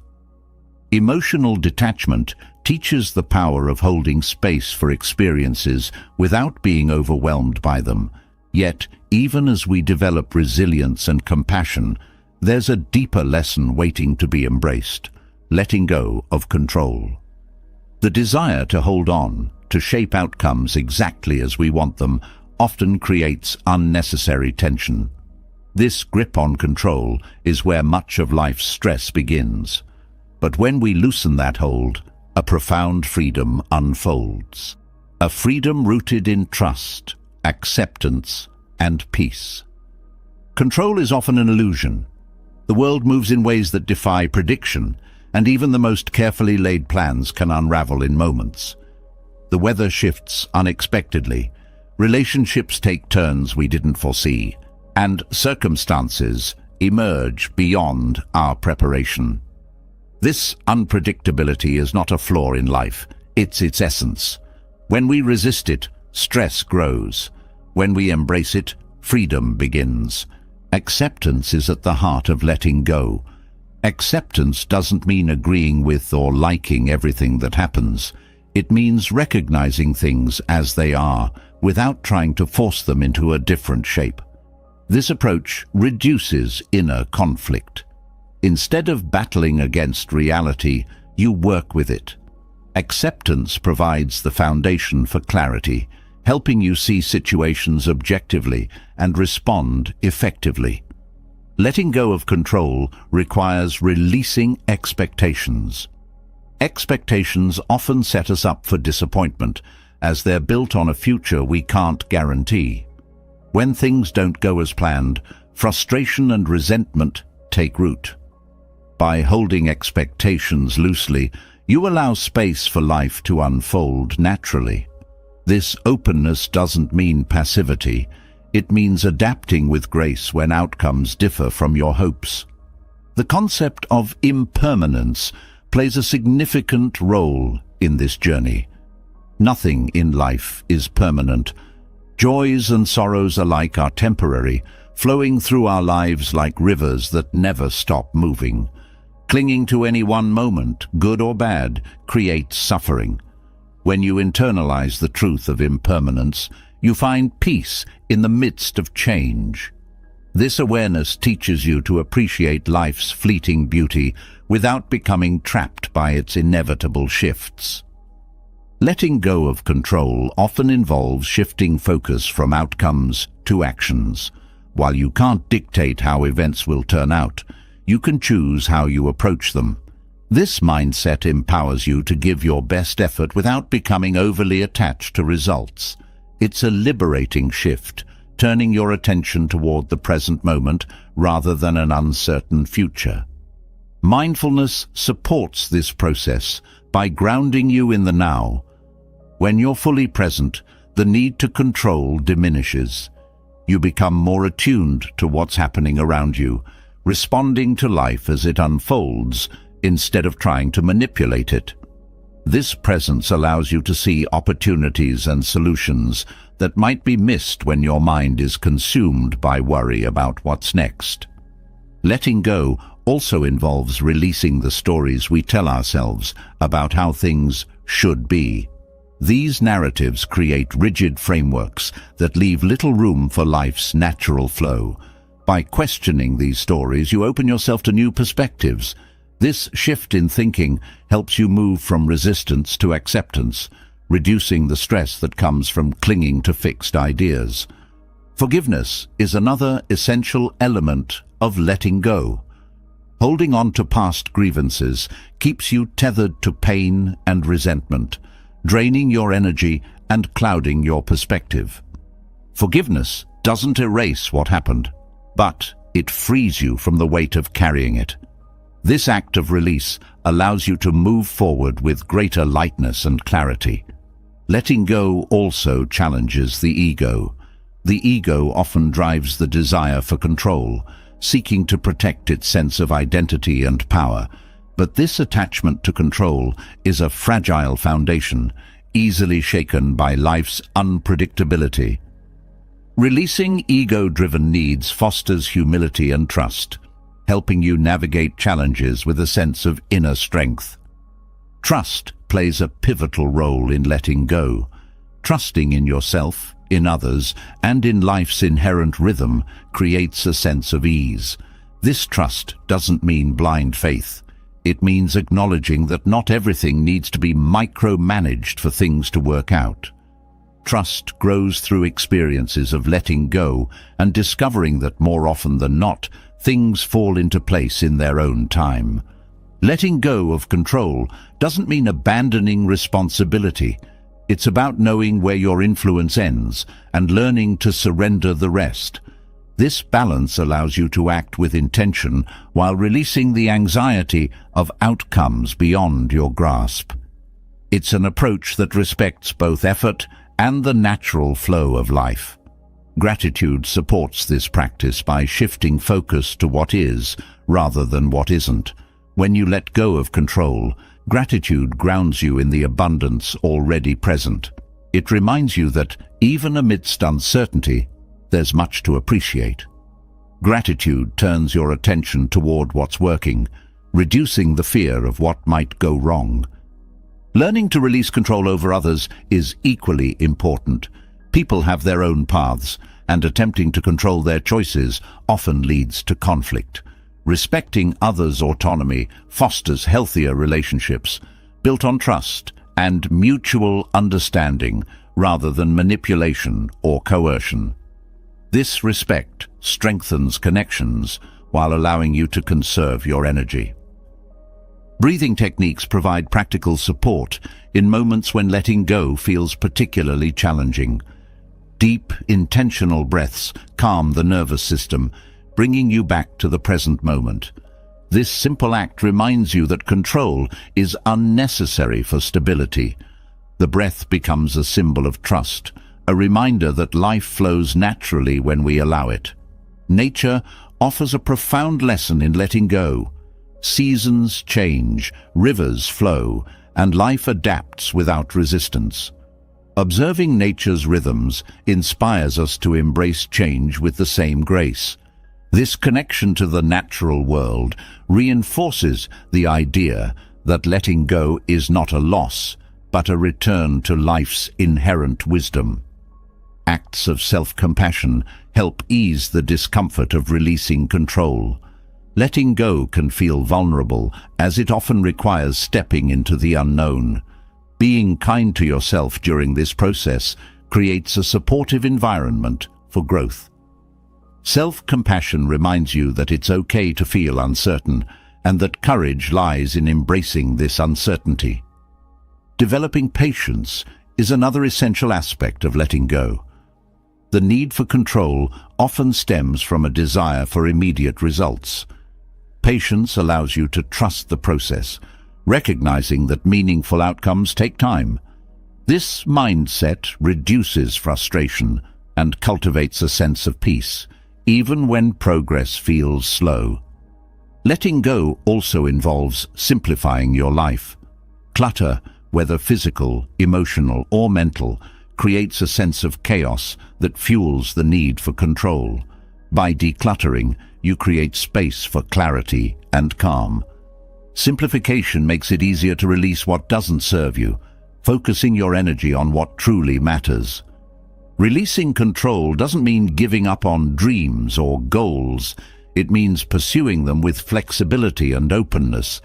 This approach allows you to adapt as circumstances change, turning obstacles into opportunities. It's a mindset that values the journey as much as the destination. As you practice letting go, you'll notice a shift in how you experience life. Stress diminishes, relationships deepen, and moments of joy become more frequent. This freedom is not a fleeting state, but a lasting transformation, rooted in acceptance and trust. Letting go of control isn't just a strategy for reducing stress. It's a pathway to living with greater ease, authenticity, and peace. Letting go of control opens the door to a deeper freedom, but as life unfolds, challenges remain an inevitable part of the journey. While they may initially feel like barriers or setbacks, challenges carry the potential to reshape us in ways we never anticipated. Growth often hides within adversity, waiting to be uncovered by those willing to see difficulties through a different lens. By learning to reframe challenges as opportunities, we transform life's trials into profound lessons that strengthen, refine, and elevate us.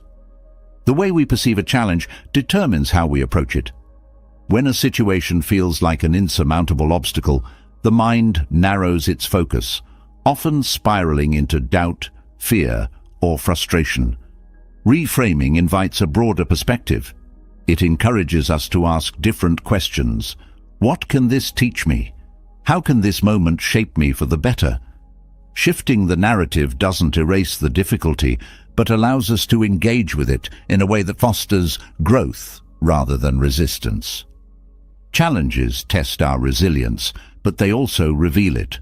The strength you possess often becomes most visible when it's called into action. Obstacles are like weights in a gym. They might feel heavy and uncomfortable at first, but as you face them, they build your capacity. Reframing a challenge as a form of training shifts the focus from the pain of the moment to the progress it can bring. Each effort becomes a step toward becoming stronger and more adaptable. Perspective is key to this transformation. When you zoom out from a challenging situation, it often looks less overwhelming.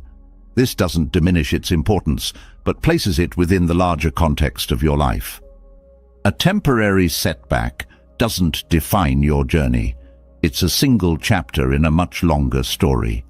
Recognizing this helps you approach challenges with patience and curiosity rather than despair or urgency. Reframing challenges also requires embracing discomfort. Growth rarely happens in comfort zones. Challenges stretch us, pushing us to confront limitations and expand our capabilities. The discomfort you feel in these moments is not a sign of failure, but evidence of transformation in progress. By leaning into this discomfort with an open mind, you allow it to shape you in meaningful ways. Adopting a problem-solving mindset is another powerful tool for reframing. Challenges often feel overwhelming when viewed as problems with no solutions. Shifting your focus to actionable steps, no matter how small, helps break the issue into manageable pieces. Each step forward builds momentum, transforming what seemed impossible into a series of achievable tasks. The stories we tell ourselves about challenges significantly influence how we navigate them. A narrative of defeat, "I can't do this," or "this always happens to me," creates barriers to growth. Rewriting these stories with language that empowers, "I'm learning through this," or "this is preparing me for something greater," changes the way we engage with difficulties. Words are not just descriptions, they are tools for shaping reality. Self-reflection plays a crucial role in reframing challenges. Taking time to examine what the situation is teaching you uncovers insights that might otherwise go unnoticed. Reflecting on past challenges can also remind you of your ability to overcome adversity. The knowledge that you've faced hardships before and emerged stronger creates confidence and optimism for tackling present difficulties. Gratitude offers another layer of perspective. While it might seem counterintuitive to feel grateful for challenges, this mindset shifts the focus from loss to learning. Gratitude acknowledges the growth that comes from hardship, the lessons learned, the resilience built, and the opportunities uncovered. This doesn't mean denying the difficulty, but finding meaning within it. Support from others can help reframe challenges. Sharing your struggles with trusted friends or mentors often provides fresh perspectives. They might see possibilities or strengths you've overlooked, offering encouragement that shifts your outlook. Connection reminds you that challenges are a shared part of the human experience, reducing feelings of isolation or inadequacy. Cultivating flexibility is essential for transforming obstacles into opportunities. Life rarely unfolds according to plan, and challenges often arise when circumstances deviate from expectations. Flexibility allows you to adapt without losing sight of your goals. It encourages creativity and problem-solving and helps you navigate detours with grace rather than frustration. Challenges also provide opportunities to discover untapped potential. Facing adversity often reveals skills, strengths, or qualities you didn't know you possessed. These hidden aspects of yourself come to light when you're pushed beyond what feels comfortable or familiar. Every challenge becomes a chance to explore and expand your own capacity. Reframing challenges involves focusing on growth rather than perfection. It's easy to get caught up in the desire for flawless outcomes, but this mindset can lead to unnecessary stress. Embracing growth as the goal shifts the emphasis from getting everything right to learning and improving. Progress, no matter how small, becomes a source of encouragement. Taking responsibility for your perspective is another critical step in reframing challenges. While you can't control external circumstances, you can control how you interpret and respond to them. This sense of agency transforms challenges from something that happens to you into something you actively engage with. It empowers you to shape your experience rather than feeling at the mercy of events. Mindfulness supports this process by grounding you in the present moment. Challenges often feel overwhelming when your mind projects fears about the future or replays past mistakes. Staying present reduces the emotional weight of these thoughts, allowing you to focus on what you can do here and now. Mindfulness doesn't eliminate challenges, but helps you approach them with clarity and composure. The act of reframing challenges also builds emotional intelligence. It teaches you to navigate complex emotions, balancing acceptance with action. Emotional intelligence helps you stay resilient in the face of adversity, recognizing that feelings like frustration or sadness are natural but temporary. This awareness allows you to respond thoughtfully rather than react impulsively. Developing a sense of purpose enhances your ability to reframe challenges. When you're connected to a deeper meaning or goal, obstacles feel less like barriers and more like stepping stones. Purpose provides motivation and direction, reminding you that challenges are part of a greater journey rather than isolated difficulties. Creativity flourishes in the face of challenges when you approach them with an open mind. Adversity often forces you to think in new ways, finding innovative solutions or exploring paths you might not have considered otherwise. This creative problem-solving builds confidence and opens doors to unexpected opportunities. Acts of kindness, both toward yourself and others, foster resilience during challenging times. Showing compassion to yourself reduces self-criticism, creating space for growth. Extending kindness to others strengthens connections and reminds you of the shared nature of struggle. These acts create a sense of community and support, reinforcing your ability to face difficulties with grace. Celebrating small victories along the way helps sustain motivation. Challenges often feel daunting because the end goal seems far off.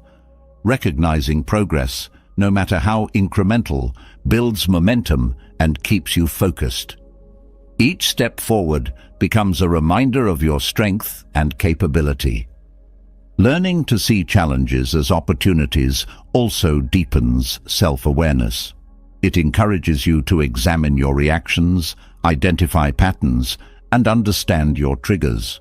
This introspection not only helps you navigate current difficulties, but also prepares you for future ones. Self-awareness becomes a tool for continuous growth, turning each challenge into a learning experience. As you practice reframing, you'll notice a shift in how you approach life. Challenges no longer feel like threats, but invitations to grow, learn, and evolve. This mindset doesn't eliminate adversity, but transforms your relationship with it, allowing you to engage with life's difficulties from a place of strength, wisdom, and hope. Recognizing challenges as opportunities for growth brings clarity and resilience, but there is another perspective that has the power to elevate the human spirit even further: gratitude. It shifts focus from what is missing to what is already present, from what could go wrong to what is right. Gratitude is not just an emotional response, it's a transformative mindset.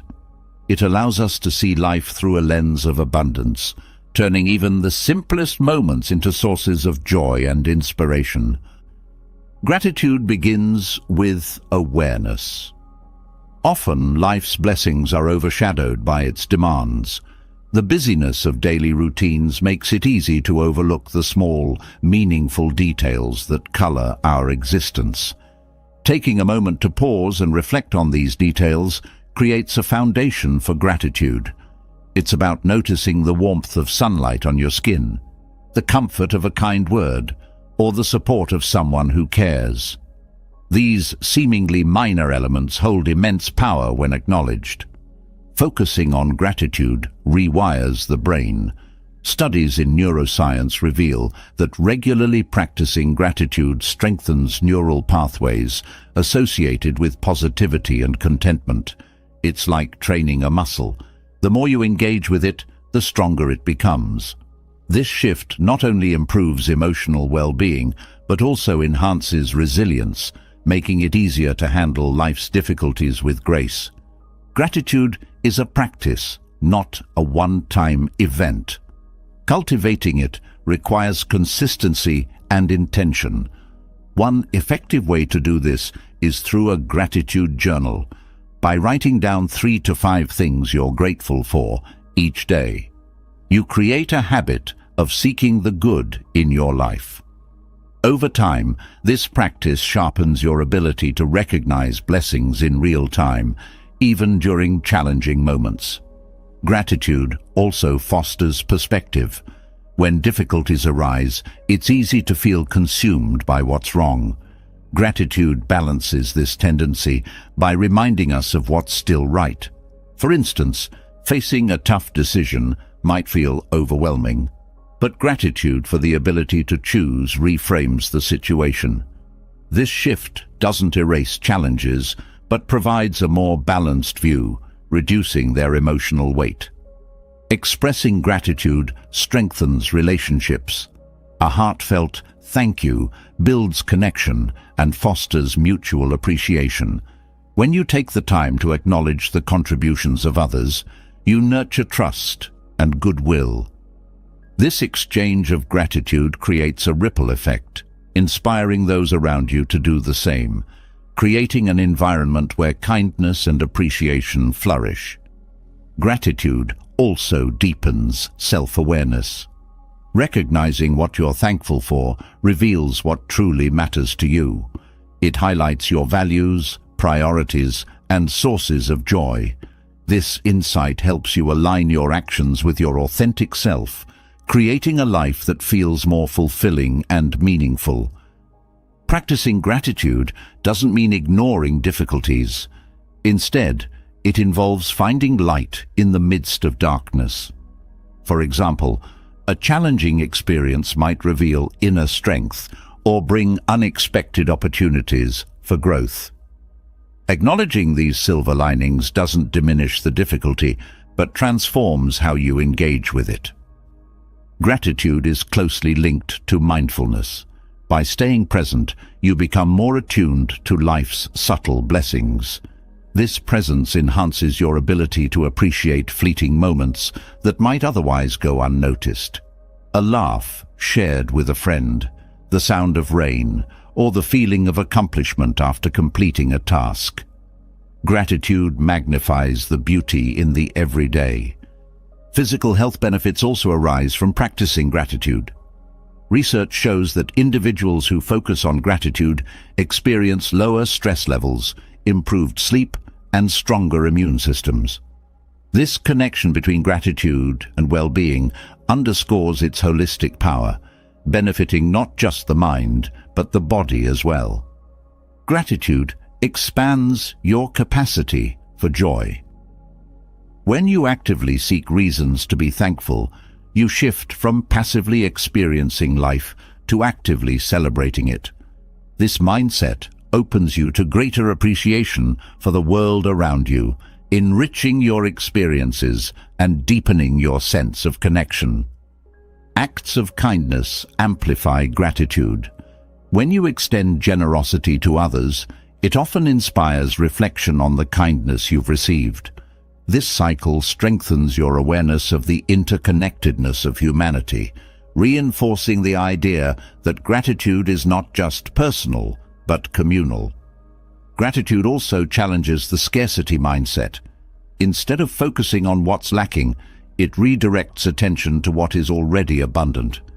This shift reduces feelings of envy or inadequacy, fostering contentment and inner peace. By appreciating what you have, you create a sense of sufficiency that grounds you, even in times of uncertainty. Rituals of gratitude enhance its impact. Whether it's taking a moment to give thanks before meals, sharing what you're grateful for during conversations, or dedicating time to reflect at the end of the day, these rituals anchor gratitude in your daily life. They create a rhythm that ensures gratitude remains an integral part of your experience. Gratitude is a bridge to hope. In difficult times, reflecting on what you're thankful for reminds you that goodness persists even in the face of adversity. This hope provides the strength to keep moving forward, reinforcing resilience and determination. Learning to express gratitude inwardly is equally important. Often we are quick to acknowledge others but overlook ourselves. Recognizing your own efforts, strengths and progress fosters self-compassion and confidence. This inner gratitude creates a foundation of self-respect that strengthens your ability to navigate challenges. Gratitude shifts your relationship with time. Instead of rushing through moments or longing for the past, it anchors you in the present. This shift enhances your ability to savor experiences, turning ordinary moments into treasured memories. It transforms the way you engage with life, emphasizing quality over quantity. The environment you create also impacts your ability to cultivate gratitude. Surrounding yourself with people, spaces, and experiences that inspire positivity enhances your capacity for appreciation. Decluttering your physical and mental space allows gratitude to take root more easily, free from distractions or negativity. Gratitude inspires creativity by opening your mind to new possibilities. When you focus on what's working well, you're more likely to approach challenges with optimism and ingenuity. This creative energy fuels problem-solving and innovation, transforming obstacles into opportunities. Sharing gratitude multiplies its effects. Expressing thankfulness publicly through a note, conversation, or even a gesture spreads positivity to others. This act not only uplifts those around you, but reinforces your own sense of appreciation, creating a cycle of shared joy. Practicing gratitude in nature enhances its impact. Observing the natural world fosters a sense of awe and interconnectedness, deepening your appreciation for life's beauty and resilience. Whether it's watching a sunrise, walking in a forest, or simply feeling the breeze, nature amplifies the practice of gratitude. The practice of gratitude doesn't require perfect conditions. It thrives even in challenging times, proving its transformative power. By choosing gratitude, you align yourself with a perspective that uplifts, heals, and connects. Over time, this mindset becomes second nature, reshaping how you experience the world and enriching every aspect of your life. Gratitude teaches us to focus on the beauty of what we already have, and its ripple effects touch every area of life. But even the most grateful heart thrives best in an environment that supports and uplifts it. The people we surround ourselves with play a vital role in shaping our thoughts, emotions, and sense of peace. Relationships, when rooted in positivity, can nurture our growth, amplify joy, and provide strength during difficult times. Building a circle of positive energy is not about perfection. It's about creating a space where support, understanding, and encouragement flourish. The energy of those around you directly influences your own. If surrounded by negativity, doubt, or criticism, it becomes harder to maintain your own sense of peace and optimism. On the other hand, being in the presence of those who inspire, uplift, and encourage can transform your perspective, making even the toughest challenges feel lighter. Positive energy is contagious, and choosing the right environment allows you to absorb and share it freely. Building a supportive circle begins with self-awareness. Reflecting on how different relationships affect your emotions and energy helps you identify which connections nurture you and which may drain you. This awareness isn't about judging others, but understanding what aligns with your values and needs. By focusing on relationships that contribute positively to your well-being, you prioritize your peace without compromising your compassion for others. Creating positive relationships requires intentionality. It's not just about avoiding negativity, but actively seeking and nurturing bonds that inspire growth. This could mean finding mentors who challenge you in a constructive way, friends who celebrate your achievements without jealousy, or loved ones who offer empathy rather than judgment during tough times. These connections create a foundation of trust and mutual respect, allowing positivity to thrive. Communication plays a crucial role in cultivating positive energy. Open, honest conversations foster understanding and deepen connections. Expressing your thoughts and feelings with clarity invites others to do the same, creating an environment where authenticity is valued. This openness builds stronger bonds, allowing relationships to grow on a foundation of mutual respect and care. Listening is equally important. When you truly hear someone, you validate their experiences and emotions, creating space for meaningful connection. Active listening goes beyond waiting for your turn to speak. It involves being fully present and engaged. This attentiveness strengthens relationships, making them a source of comfort and encouragement. Boundaries are essential in maintaining a positive circle.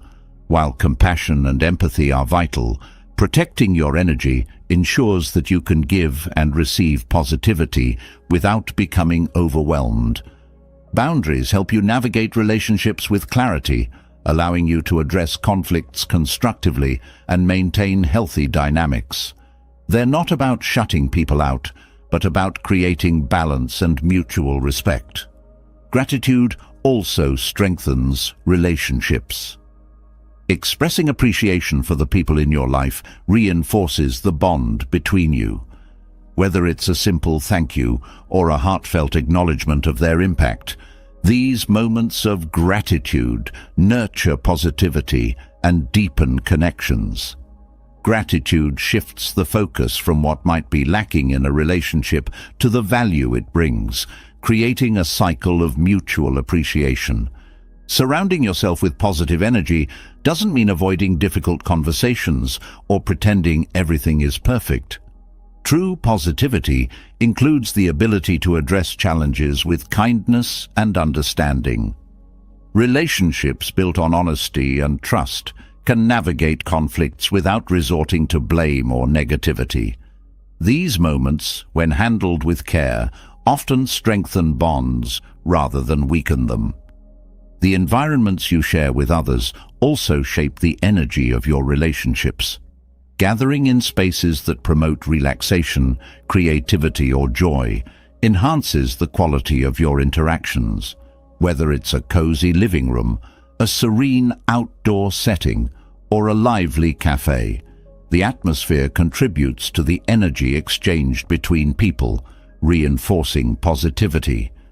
Diversity within your circle adds another dimension to positive energy. Surrounding yourself with people from different backgrounds, perspectives, and experiences enriches your understanding of the world. It broadens your horizons, challenges assumptions, and fosters empathy. This diversity creates a dynamic and inspiring network where positivity thrives through shared growth and learning. Acts of kindness strengthen the bonds within your circle. Small gestures, like offering support during a tough time or celebrating someone's success, reinforce the connection between you. These acts don't have to be grand to be meaningful. Their consistency and sincerity matter most. Kindness creates a ripple effect, inspiring others to reciprocate and pass it on. The energy of your relationships also reflects the energy you bring to them. Cultivating your own positivity ensures that you contribute constructively to the dynamics of your circle. This involves managing your emotions, practicing self-care, and addressing your own challenges with resilience. When you approach relationships from a place of balance and inner peace, you inspire others to do the same. Empathy is a cornerstone of positive relationships. Understanding and validating the emotions of others strengthens the trust between you. Empathy doesn't mean solving someone's problems or taking on their burdens. It means being present with them, offering support without judgment. This mutual understanding fosters a sense of safety and connection, making relationships a source of comfort and inspiration. Celebrating the successes of others amplifies positive energy within your circle. Genuine joy for someone else's achievements fosters a sense of shared happiness rather than competition. This mindset builds trust and reduces envy, creating a space where everyone feels valued and supported. Celebrations, big or small, remind us that life's victories are more meaningful when shared.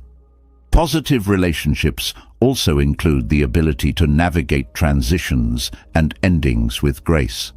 Not all connections are meant to last forever, and letting go of relationships that no longer align with your values is an act of self-respect. Ending a relationship with kindness and understanding preserves the positive energy it once brought, while freeing space for new connections to form. Learning from others within your circle enhances your own growth. The perspectives and insights of those around you provide valuable lessons that broaden your understanding. Whether it's through shared experiences, constructive feedback, or witnessing their resilience, these interactions inspire you to become the best version of yourself. Surrounding yourself with positive energy also involves contributing to the larger community. Engaging in group activities, volunteering, or joining communities that align with your values fosters a sense of belonging and shared purpose. These connections extend beyond individual relationships, creating a network of positivity that uplifts everyone involved. Self-reflection helps you maintain a healthy balance within your circle. Regularly evaluating the dynamics of your relationships ensures they continue to support your growth and peace. This reflection also helps you identify patterns or habits that might need adjustment, allowing you to engage with others in a way that nurtures positivity. As you cultivate a supportive circle, you'll notice the profound impact it has on your overall well-being. The energy you share with others becomes a source of strength, joy, and resilience. These relationships, built on mutual respect, trust, and kindness, create a foundation for a life filled with peace and fulfillment. By choosing to surround yourself with positive energy, you not only enrich your own life, but also contribute to a ripple effect of positivity that touches everyone you encounter. The energy of the people around you profoundly shapes your peace and positivity, but the spaces you inhabit also hold immense influence over your state of mind. The environments where you spend your time can either ground and uplift you or contribute to stress and overwhelm. A mindful environment is not just about aesthetics. It is about creating spaces that resonate with calm, focus, and clarity. Decluttering both physical and digital realms opens pathways to serenity, offering a sense of balance and control in a chaotic world. The connection between your surroundings and your emotions is powerful. A cluttered room often mirrors a cluttered mind, making it harder to focus or relax. When physical items accumulate without purpose, they create visual noise that competes for each or competes for your attention. Decluttering isn't merely about tidying up. It's a process of intentionally choosing what serves your life and letting go of what doesn't. This act creates space, both literally and emotionally, for peace to flourish. Mindful organization begins with reflection. Understanding why certain items hold space in your life helps guide decisions about what to keep and what to release. Objects often carry emotional weight, tied to memories, aspirations, or even guilt. Acknowledging these attachments without judgment allows you to determine whether these items genuinely support your well-being or if they are simply taking up room. Creating a mindful environment doesn't mean striving for perfection. It's about creating harmony and functionality, aligning your space with your needs and values. For some, this might mean a minimalist approach, while for others, it could mean carefully curating items that bring joy and inspiration. The goal is not one size fits all, but finding what works for you and fosters a sense of calm. The act of decluttering is also deeply symbolic. As you release physical clutter, you often release mental and emotional clutter as well. Letting go of unused or unnecessary items becomes an act of trust. Trust that you have enough, that you are enough, and that you don't need to hold on to excess to feel secure. This trust brings a lightness that carries over into other areas of life. Mindfulness in your physical environment extends beyond the objects in it. Lighting, colors, and textures all contribute to the atmosphere of a space. Natural light enhances focus and mood, while warm, calming colors promote relaxation. Soft, inviting textures add a sense of comfort, making a space feel nurturing rather than harsh. These details may seem small, but their cumulative effect can transform a room into a sanctuary. Digital spaces play an equally significant role in shaping your mental environment. The constant influx of notifications, emails, and online content can create a sense of overwhelm that mirrors physical clutter. Decluttering your digital life involves streamlining your devices, unsubscribing from unnecessary emails, and organizing files for easy access. This practice reduces mental load, allowing you to engage with technology more intentionally. Boundaries are essential in managing digital clutter.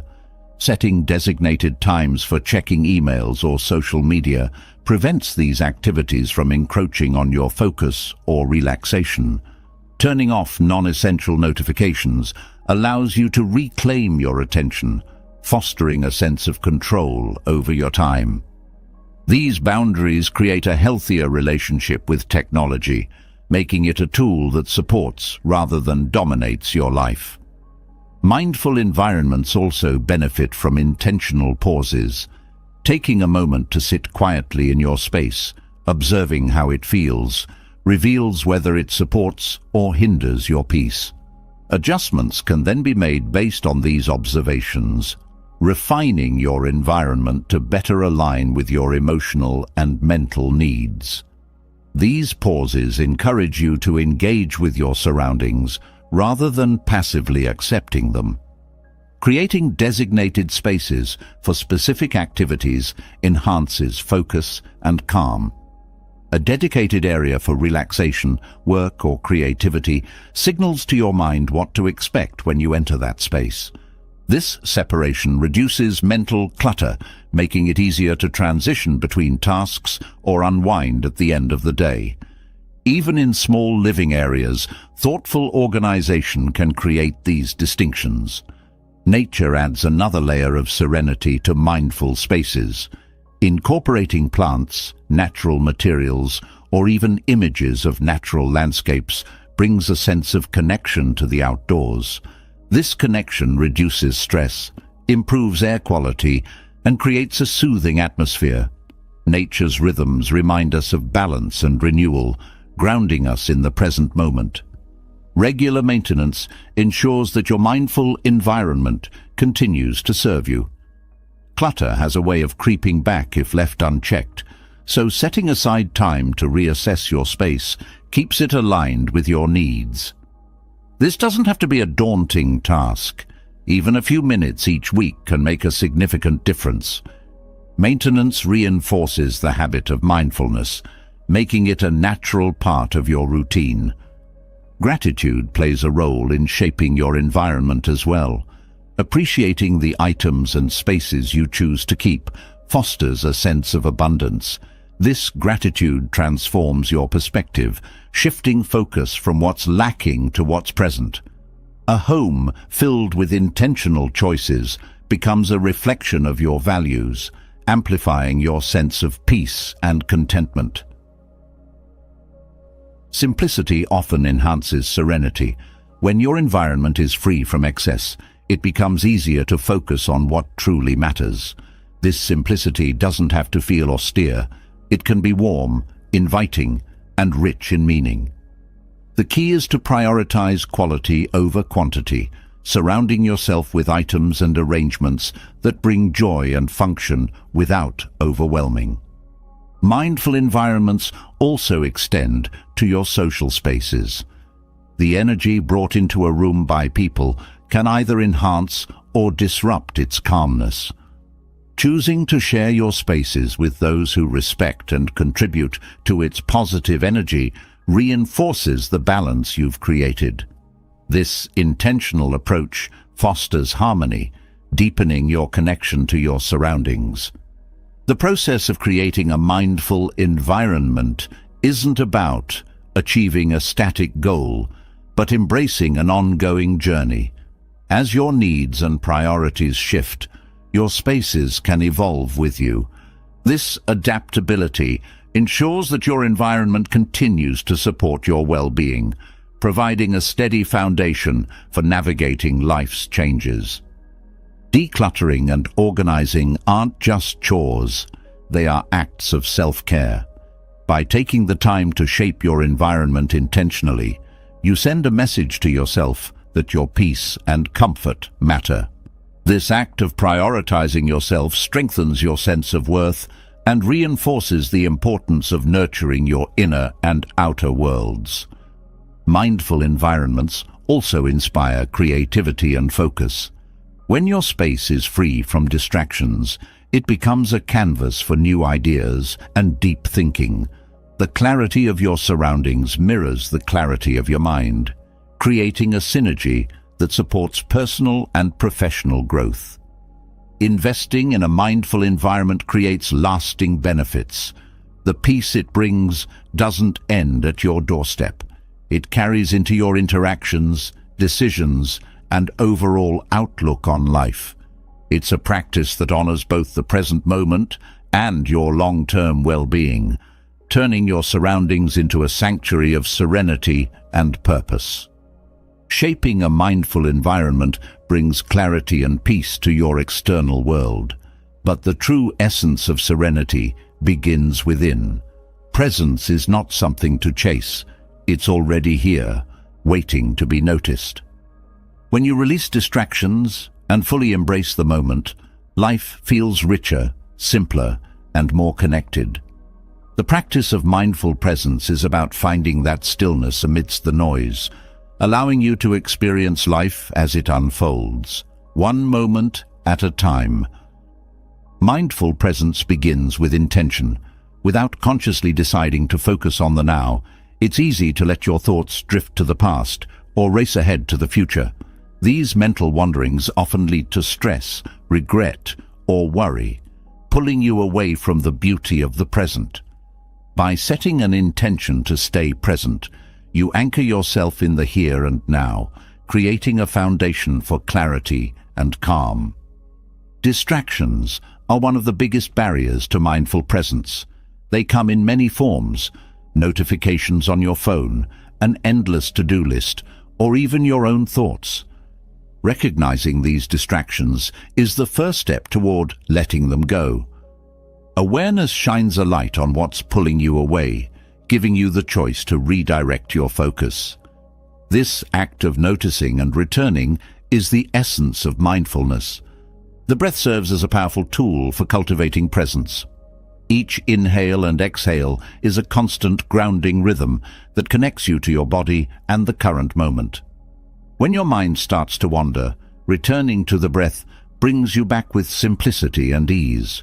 It doesn't require effort or perfection, just the willingness to be here, now. Mindful presence also involves embracing what is, without judgment or resistance. Life is filled with moments that don't align with expectations, but resisting them only creates tension. Accepting the moment as it is, even if it's uncomfortable, allows you to engage with it fully. This doesn't mean giving up on change. It means responding to life from a place of peace rather than conflict. Engaging your senses deepens your connection to the present. The feel of the ground beneath your feet, the sound of wind moving through trees, or the taste of your morning coffee are all invitations to experience the now. By focusing on these details, you pull your attention away from distractions and into the richness of your surroundings. This sensory awareness transforms even ordinary moments into something extraordinary.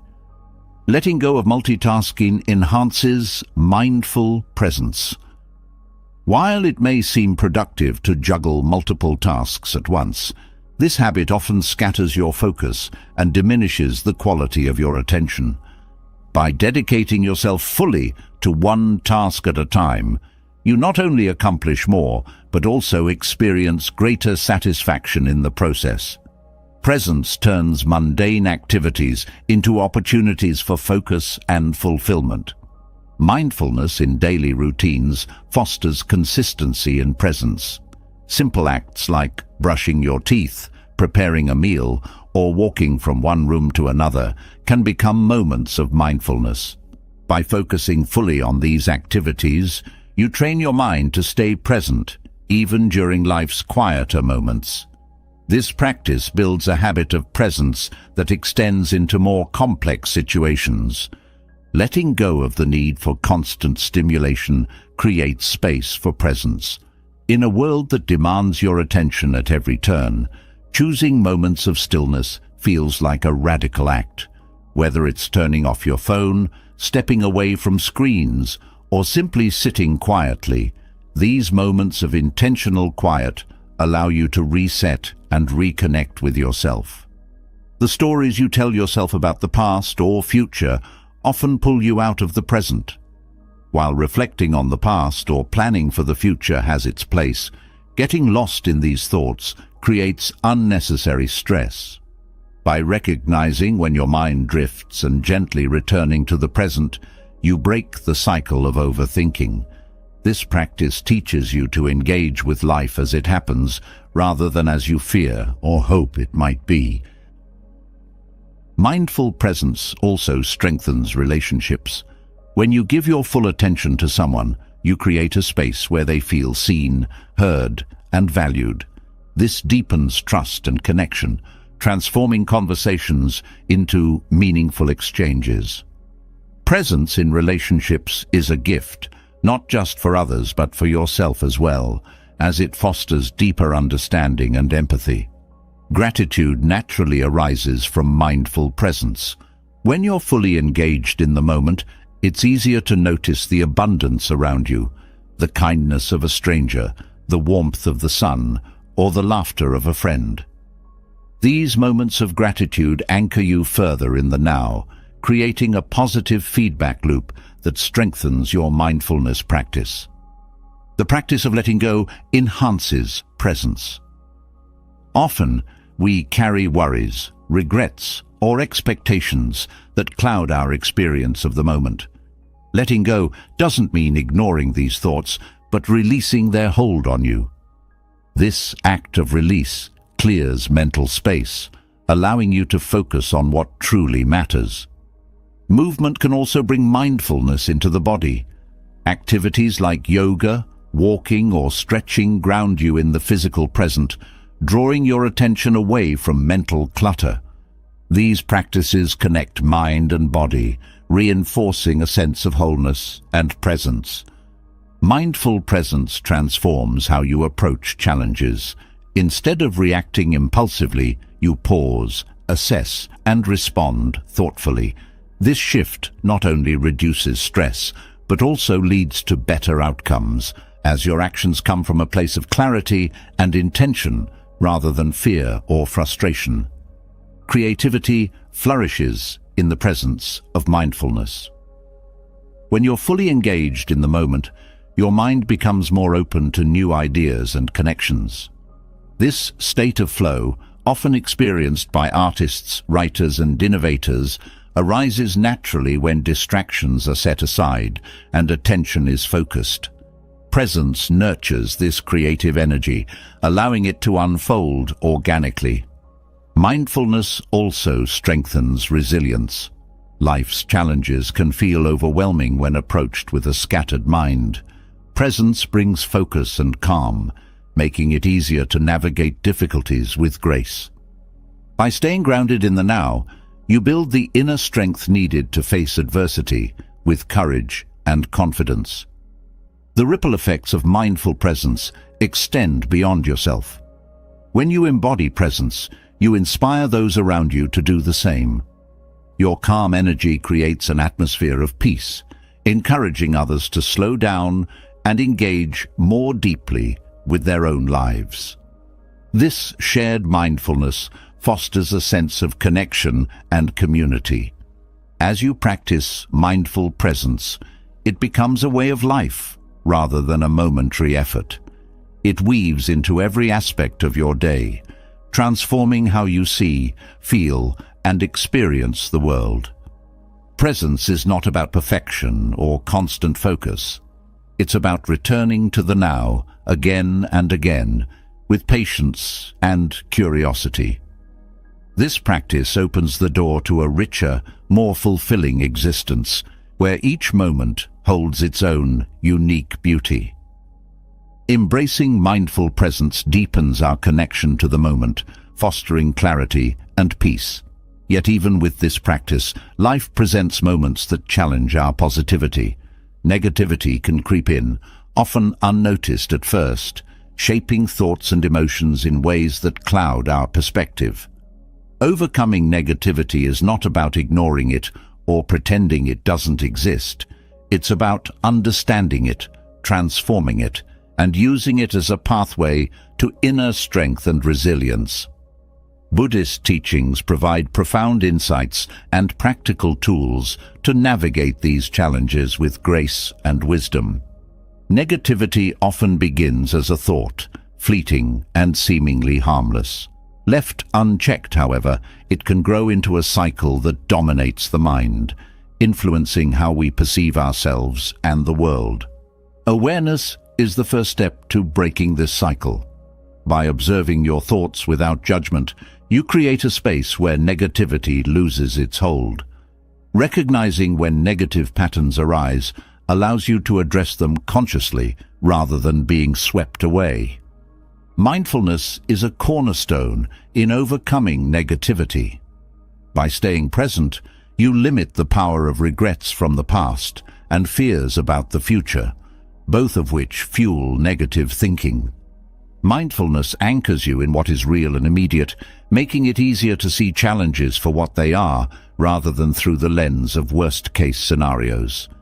This practice doesn't eliminate negativity, but helps you respond to it with calm and clarity. Buddhist teachings emphasize the impermanence of all things, including negative emotions. Just as joy is fleeting, so too are feelings of anger, frustration, or sadness.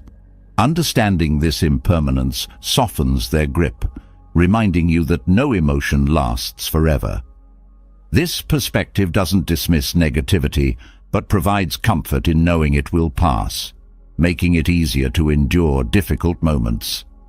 Compassion, both for yourself and others, is another powerful tool for overcoming negativity.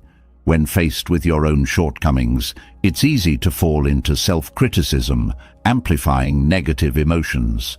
Practicing self-compassion replaces this harshness with kindness, creating a foundation for growth rather than self-punishment. Extending compassion to others fosters forgiveness and reduces the bitterness that negativity often feeds on. Reframing is a practical way to shift the narrative around negativity. Challenges and setbacks often carry lessons within them, waiting to be uncovered. Instead of seeing a difficult situation as purely negative, ask what it can teach you. This shift in perspective transforms obstacles into opportunities, reducing their emotional weight and opening the door to growth. Gratitude serves as a counterbalance to negativity. Focusing on what is going well, no matter how small, redirects your attention from what's lacking to what's abundant. This practice doesn't ignore challenges, but reminds you that even in difficulty, there is always something to appreciate. Gratitude cultivates a mindset of abundance, which naturally diminishes the space for negativity to take root. Buddhist teachings also highlight the importance of letting go. Clinging to expectations, grudges, or outcomes often intensifies negativity. Letting go is not about apathy or indifference. It's about releasing the mental attachments that cause unnecessary suffering. This practice brings freedom and lightness, making it easier to face life's challenges with a clear and open mind. The breath is a constant ally in managing negativity. Deep, intentional breathing calms the nervous system and centers your thoughts. When faced with overwhelming emotions, returning to the breath creates a pause, a moment to reset and choose your response. This simple practice empowers you to navigate negativity without being consumed by it. Meditation is another transformative practice for overcoming negativity. By sitting in stillness, you observe your thoughts without attaching to them, creating a sense of detachment from negative patterns. Over time, this practice rewires the mind, fostering resilience and equanimity. Meditation teaches you that you are not your thoughts. You are the observer, capable of choosing which thoughts to nourish. Engaging with the present moment also reduces negativity. Often, negative emotions arise from dwelling on past mistakes or worrying about future outcomes. Fully immersing yourself in the now, whether through mindful eating, walking, or simply observing your surroundings, shifts your focus away from these sources of distress. This engagement not only diminishes negativity, but enhances your appreciation for life's simple joys. Acts of kindness create a ripple effect that diminishes negativity. Helping others shifts your focus outward, reducing the inward spiral of negative thinking. These acts don't have to be grand gestures. Even small moments of generosity or support can uplift both the giver and the receiver.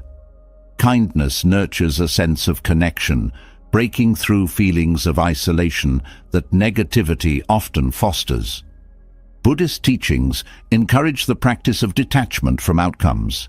Negativity often stems from unmet expectations or perceived failures. By focusing on the effort rather than the result, you free yourself from the weight of disappointment. This mindset doesn't lower standards, but shifts the emphasis to what you can control, your actions and intentions. Journaling offers a practical way to process negativity. Writing down your thoughts and emotions provides clarity, helping you identify patterns and triggers. This practice creates a safe space to explore your feelings, releasing them constructively rather than letting them fester. Journaling also allows you to track progress, reinforcing your ability to navigate challenges over time. Community and connection are vital in overcoming negativity. Sharing your struggles with trusted friends, family, or mentors provides support and perspective. Others often see strengths and solutions you might overlook, offering encouragement that breaks through the fog of negativity. These connections remind you that you are not alone, fostering hope and resilience. Physical movement helps release negativity stored in the body. Activities like yoga, walking, or even dancing shift stagnant energy, creating a sense of vitality and renewal. Movement connects the mind and body, grounding you in the present and reducing the intensity of negative emotions. Mantras or affirmations provide a steady anchor during difficult times. Repeating phrases like, "This too shall pass," or "I am strong enough to handle this," reinforces a positive mindset. These words serve as gentle reminders of your resilience and the impermanence of negativity, offering comfort and motivation when you need it most. Letting go of judgment enhances your ability to overcome negativity. Often, negative emotions are intensified by the stories we attach to them, blaming ourselves or others, labeling situations as unfair or hopeless. Releasing these judgments allows you to see things as they are, rather than through the lens of blame or frustration. This clarity fosters acceptance and peace. Regular reflection strengthens your ability to navigate negativity. Taking time to evaluate your reactions and responses helps you identify what works and what needs adjustment. This practice deepens self-awareness, enabling you to approach future challenges with greater insight and calm. Embracing the Buddhist principle of the middle way, a path of balance and moderation, offers guidance in managing negativity. Extremes, whether in thought or action, often exacerbate distress. Finding the balance between acknowledging emotions and not being ruled by them creates stability. This balance fosters a sense of control and calm, even amidst difficulty. Overcoming negativity is not about eliminating it entirely, but learning to transform it into a tool for growth and connection. Buddhist teachings remind us that life's challenges, while inevitable, are also opportunities to cultivate strength, compassion, and wisdom. Through these practices, negativity loses its grip, leaving space for a deeper sense of peace and positivity to emerge. Transforming negativity into growth fosters resilience, but there is another profound shift that amplifies inner peace: the embrace of simplicity. Complexity often weighs heavily on the mind, with too many choices, possessions, or commitments creating unnecessary noise. Simplicity is not about doing less for the sake of it, but about intentionally focusing on what truly matters. In simplifying, you create space for clarity, joy, and a deeper connection to yourself and the world. Embracing simplicity begins with recognizing how much excess can impact your mental and emotional well-being. Clutter, whether physical, mental, or emotional, creates distractions that sap your energy and focus.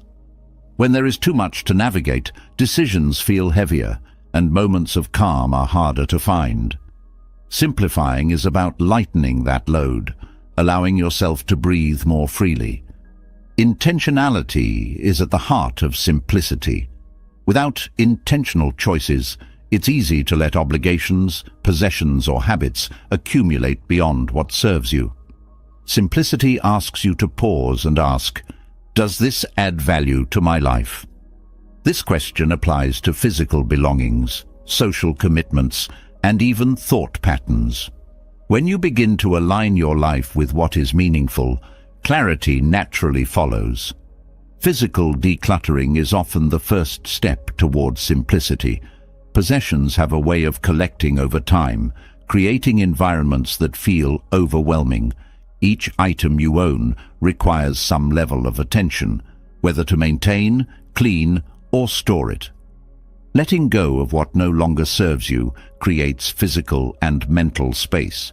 This process is not about discarding everything, but about keeping what aligns with your values and letting the rest go.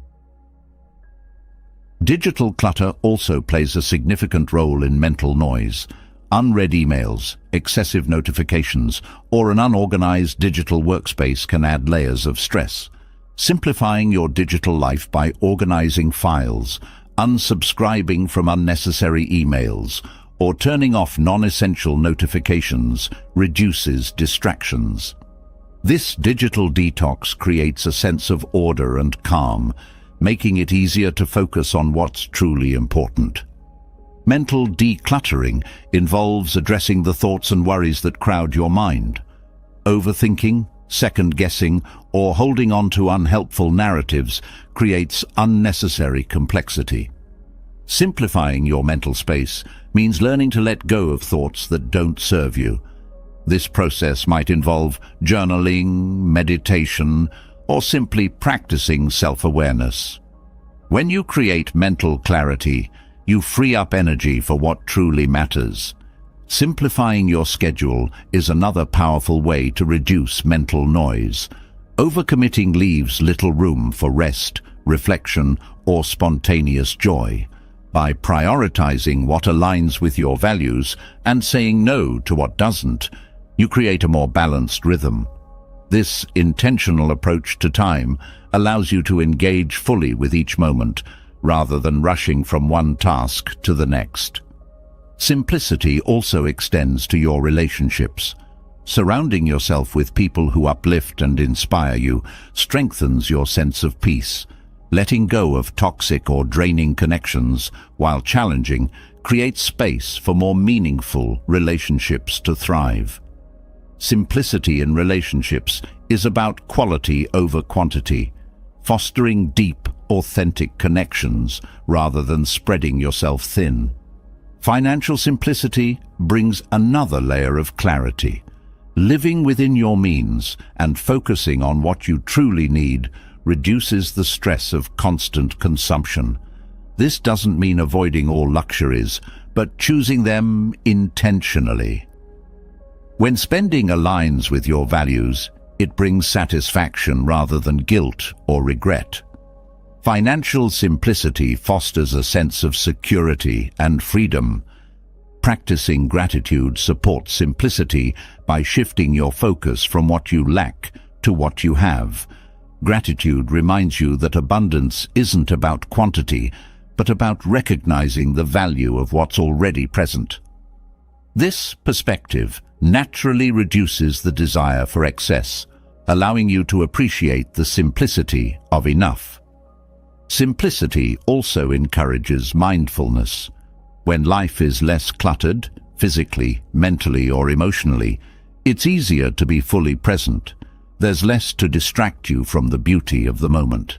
This mindfulness deepens your connection to yourself, others, and the world around you, creating a sense of harmony and balance.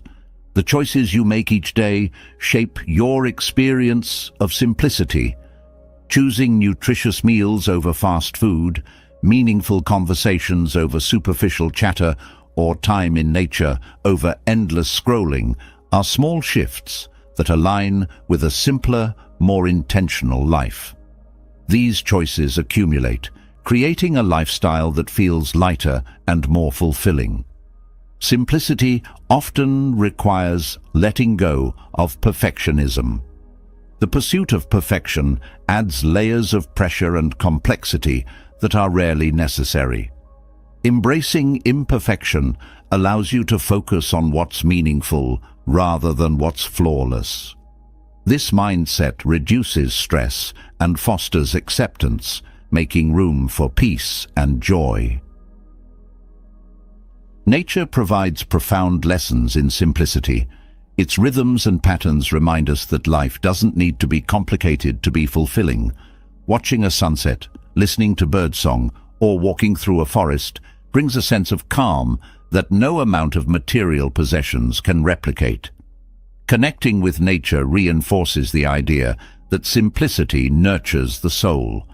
Simplicity also enhances your ability to adapt. When life is less cluttered, it's easier to adjust to changes or challenges. There's more flexibility in your schedule, resources, and mindset, making it possible to respond to life's unpredictability with grace. This adaptability reduces stress and fosters resilience. Letting go of societal pressures to do more, have more, or be more is a key aspect of simplicity. Society often equates busyness with success and consumption with happiness, but these pursuits can leave you feeling unfulfilled. By redefining success and happiness on your own terms, you create a life that aligns with your values and brings true contentment. Simplicity doesn't mean giving up ambition or drive. It means channeling those qualities toward what genuinely matters. When you simplify, you focus your energy on pursuits that align with your purpose, making your efforts more impactful and rewarding. This focus enhances your sense of accomplishment and satisfaction. Community plays an important role in simplicity. Sharing resources, skills, or time with others reduces the need for excess while fostering connection. Whether it's borrowing tools, exchanging knowledge, or participating in communal activities, these interactions enrich life without adding unnecessary complexity. Simplicity often reveals what truly brings joy. It's not the latest gadget or a packed schedule, but the quiet moments, heartfelt conversations, and meaningful experiences that linger. By stripping away distractions, you create space for these moments to flourish, deepening your sense of fulfillment. As you embrace simplicity, you may notice a ripple effect in other areas of your life. Clarity in your physical space fosters clarity in your thoughts. Balance in your schedule creates balance in your emotions. This interconnectedness reinforces the power of simplicity to transform not just one aspect of life, but your overall sense of well-being. The journey towards simplicity is deeply personal. It's not about following a specific formula, but about finding what aligns with your unique values and needs. Each step, whether letting go of an unused item, setting a boundary, or pausing to appreciate the moment, brings you closer to a life of greater clarity, peace, and purpose. Simplicity clears the clutter from life, offering a direct path to clarity and calm. But beneath this external and internal decluttering lies a deeper foundation for lasting peace: acceptance. True harmony arises not from changing the world to fit our expectations, but from embracing reality as it is. Acceptance is not about resignation or passivity. It is about recognizing the natural flow of life and finding contentment within it. In this wisdom lies profound peace, a freedom from unnecessary struggle, and a deeper connection to the present. Acceptance begins with acknowledging the nature of change. Life is in constant motion, shaped by cycles of growth, loss, and renewal. Resisting these changes often leads to frustration and disappointment. By accepting impermanence, you allow yourself to flow with life rather than against it. This perspective transforms change from an adversary into a natural rhythm that brings both challenges and opportunities. One of the greatest barriers to acceptance is the attachment to how things should be. These expectations create a gap between reality and perception, leading to dissatisfaction. When you release these rigid ideas, you open yourself to the richness of what is, rather than being confined by what you believe should happen. Letting go of these expectations frees your mind to appreciate life as it unfolds. Self-acceptance is a cornerstone of this practice. Embracing who you are, with all your strengths and imperfections, fosters a deep sense of peace. This doesn't mean settling for less or avoiding growth.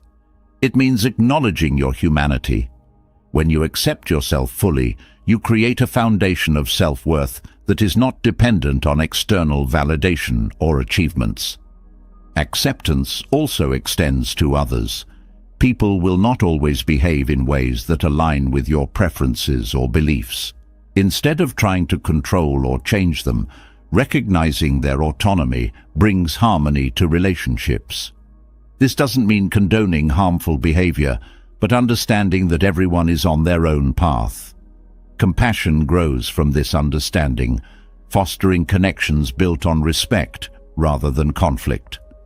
The practice of acceptance helps navigate difficult emotions. Anger, sadness, or fear are natural responses to life's challenges. Denying or suppressing these emotions often intensifies them, creating inner turmoil. By accepting and acknowledging these feelings, you allow them to move through you without becoming trapped by them. This process brings clarity and relief, making space for healing and growth. Buddhist teachings emphasize the importance of accepting suffering as a part of life. Pain, loss, and disappointment are inevitable, but they are also opportunities for growth and transformation.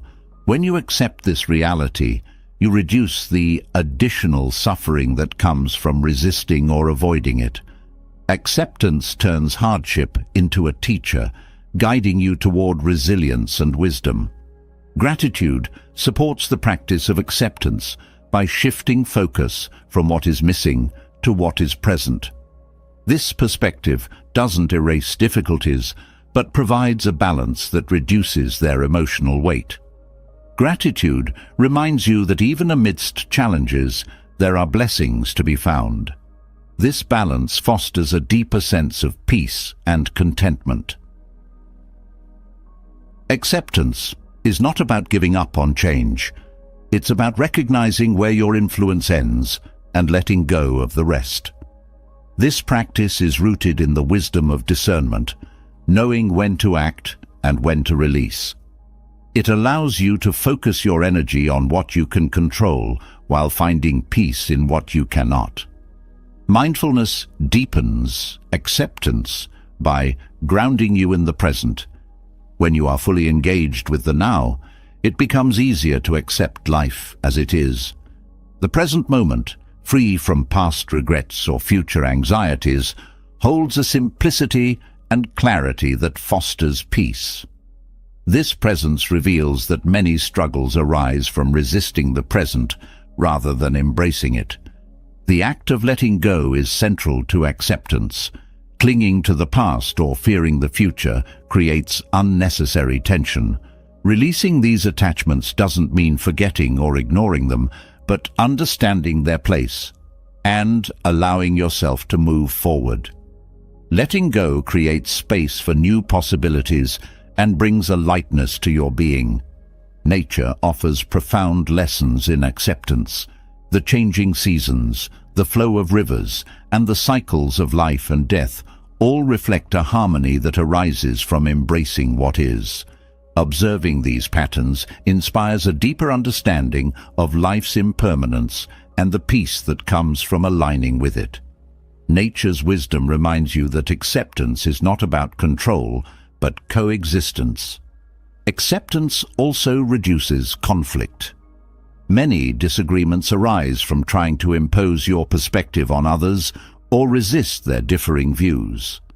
By practicing acceptance, you create space for dialogue and understanding.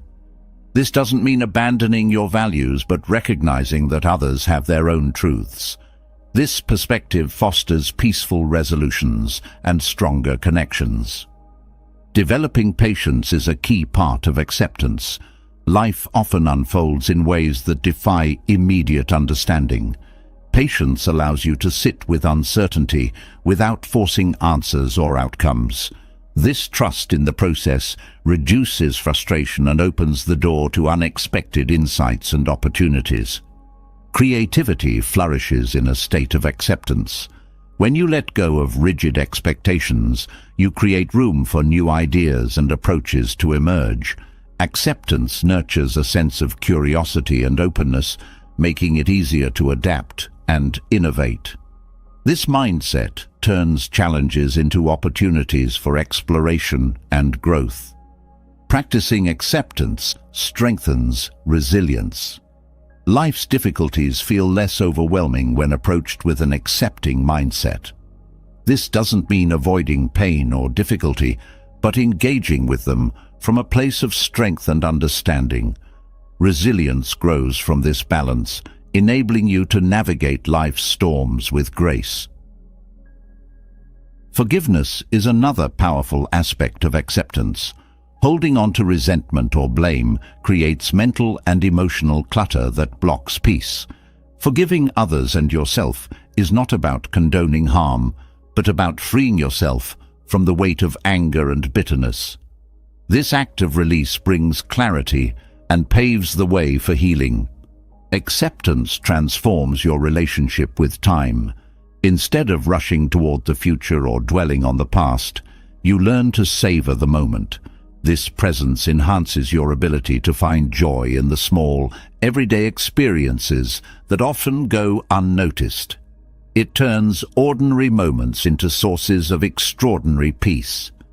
Living in harmony with reality doesn't mean abandoning ambition or hope. It means pursuing goals and dreams with an understanding that outcomes may differ from expectations. This flexibility allows you to adapt without losing sight of your purpose. It transforms setbacks into stepping stones, enriching your journey rather than derailing it. Acceptance is a practice, not a destination. It requires patience, self-compassion, and a willingness to return to it again and again. Each moment of acceptance deepens your sense of peace and strengthens your connection to the present. Over time, this practice becomes a way of life, fostering contentment, clarity, and a profound sense of harmony. Acceptance invites harmony by teaching us to embrace reality as it unfolds, but within that embrace lies an even deeper path to joy, kindness, and compassion. When the heart opens to others, the act of giving creates a ripple of love that often returns with greater force. Kindness and compassion are not merely acts of charity or goodwill. They are profound tools that connect, heal, and nurture both the giver and the receiver. Their transformative power lies in their ability to dissolve barriers, bring inner joy, and foster a sense of shared humanity. Kindness begins with a decision to act from love rather than fear.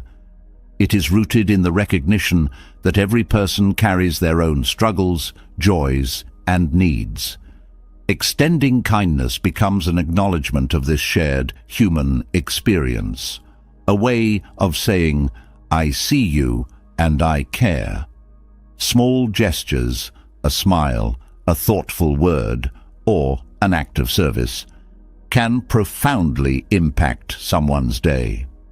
These moments also nurture the giver, reinforcing a sense of purpose and connection. Compassion deepens kindness by adding the element of empathy. It is not just about helping others, but understanding their pain and standing with them in solidarity. Compassion creates a bridge of connection that transcends differences and unites people on a deeply human level. When you offer compassion, you remind both yourself and others that they are not alone, fostering a sense of belonging that can bring comfort and hope. Kindness and compassion are not limited to grand acts. They thrive in the ordinary.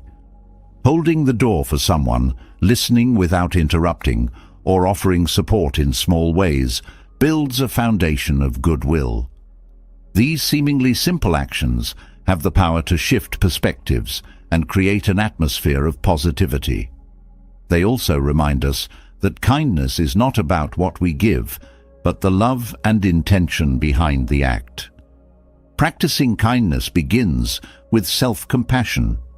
It is difficult to pour love into the world if your own well feels dry. Treating yourself with the same care and understanding you offer others fosters inner strength and resilience. Self-compassion is not indulgent, but necessary. It allows you to give freely without depleting yourself. When you acknowledge your own worth, you create space to fully appreciate the worth of others. Kindness is contagious. One act of goodwill often inspires others to do the same. creating a ripple effect that spreads far beyond the initial moment. This chain reaction not only benefits the individuals involved, but also fosters a sense of community and connection. When you practice kindness, you contribute to a culture of empathy and care that uplifts everyone. Compassion also reduces judgment. Instead of focusing on others' shortcomings or differences, compassion encourages understanding and acceptance. It shifts the perspective from criticism to curiosity, asking, "What might this person be going through?" This mindset creates a sense of peace by replacing conflict with connection, fostering harmony in relationships and within yourself. Kindness and compassion also foster gratitude. By focusing on how you can contribute to others' well-being, you often gain a deeper appreciation for what you have. This gratitude reinforces a sense of abundance, reducing feelings of lack or comparison. It reminds you that joy comes not from what you possess, but from the connections you nurture and the love you share. Acts of kindness cultivate mindfulness. When you focus on the needs of others, you naturally become more present.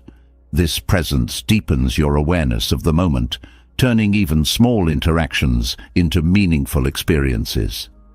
Kindness becomes a practice of being fully engaged with life, enriching both your perspective and your relationships. Compassion softens the edges of difficult emotions. Anger, frustration, or disappointment often lose their intensity when approached with understanding rather than resistance. By extending compassion to those who hurt or challenge you, you transform conflict into an opportunity for growth. This doesn't mean tolerating harm, but choosing to respond from love rather than react from pain. Kindness nurtures resilience. In times of personal difficulty, focusing on others can provide a sense of purpose and direction. Helping someone else often shifts your perspective, reminding you that challenges are a shared human experience and that there is strength in connection. Acts of kindness become a source of healing, not just for others, but for yourself. Compassion also strengthens emotional intelligence. By understanding and responding to the emotions of others, you enhance your ability to navigate your own feelings. This deepens your self-awareness and improves your relationships, creating a cycle of positive energy that sustains both you and those around you. Kindness transforms the way you view success. Instead of measuring achievement by external standards, it shifts the focus to the impact you have on others. This redefinition brings a sense of fulfillment that transcends material gains or recognition.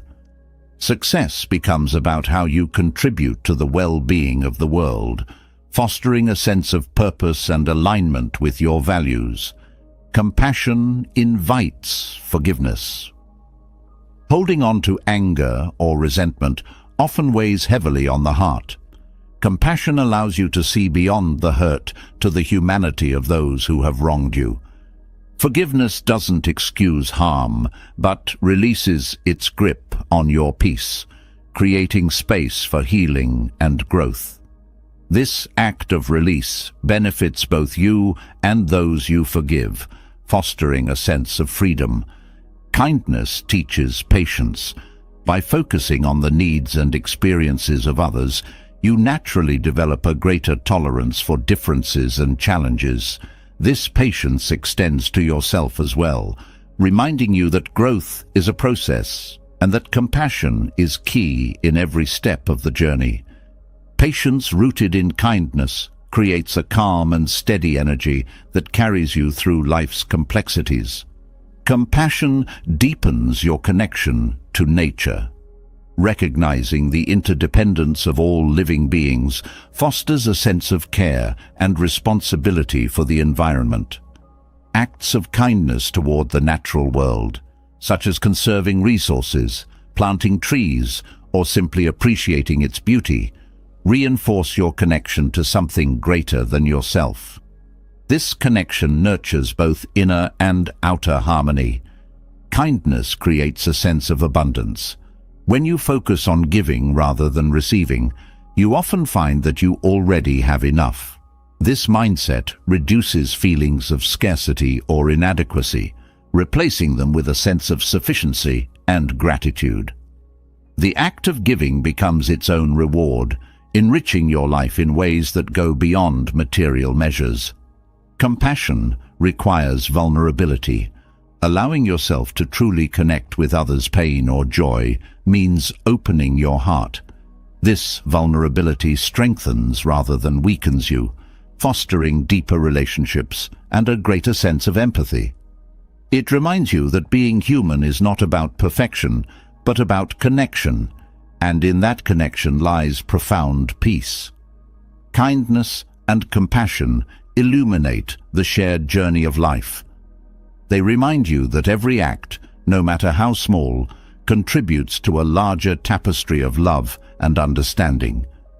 By practicing them consistently, you create a life filled with purpose, joy, and a sense of belonging. These acts transform not only the world around you, but also the world within, fostering a profound and lasting sense of inner tranquility. Kindness and compassion bring light into the world, strengthening connections and fostering inner joy. However, these qualities can be tested when faced with toxic relationships, those that drain your energy, disrupt your peace, and cloud your sense of self. Navigating these relationships requires mindfulness and the courage to set clear boundaries. It's not about closing your heart or turning away from compassion, but about protecting your energy so you can continue to live authentically and thrive. Toxic relationships are marked by patterns of manipulation, criticism, or control that leave you feeling diminished. Recognizing these dynamics is the first step toward managing them. Awareness shines a light on behaviors that may have been normalized or overlooked, allowing you to assess how these relationships affect your mental, emotional, and physical well-being. This clarity is essential for making conscious decisions about how to proceed. Mindfulness is a powerful tool in navigating toxic relationships. By staying present, you can observe interactions without being consumed by them. Mindfulness helps you identify patterns, triggers, and emotional responses, giving you the ability to respond thoughtfully rather than react impulsively. This awareness creates a sense of control, even in situations that feel overwhelming. Boundaries are essential for protecting your energy. They are not walls to shut people out, but guidelines that define what is acceptable in your interactions. Setting boundaries requires self-awareness and self-respect.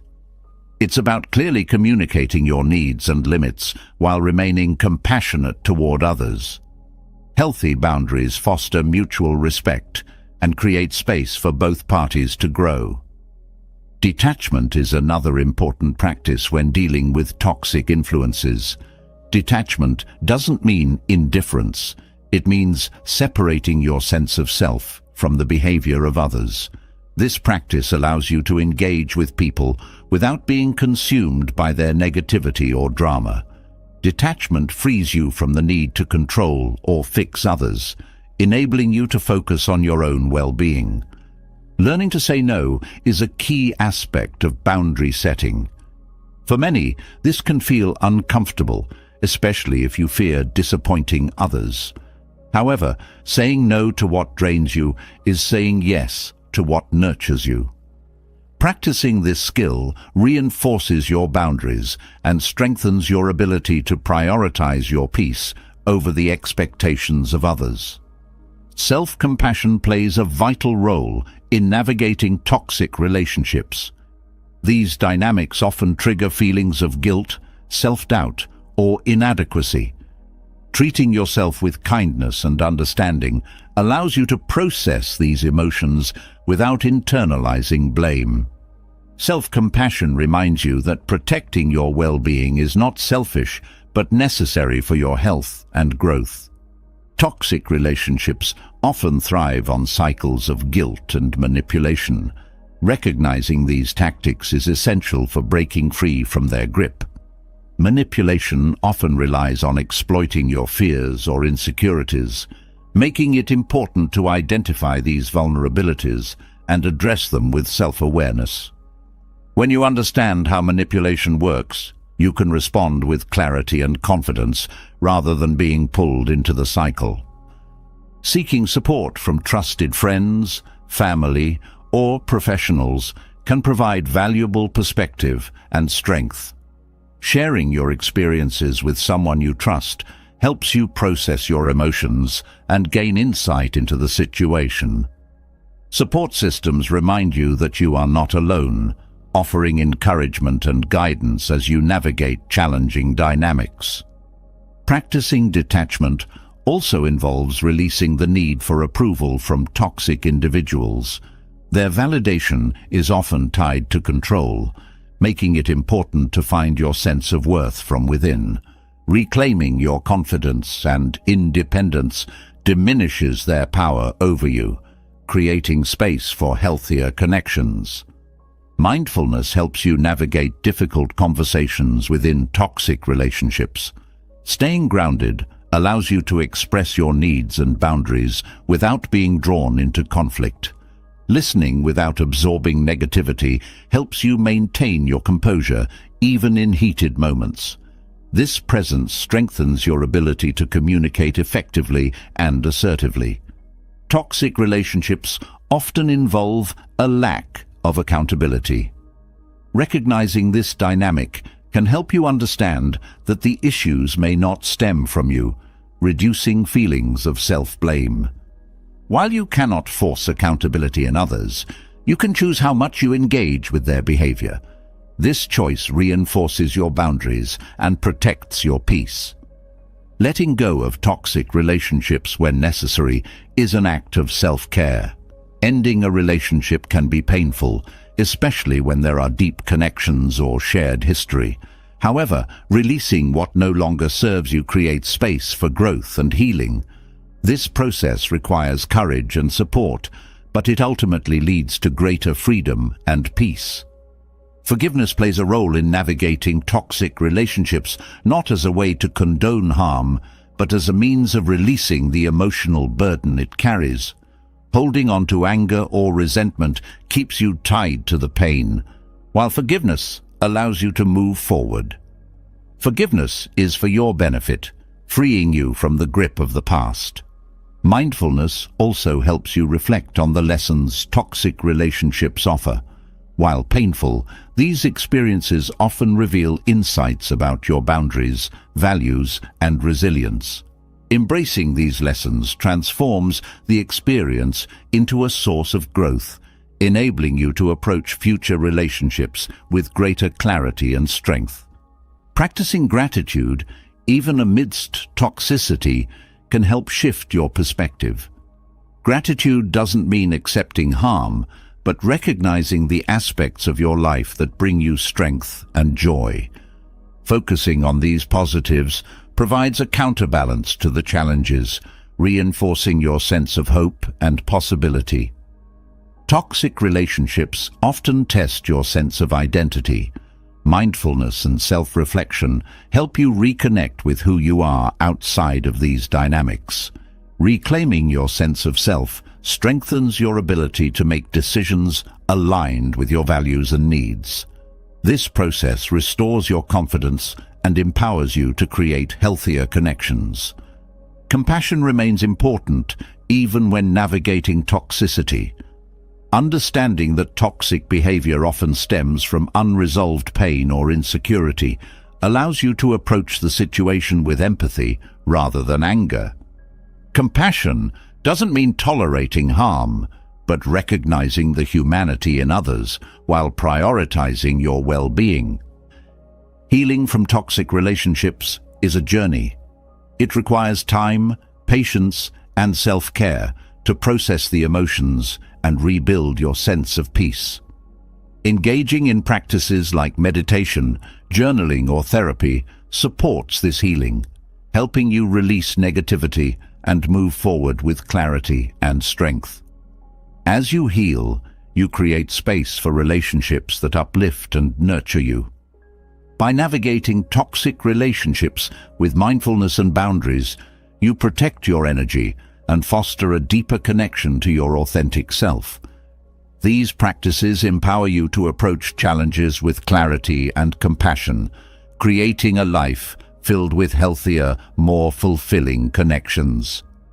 Navigating toxic relationships requires mindfulness and boundaries, but sustaining inner clarity and peace demands a deeper practice.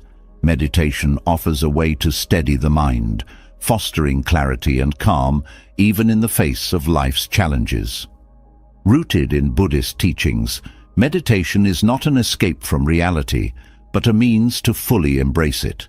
By observing thoughts without attachment and cultivating stillness, meditation opens the door to a profound sense of balance and awareness. Meditation begins with the simple act of sitting and turning inward. In a world full of distractions, this practice can feel unfamiliar at first. However, the beauty of meditation lies in its simplicity. There is no need to perform or achieve, only to be. This stillness creates space for the mind to settle, revealing a deeper clarity that often remains hidden in the rush of daily life. The breath is a foundational anchor in meditation. Focusing on the natural rhythm of your inhale and exhale brings your attention to the present moment, gently pulling you away from the noise of your thoughts. The breath is always with you, steady and constant, offering a grounding presence even when your mind feels restless. By returning to the breath, you cultivate a sense of stability that can extend into all aspects of life. Meditation teaches you to observe your thoughts without judgment. The mind naturally produces a constant stream of thoughts, some helpful, others distracting or overwhelming.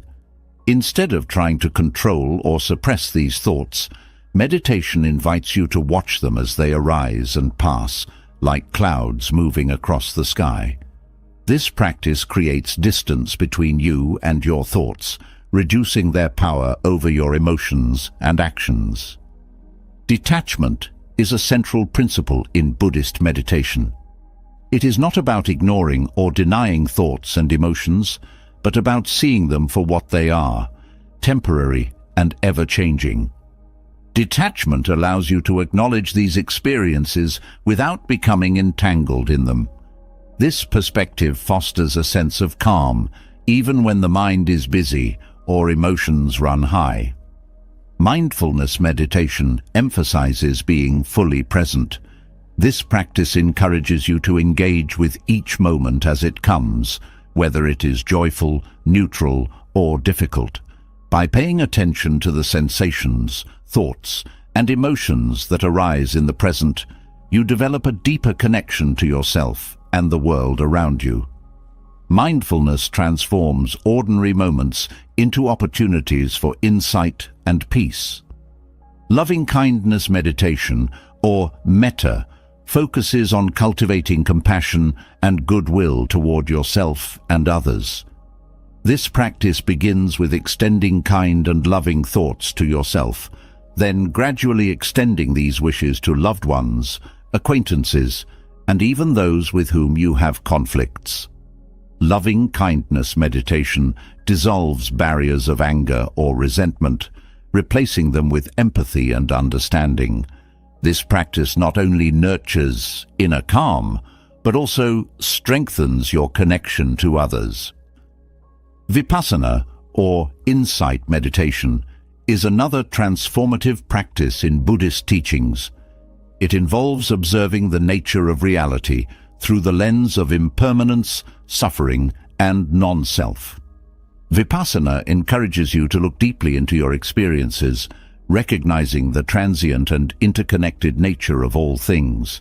This understanding brings freedom from attachment, fostering a profound sense of peace and acceptance.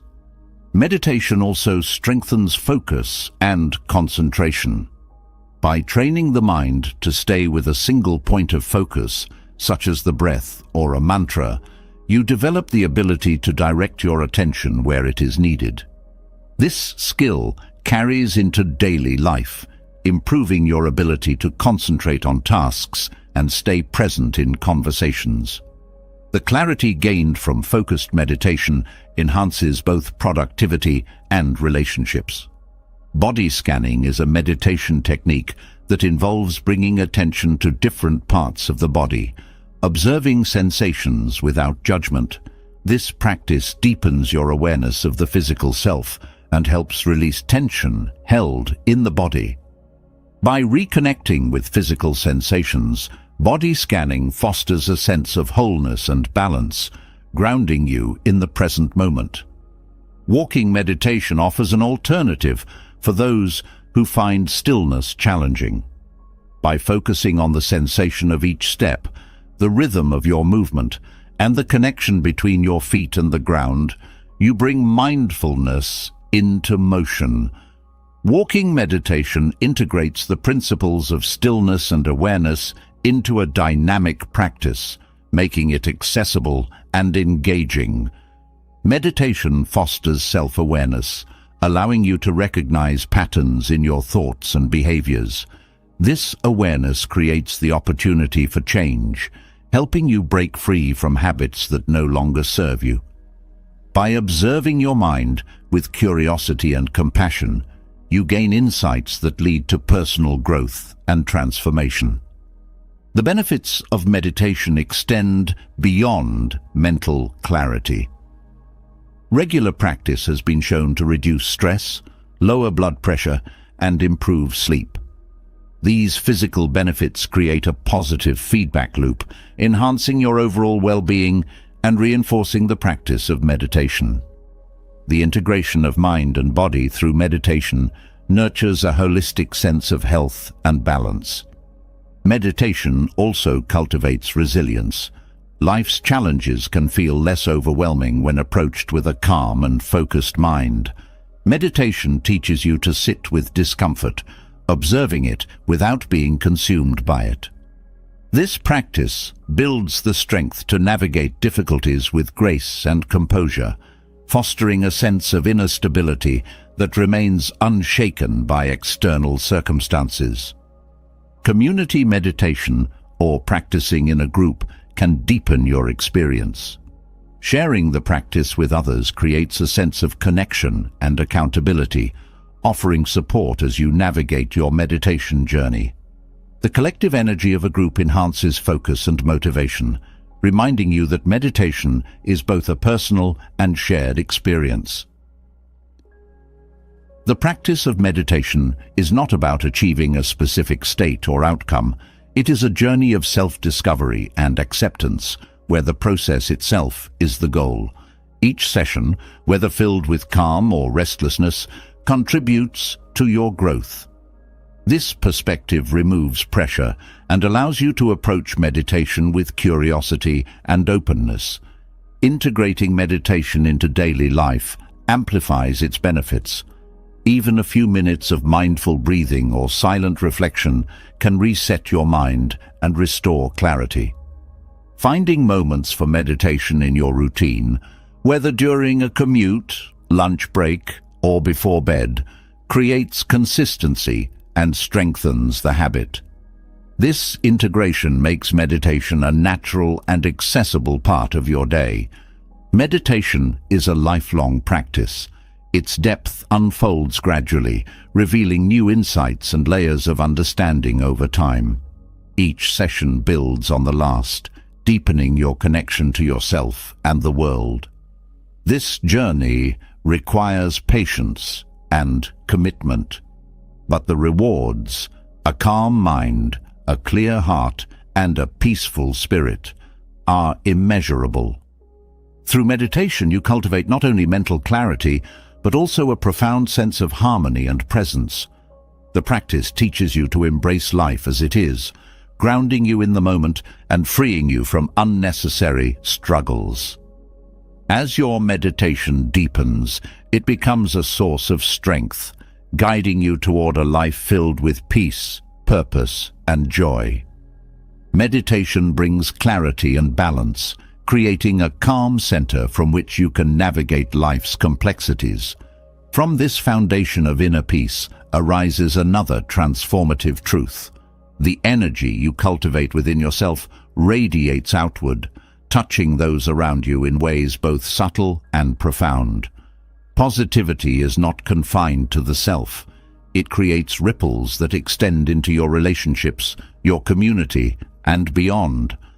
By fostering positivity within, you contribute to a collective atmosphere of hope and connection.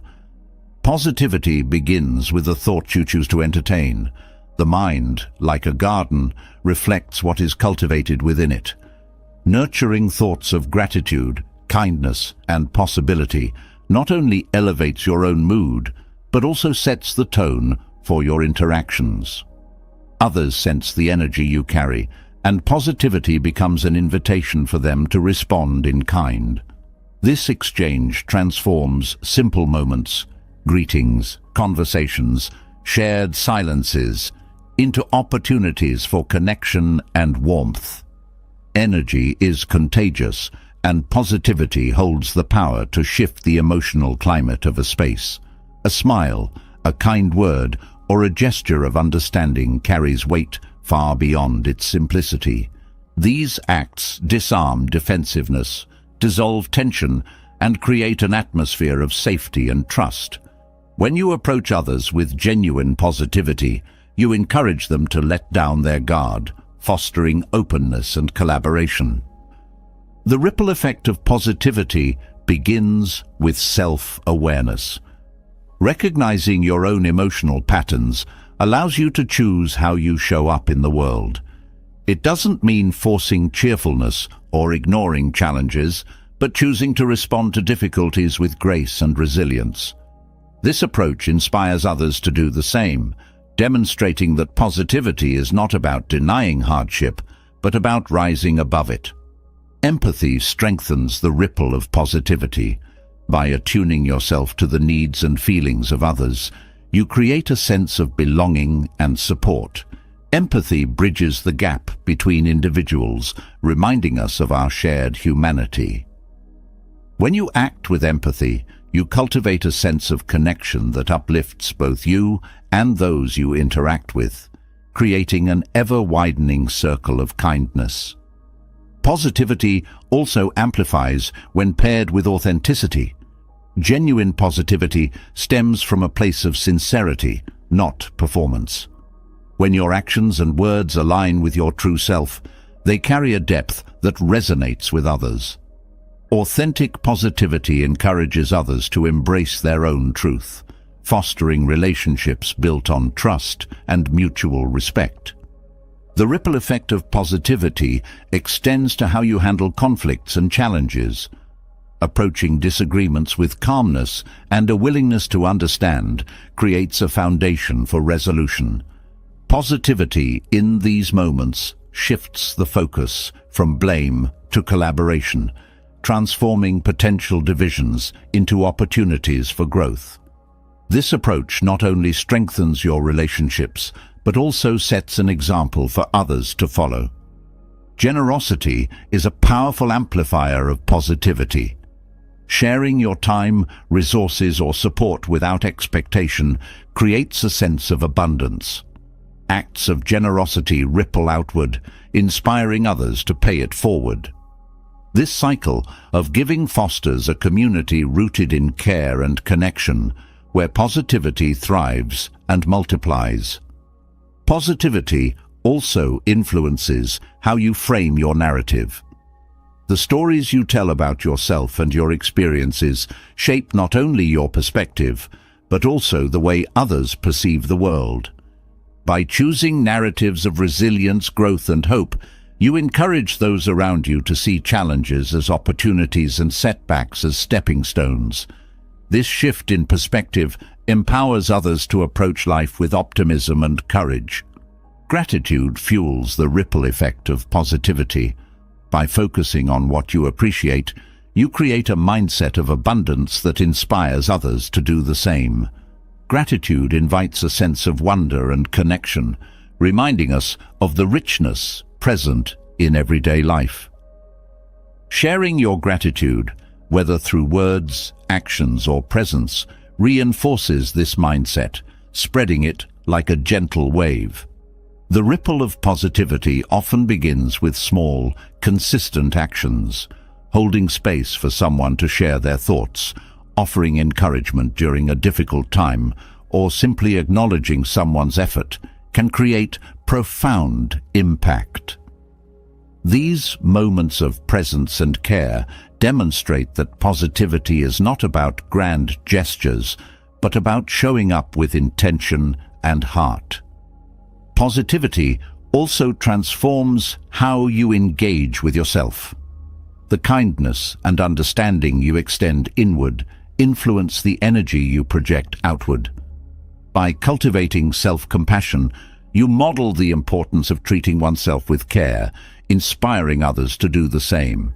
This inner positivity reinforces a cycle where self-love and love for others coexist and strengthen each other.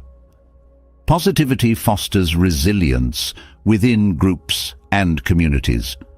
When individuals bring hope and determination to shared efforts, the collective energy shifts toward possibility and progress. This dynamic encourages collaboration and innovation, turning challenges into opportunities for collective growth. The ripple effect of positivity becomes a force for transformation, not just for individuals, but for the whole. Positivity also creates space for vulnerability and growth. When you approach others with acceptance and encouragement, you create an environment where they feel safe to be themselves. This openness nurtures trust and deepens connections, allowing for more authentic relationships. In this way, positivity becomes a foundation for mutual empowerment and support. The ripple effect of positivity transcends words and actions. Your presence alone can influence those around you. When you carry yourself with calm, joy, and authenticity, you become a source of stability and inspiration. This energy often resonates with others on a subconscious level, encouraging them to align with the same uplifting frequency. Positivity invites people to dream bigger and aim higher. By celebrating the successes and potential of those around you, you reinforce their confidence and motivation. This encouragement not only helps individuals grow, but also fosters a culture of mutual support, where positivity becomes the norm rather than the exception. Kindness and positivity work hand in hand, creating a feedback loop that strengthens both. The more you give, the more you receive, not in material terms, but in the sense of fulfillment and connection.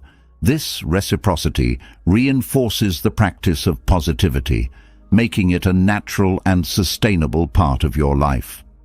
The ripple effect of positivity also challenges negativity. While it cannot eliminate hardship, it offers a counterbalance that softens its impact. Positivity doesn't ignore difficulties, but provides the strength to face them with grace. This approach inspires others to find their own strength, creating a shared resilience that uplifts the collective spirit. Positivity in leadership transforms teams and organizations. Leading with empathy, encouragement, and integrity sets a tone that others naturally follow. A positive leader creates an environment where individuals feel valued, motivated, and supported, fostering a sense of purpose and belonging that benefits everyone involved. The ripple effect of positivity is not confined by boundaries. Acts of kindness, words of encouragement, and moments of connection often spread far beyond what you can see. A single positive interaction can inspire countless others, creating waves of change that extend into the broader world. By cultivating positivity within yourself, you become a beacon of hope and connection for others. This energy is not finite. It grows as it is shared, creating an ever-expanding ripple of love, kindness, and inspiration. The impact of this positivity, though often unseen, is profound and lasting, shaping not just individual lives, but the world we share.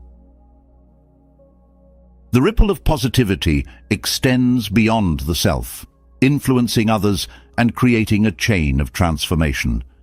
Yet, as this energy flows outward, life still brings moments that test our inner strength. In these moments, Buddhist teachings offer timeless principles that ground us, enabling us to navigate challenges with calm and resilience.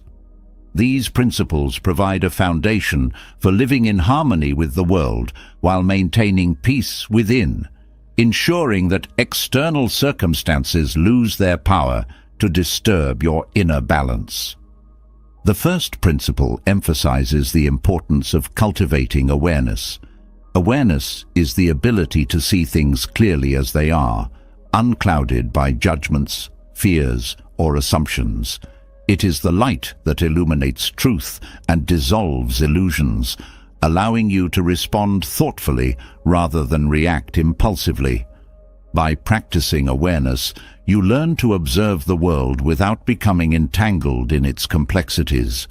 This clarity creates space for calm, no matter the chaos that surrounds you. Equanimity is another cornerstone of Buddhist philosophy, teaching you to maintain emotional stability regardless of circumstances.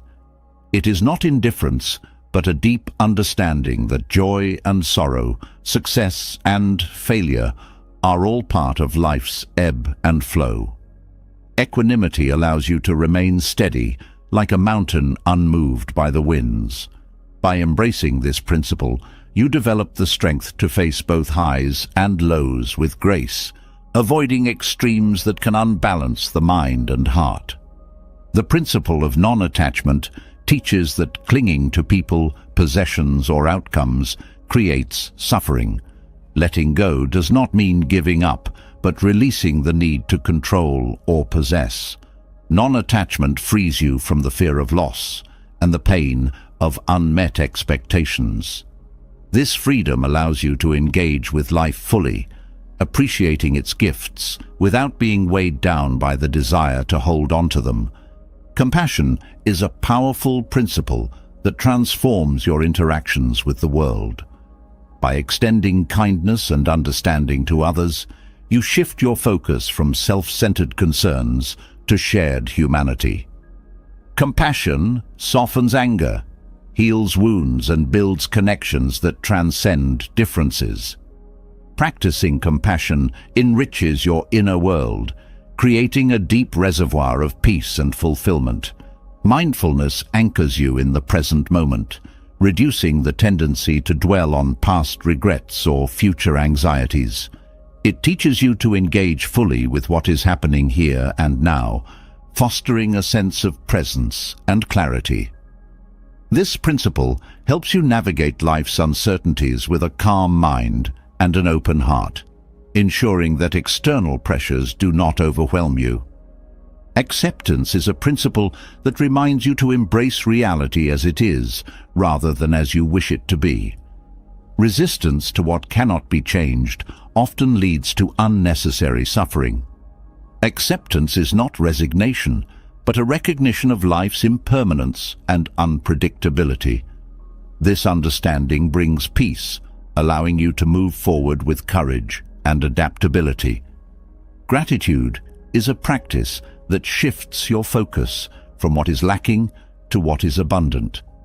It reminds you to appreciate life's simple joys and the lessons embedded in its challenges. Gratitude creates a mindset of sufficiency, reducing the grip of envy or dissatisfaction. This principle nurtures contentment and resilience, fortifying your spirit against the trials of life. Right speech, a principle rooted in mindfulness, emphasizes the power of words. Speaking with kindness, truth, and intention cultivates harmony in relationships and fosters trust. This practice also involves restraint, avoiding words that harm or deceive. By aligning your speech with your values, you create a ripple of positivity that influences not only others, but also your own sense of integrity and peace. The principle of detachment from ego encourages humility and self-awareness. The ego often drives a need for validation, recognition, or superiority, leading to conflict and dissatisfaction. By detaching from ego-driven desires, you align your actions with purpose rather than pride. This shift fosters genuine connections and a sense of inner freedom, making you less vulnerable to external criticism or praise. Meditation, as a principle and practice, cultivates stillness and self-reflection. It allows you to observe your thoughts and emotions without judgment, creating a space of calm and clarity. Regular meditation strengthens your ability to respond to challenges with equanimity, reducing the influence of external stresses. This inner sanctuary becomes a source of strength that sustains you through life's ups and downs. Patience is an essential principle that teaches the art of enduring difficulties with grace. Life's challenges often test your resolve, but patience allows you to navigate them without frustration or haste. It reminds you that growth and solutions take time, and that each moment, no matter how trying, contributes to your journey. Patience fosters resilience and a sense of trust in the process of life. Generosity embodies the principle of giving without expectation. Sharing your time, resources, or kindness creates a sense of abundance that transcends material possessions. Generosity not only uplifts others, but also enriches your own sense of purpose and connection. It reduces attachment to what you have, reminding you that true wealth lies in what you give. Simplicity, as a principle, encourages you to focus on what truly matters. By reducing excess and distraction, you create space for clarity and peace. Simplicity is not about deprivation, but about intentional living, aligning your actions and possessions with your values. This focus reduces mental clutter and strengthens your ability to remain centered in a complex world. The principle of humility fosters a deep respect for life and others. It reminds you that growth comes not from asserting dominance, but from listening, learning, and collaborating.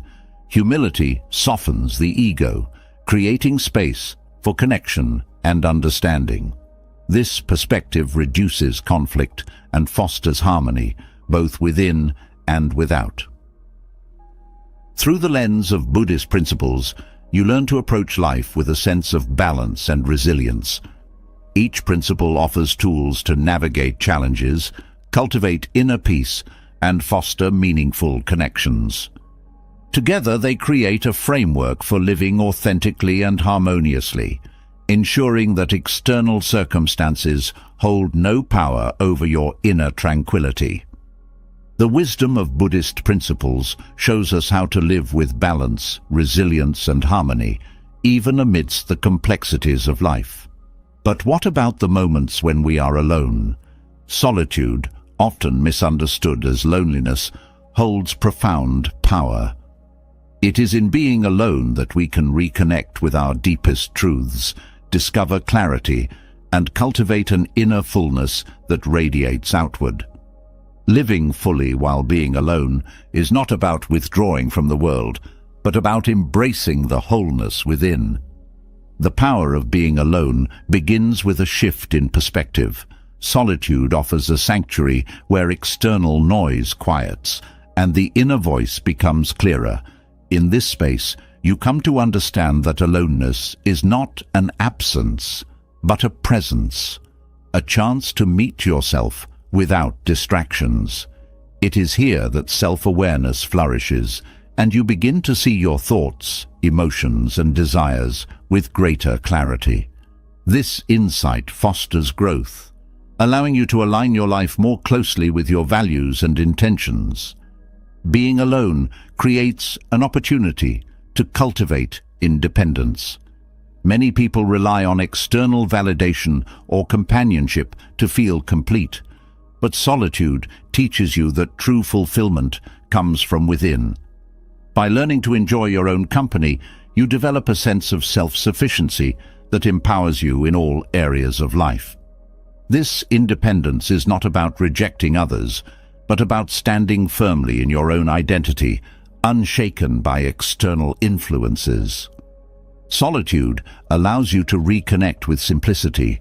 Without the distractions of constant interaction or societal demands, you have the freedom to focus on what truly matters. This simplicity brings a sense of calm and clarity, making it easier to prioritize your time and energy.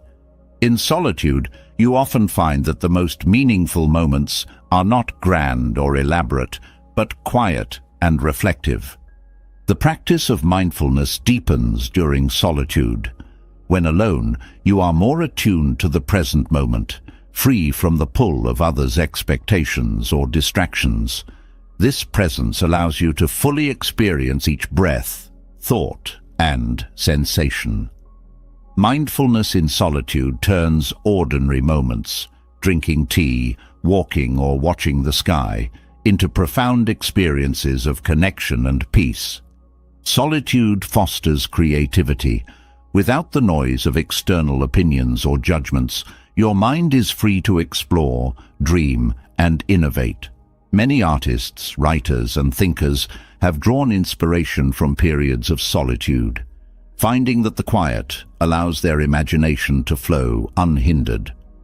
This creative energy is not limited to art, but extends to problem-solving, personal growth, and new perspectives on life. Being alone is also a time to recharge. Social interactions, while enriching, can be draining, especially for those who are sensitive to energy or emotions. Solitude offers a chance to restore balance, refilling your emotional and mental reserves. This renewal makes it easier to re-engage with others from a place of fullness rather than depletion. In solitude, you can confront and process emotions more effectively.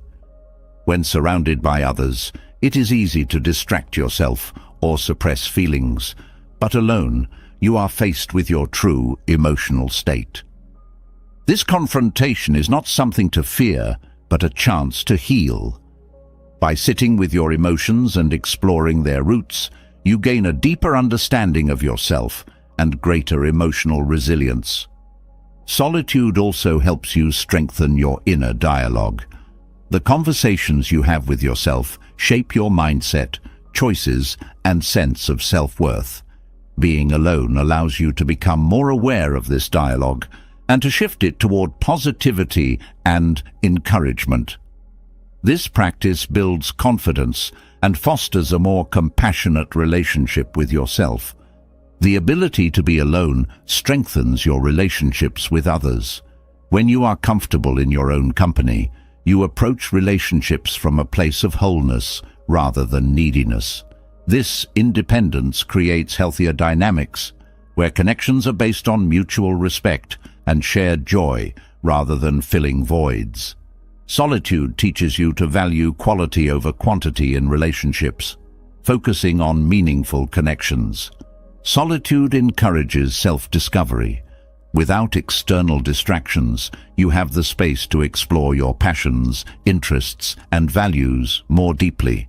This exploration often leads to revelations about who you are and what you want from life.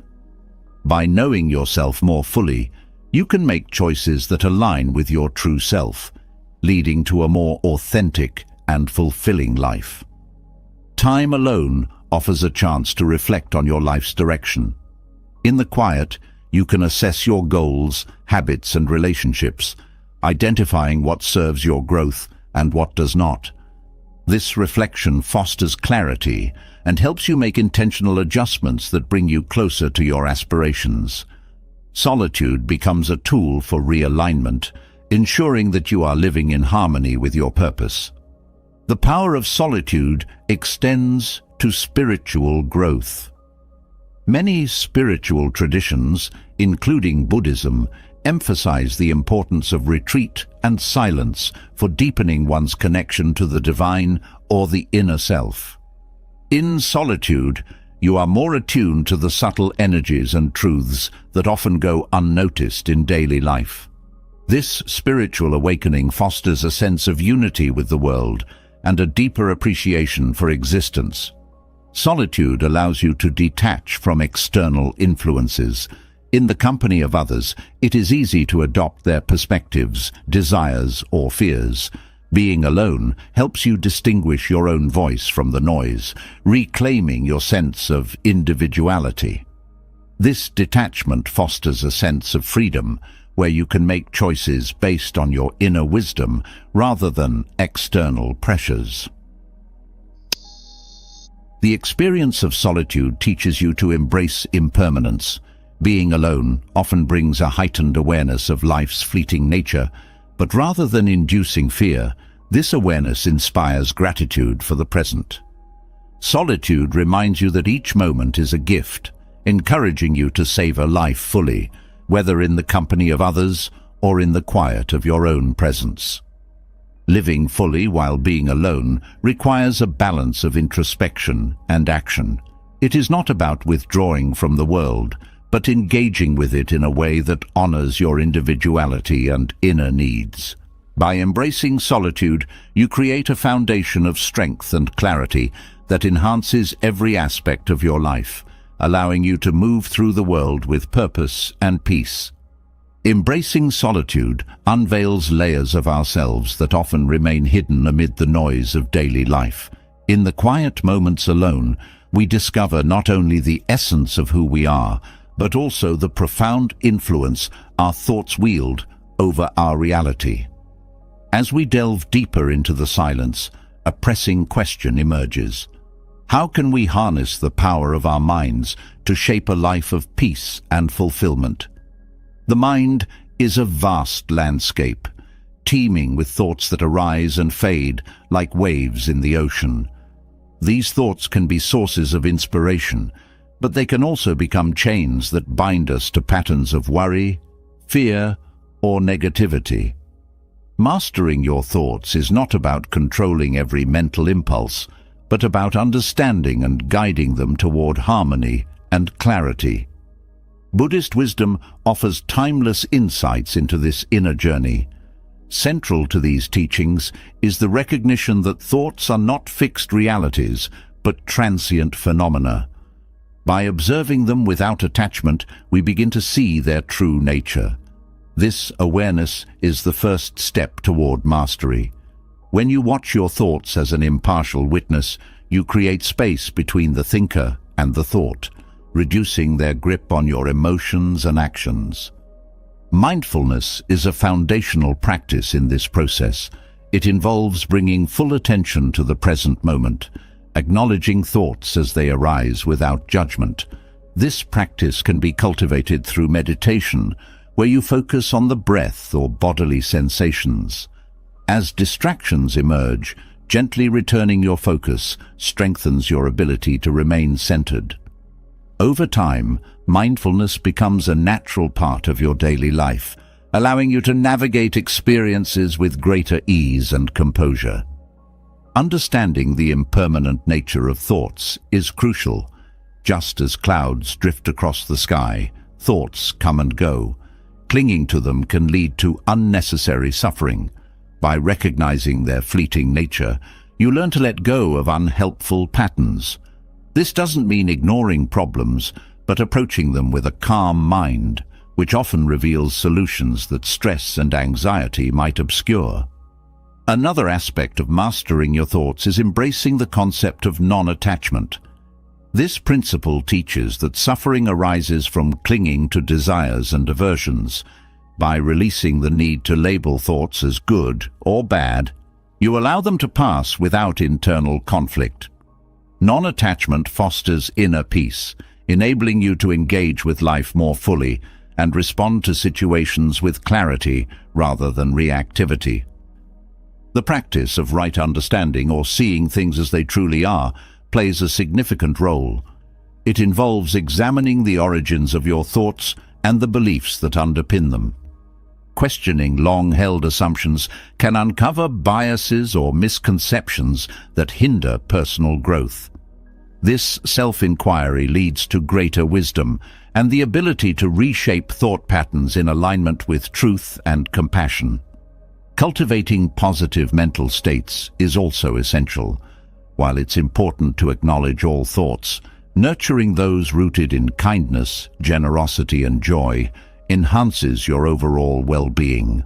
Practices like loving-kindness meditation encourage the development of these qualities. By intentionally focusing on positive attributes, you reinforce neural pathways associated with happiness and reduce the influence of negative thinking. Discipline of the mind is another key element. Just as the body benefits from regular exercise, the mind thrives when trained consistently. Setting aside time each day for meditation or reflection strengthens mental faculties.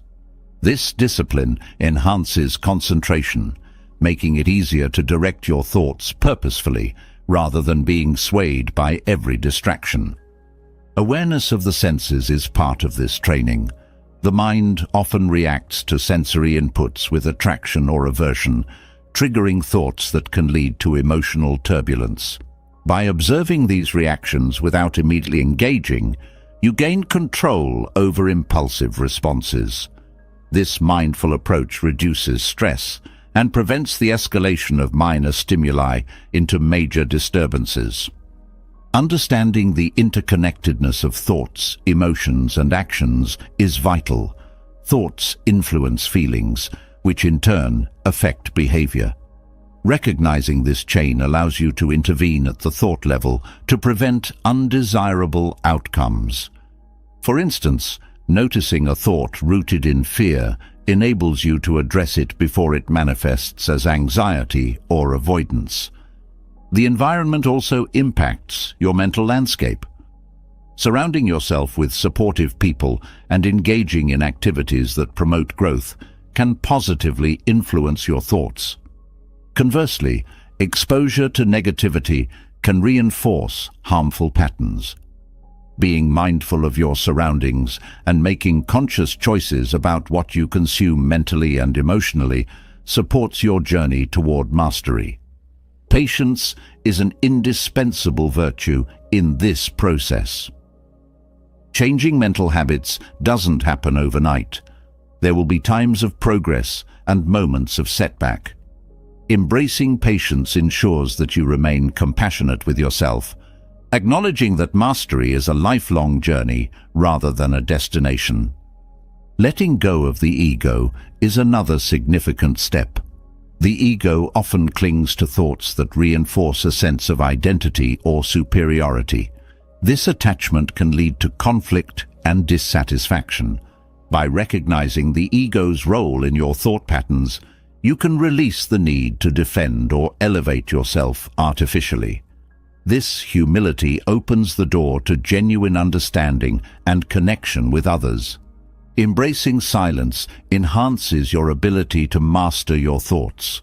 In silence, distractions fade, and the mind's chatter becomes more apparent. Regular periods of silence, whether through meditation retreats or daily moments of quiet, allow you to observe your thoughts more clearly. This clarity aids in identifying and transforming unhelpful patterns. Breathing techniques can aid in calming the mind. Focusing on the breath anchors you to the present moment and provides a simple tool for regaining composure when thoughts become overwhelming. Techniques like deep diaphragmatic breathing activate the body's relaxation response, reducing stress and promoting mental clarity. Self-compassion is essential throughout this journey. The mind can be a harsh critic, amplifying mistakes or perceived flaws. Practicing self-compassion involves treating yourself with the same kindness and understanding you would offer a friend. This approach reduces negative self-talk and fosters a more supportive internal dialogue. Mindful engagement in daily activities reinforces mental mastery. Whether eating, walking, or working, bringing full attention to the task at hand minimizes distractions and enhances satisfaction.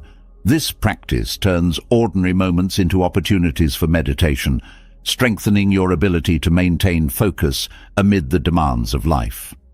Understanding the law of cause and effect, or karma, provides insight into how thoughts influence reality. Recognizing that your intentions and mental states contribute to future experiences empowers you to cultivate positive thoughts. This awareness motivates you to be mindful of what you nurture in your mind, knowing it shapes your path ahead. Developing equanimity helps in maintaining balance amid life's fluctuations. Equanimity is the ability to remain steady regardless of external circumstances. By not being overly swayed by pleasure or pain, success or failure, you preserve inner peace. This stability comes from understanding that all experiences are temporary and that clinging to them leads to unnecessary suffering. Engaging with a community of like-minded individuals can support your efforts. Sharing experiences, challenges, and insights provides encouragement and fresh perspectives.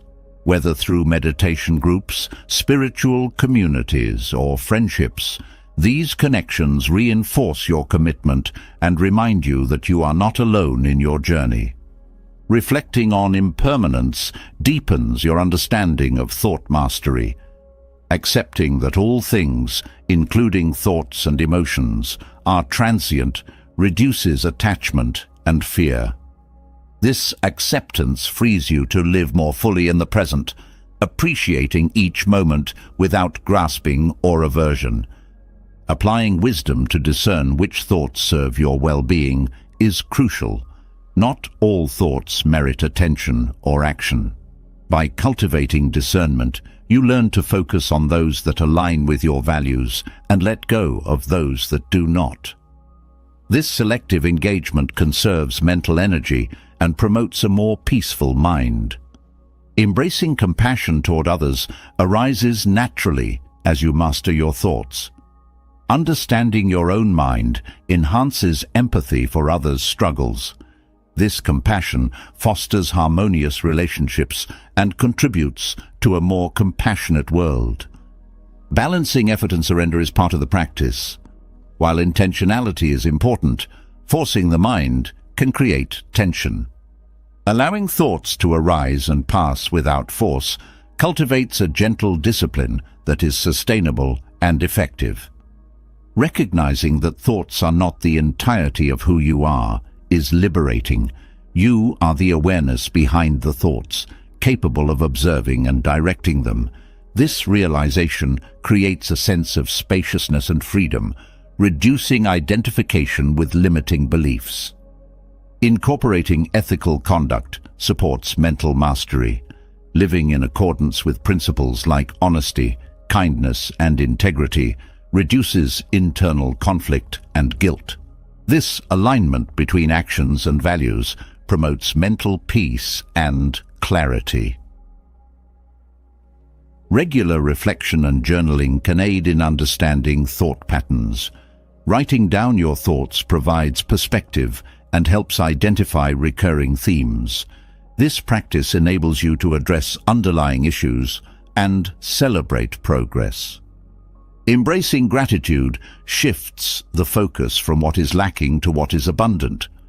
Gratitude fosters positive thinking and reduces tendencies toward envy or dissatisfaction. By acknowledging the good in your life, you cultivate a joyful mind. Accepting responsibility for your thoughts empowers you. Recognizing that you have the ability to influence your mental landscape encourages proactive engagement. This ownership transforms you from a passive recipient to an active creator of your mental state.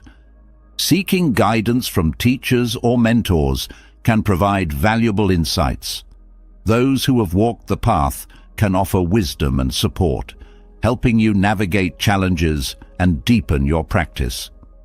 Integrating mindfulness into communication enhances relationships. Being fully present during conversations fosters understanding and reduces misunderstandings. This mindful engagement strengthens connections and contributes to mutual respect. Understanding that setbacks are part of the journey prevents discouragement. Challenges provide opportunities for growth and deeper understanding. Embracing them with a learning mindset turns obstacles into stepping stones. Practicing loving kindness toward yourself and others nurtures a compassionate mind. This practice involves sending wishes of well-being and happiness, dissolving barriers of judgment or resentment. Engaging with nature can support mental clarity. Time spent in natural settings often calms the mind and provides perspective. Nature's rhythms remind us of the interconnectedness of all things and the simplicity of existence. Incorporating playfulness and joy into life balances seriousness. Laughter and enjoyment refresh the mind and prevent rigidity. This lightheartedness fosters creativity and a positive outlook. Embracing humility opens you to continuous learning. Recognizing that there is always more to understand keeps the mind open and receptive. This openness enhances wisdom and reduces the limitations imposed by arrogance. Creating rituals or routines supports consistency in practice. Regular meditation times, mindfulness cues, or reflective practices embed mastery into daily life. Finally, patience and perseverance are vital. Mastery of the mind is an ongoing journey without a final destination. Each moment offers a new opportunity to practice and grow. Embracing this journey with patience ensures that you remain compassionate with yourself, appreciating progress without harsh self-judgment. Through these practices and insights, the secret to mastering your thoughts unfolds as a path of awareness, compassion, and intentionality. It's a journey of returning to the present moment again and again with a gentle and open heart. By cultivating this mastery, you create a foundation of inner peace that not only transforms your own life, but also ripples out to touch the lives of others. Mastering your thoughts lays the foundation for a life of clarity and inner peace. But as the mind becomes more disciplined, there are moments when wisdom is found not in speaking, but in silence. In Buddhist teachings, silence is not simply the absence of words, it is a deliberate and powerful choice. It is an act of mindfulness, restraint, and insight that can transform interactions, diffuse conflict, and protect your peace. Knowing when to remain silent is as vital as knowing when to speak, and it often speaks louder than words ever could. Silence can serve as a shield against impulsive reactions. Words spoken in anger or frustration frequently cause harm, both to others and to yourself. The energy of such moments is turbulent, clouding judgment and making it easy to say things that later bring regret. Restraint in these situations not only prevents harm, but also gives space for emotions to settle. When silence replaces reaction, clarity emerges, allowing you to address challenges with wisdom rather than haste. When faced with someone intent on provoking conflict, silence can disarm. Responding to hostility with calm can diffuse the situation, breaking the cycle of aggression.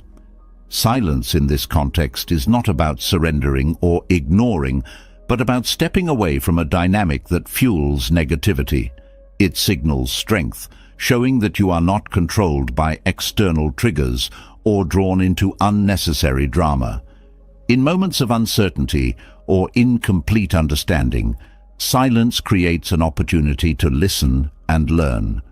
Speaking without full awareness often leads to misunderstandings or errors.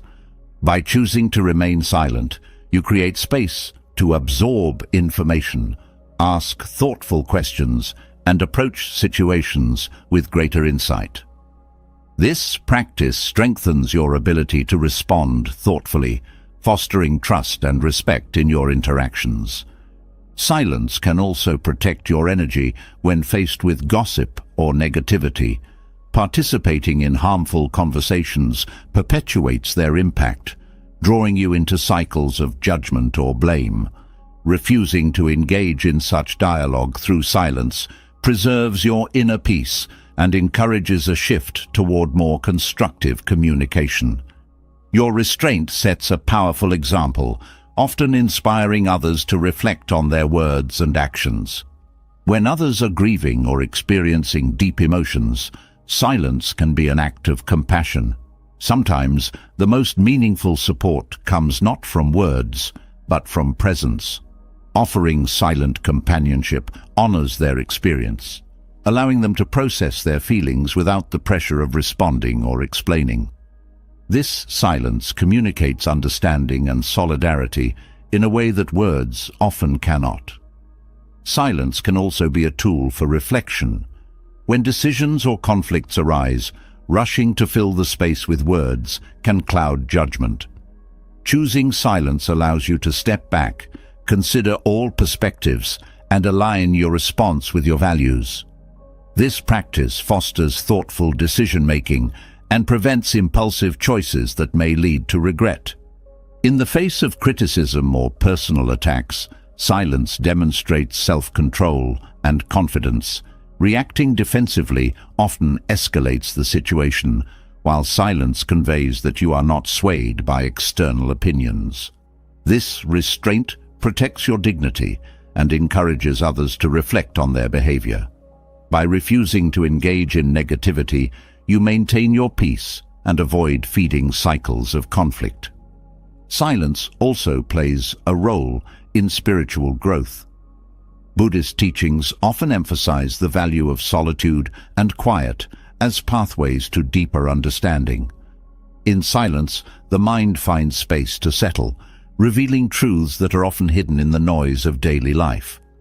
This practice strengthens your connection to the present moment, fostering a sense of inner clarity and calm that extends into all aspects of life.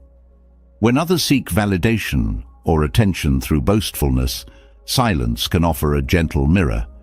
Engaging in competition or comparison often fuels insecurity, while silence shifts the focus away from ego-driven dynamics. This choice encourages humility and reminds others of the value of authentic connection over superficial validation. Silence is equally valuable when you lack the answers or certainty. Pretending to know or speaking without clarity can erode trust and create confusion. Acknowledging what you do not know through silence reflects honesty and humility. It creates space for growth, collaboration, and the pursuit of understanding. The choice to remain silent is not about avoidance, but intentionality. It is a form of mindfulness that ensures your words carry purpose and align with your values. Silence becomes a tool for cultivating wisdom, fostering connection, and protecting your peace. Through this practice, you learn to discern when words are necessary and when silence can speak volumes, creating a life guided by clarity and compassion. The strength found in silence is profound, offering clarity and control in even the most challenging situations. Yet, there are moments when silence alone is not enough, especially when emotions like anger rise within. Anger can feel overwhelming, consuming clarity, and leading to reactions that harm relationships, peace, and even our sense of self. Buddhist teachings illuminate pathways to manage anger, not by suppressing it, but by understanding and transforming it into something constructive and healing. Anger arises from unmet expectations, misunderstandings, or perceived injustices. It often builds quickly, clouding reason and narrowing perspective. The first step in addressing anger is recognizing it without judgment. Labeling the emotion, acknowledging its presence, creates a crucial pause between feeling and reaction. This moment of awareness allows you to choose your response, rather than being controlled by the surge of emotion. Mindfulness serves as a foundation for controlling anger. By grounding yourself in the present moment, you anchor your attention away from the stories anger often creates. The practice of mindfulness encourages observing the physical sensations of anger, such as tension in the body or quickened breath, without feeding the thoughts that amplify it. This detachment reduces the intensity of the emotion and brings clarity to the situation at hand.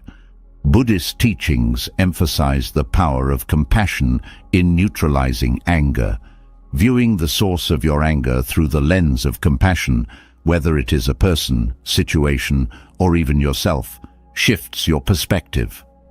Often, anger stems from pain, fear, or misunderstanding. Recognizing this can soften the edges of the emotion, allowing space for empathy to replace hostility. Patience is another essential quality in managing anger. Anger often demands immediate action, but patience provides the strength to resist that impulse. Waiting allows the emotion to subside and reason to return. Patience is not passivity. It is an active choice to respond wisely rather than react impulsively.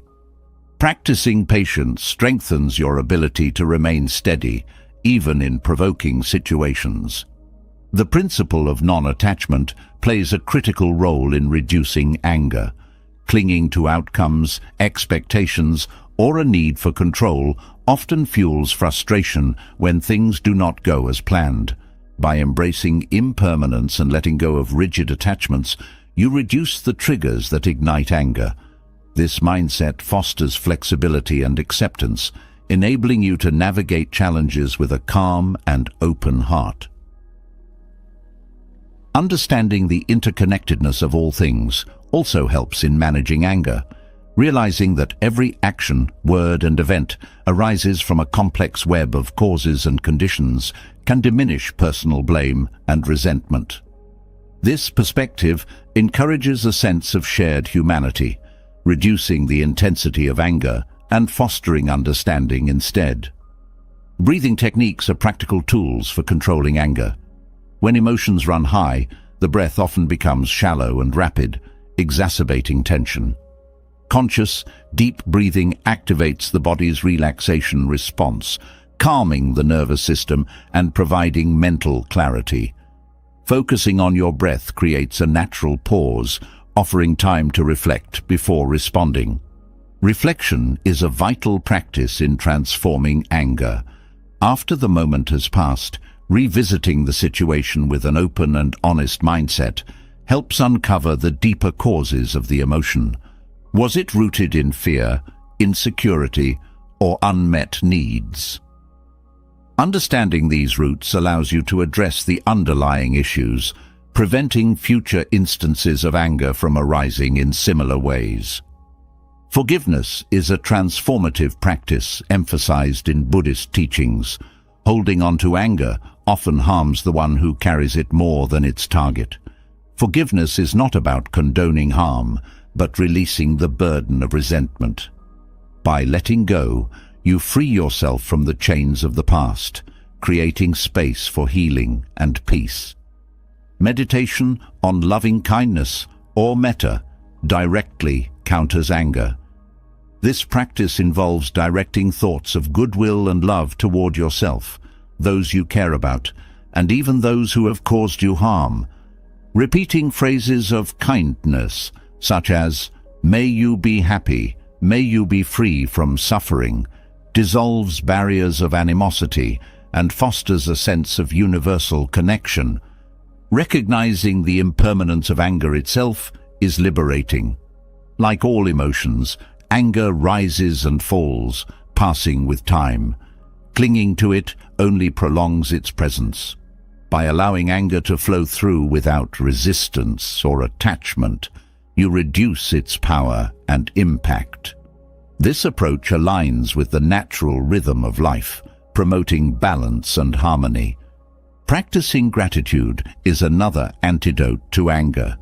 Shifting your focus to the aspects of life that bring joy and fulfillment redirects energy away from negativity. Gratitude fosters a sense of abundance and contentment, making it harder for anger to take hold. Regularly reflecting on the things you appreciate creates a mental habit that counters frustration. Building a routine of self-care supports your ability to manage anger.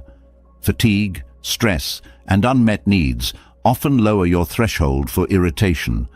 Prioritizing activities that nurture your well-being, adequate rest, nourishing food, movement, and relaxation creates a stable foundation for emotional resilience.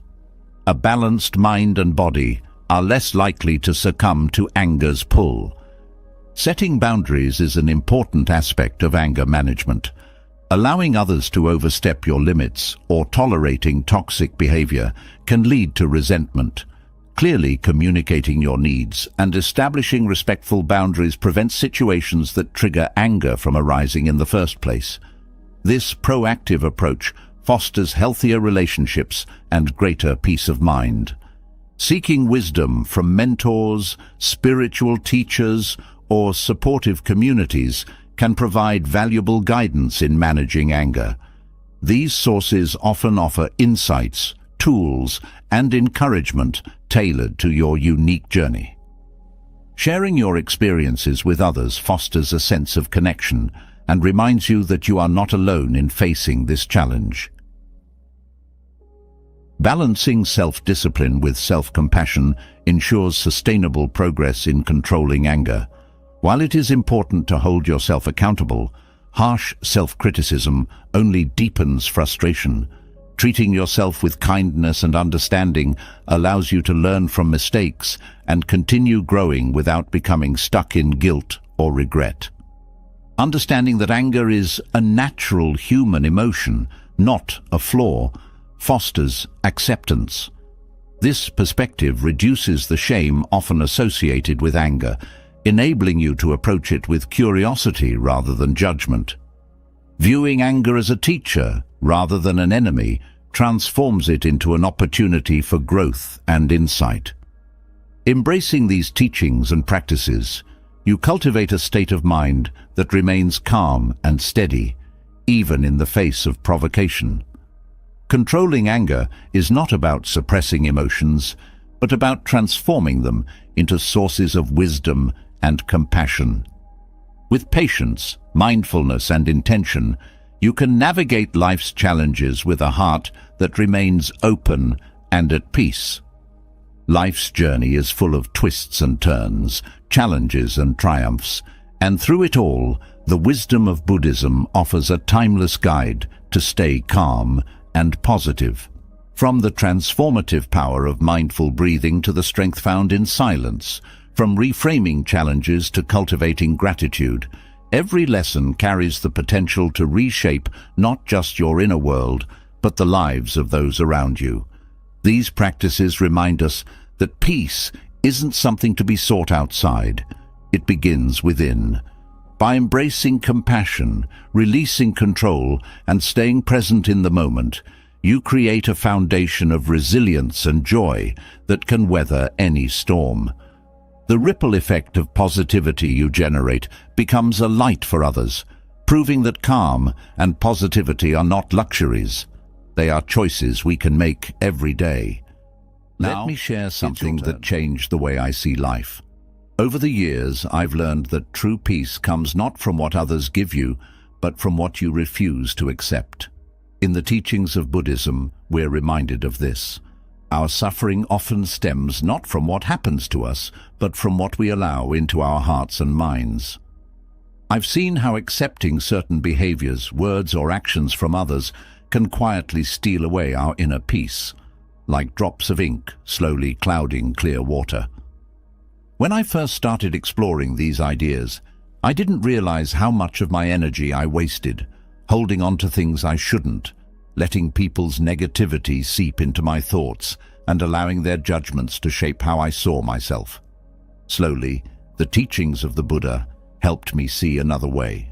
They taught me to protect my peace like a sacred temple and to recognize the power of saying, "No, I will not carry that." Today, I want to share with you 12 things we should never accept from anyone, behaviors and attitudes that can quietly chip away at our sense of self. These insights, rooted in timeless wisdom, aren't just ideas. They're practical tools to help you build boundaries, protect your heart, and nurture the life you deserve. I remember a woman I once met at a retreat. Let's call her Maya. She had spent years in relationships, personal and professional, where she felt invisible. People dismissed her feelings, crossed her boundaries, and pushed guilt onto her for things she had no control over. Maya thought she was being kind by staying quiet, by absorbing others' negativity instead of confronting it. But over time, the weight of those unspoken words began to drain her spirit. One day, during a group discussion, she shared how she felt stuck. A teacher gently said to her, "Maya, you're not stuck. You're just holding things that aren't yours to carry." Those words hit all of us like a bell ringing in a quiet room. The teacher explained how clinging to harmful words, actions, or expectations is like picking up hot coals and expecting not to get burned. It's not our job to hold on to others' disrespect, manipulations, or negativity. That's when Maya realized that protecting her peace didn't mean being unkind. It meant being honest with herself and with others. From that day on, she began practicing something simple yet transformative, letting go of what didn't belong in her life. It wasn't easy at first. She had to learn to say no, to recognize what wasn't hers to carry, and to trust herself enough to walk away from what wasn't aligned with her values. But the more she practiced, the lighter she felt. Her story reminds me, and I hope it reminds you, that every day we have a choice to protect our peace, to nurture our well-being, and to live in a way that reflects our deepest values. Now let's explore these 12 things we should never receive from anyone, and see how they can guide us toward a life of clarity, strength, and compassion. 1. Do not accept contempt from anyone. Contempt is a silent poison. It sneaks in through dismissive words, a belittling tone, or even a look that tells you, you are less. I've seen it erode people's confidence, leaving them questioning their worth. But let me be clear, no one has the right to make you feel small. Not a family member, not a friend, not a stranger. In Buddhism, there's a teaching that resonates deeply with me. You are worthy simply because you exist. The Buddha reminds us that each person carries the same inherent value. No one is above or below another.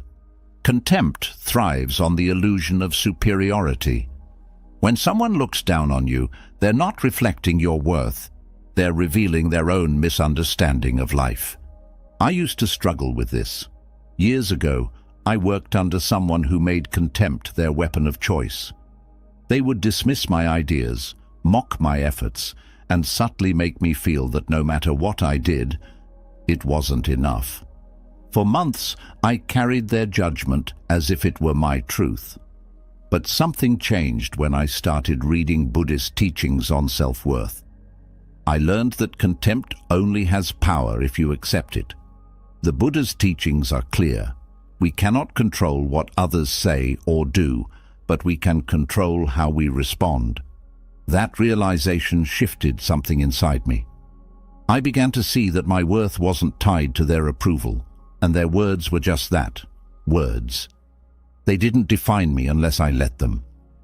When someone shows you contempt, you have two choices: carry it as a burden, or reject it as a gift that doesn't belong to you. Rejecting it doesn't mean fighting back with anger or trying to prove them wrong. It means standing firm in the truth of who you are. A tree doesn't stop being strong because someone calls it weak. The next time someone shows you contempt, ask yourself, is this about me or is it about them? More often than not, it's their issue, not yours. Bow to their humanity if you must, but don't bow to their arrogance. Your dignity is sacred and no one has the right to take it away. 2. Do not allow others to control your decisions. Our decisions shape our lives. Every choice we make is like a thread in the fabric of our journey. Yet, so often, people try to weave their own desires into our tapestry, pushing us to follow their path instead of our own. Let me say this as clearly as I can. Your life is yours, and no one else has the right to dictate how you live it. I remember a young man who came to me during a retreat. He was torn. His parents wanted him to follow a certain career path, but his heart was pulling him in a completely different direction. He felt trapped, as if honoring his own dreams would mean betraying his family. I told him what Buddhism has taught me. True harmony comes when your actions align with your inner truth. The Buddha taught that each person must walk their own path. Even the greatest teacher can only guide. They cannot walk for you. When you allow someone to control your decisions, you lose not just your autonomy, but also the chance to live authentically. I've been there too. For years, I let others' opinions shape my choices. I said yes when I wanted to say no, took paths that weren't mine to walk, and silenced my inner voice to keep the peace. But peace built on self-betrayal is fragile. It wasn't until I began meditating on the Buddha's teachings that I realized the cost of living someone else's life. Buddhism teaches that true freedom begins within. When we take responsibility for our decisions, we step into our power. This doesn't mean disregarding others' feelings or advice. It means listening, reflecting, and then making a choice that aligns with your values. If someone tries to control your decisions, pause and ask yourself, whose life am I living? Am I honoring my truth or theirs? Choosing your path might upset others, but living out of alignment will upset your soul. The Buddha never promised an easy road. He promised a meaningful one. Take back your decisions, walk your path. The journey may be challenging, but it will be yours, and that is a life worth living. 3. Reject unjustified guilt. Guilt can be a powerful teacher, but only when it's justified. When it's not, guilt becomes a heavy chain that binds your spirit and clouds your mind. I've seen this countless times, people burdened by guilt for things they didn't do, for outcomes they couldn't control, or for simply being who they are. Let me tell you something Buddhism has taught me. Unjustified guilt is like carrying a boulder that was never yours to lift. I once met a woman who had spent years feeling guilty for prioritizing her own happiness. Her family had convinced her that putting her needs first was selfish. For years, she lived for others, sacrificing her dreams and suppressing her voice. When she finally broke free, the guilt was almost unbearable. She told me, "It's like I can't win. If I stay, I'm unhappy. If I leave, I'm guilty." Buddhism teaches us to approach emotions like guilt with mindfulness. Instead of reacting to it or letting it consume us, we examine it with curiosity. When guilt arises, we ask ourselves, is this guilt rooted in truth, or is it imposed by others? The Buddha reminds us that while we are responsible for our actions, we are not responsible for the expectations or emotions of others. I've learned that unjustified guilt often comes from external pressures, society, family, or even cultural norms. But holding on to that guilt serves no one. It prevents you from living authentically and from showing up fully for the people you care about. When you release it, you're not just freeing yourself, you're creating space for honesty and growth in your relationships. Rejecting unjustified guilt doesn't mean ignoring accountability. It means discerning between what is truly yours to carry and what belongs to someone else. If you've wronged someone, make amends. But if someone tries to make you feel guilty for living your truth, let that guilt go. It's not yours to hold. The next time guilt knocks at your door, ask yourself, is this mine, or has someone left this at my feet? If it's not yours, bow to it, thank it for the lesson, and let it pass. You owe it to yourself to live with a clear heart and an unburdened mind. 4. Do not tolerate dishonesty. Dishonesty is a toxin that erodes trust and distorts reality. Whether it's lies, half-truths, or manipulation, Dishonesty creates an environment where clarity and connection cannot thrive. Buddhism teaches us the importance of truthfulness, not just as a moral principle, but as a foundation for inner peace and harmony. Without truth, there is no solid ground to stand on. I learned this lesson the hard way.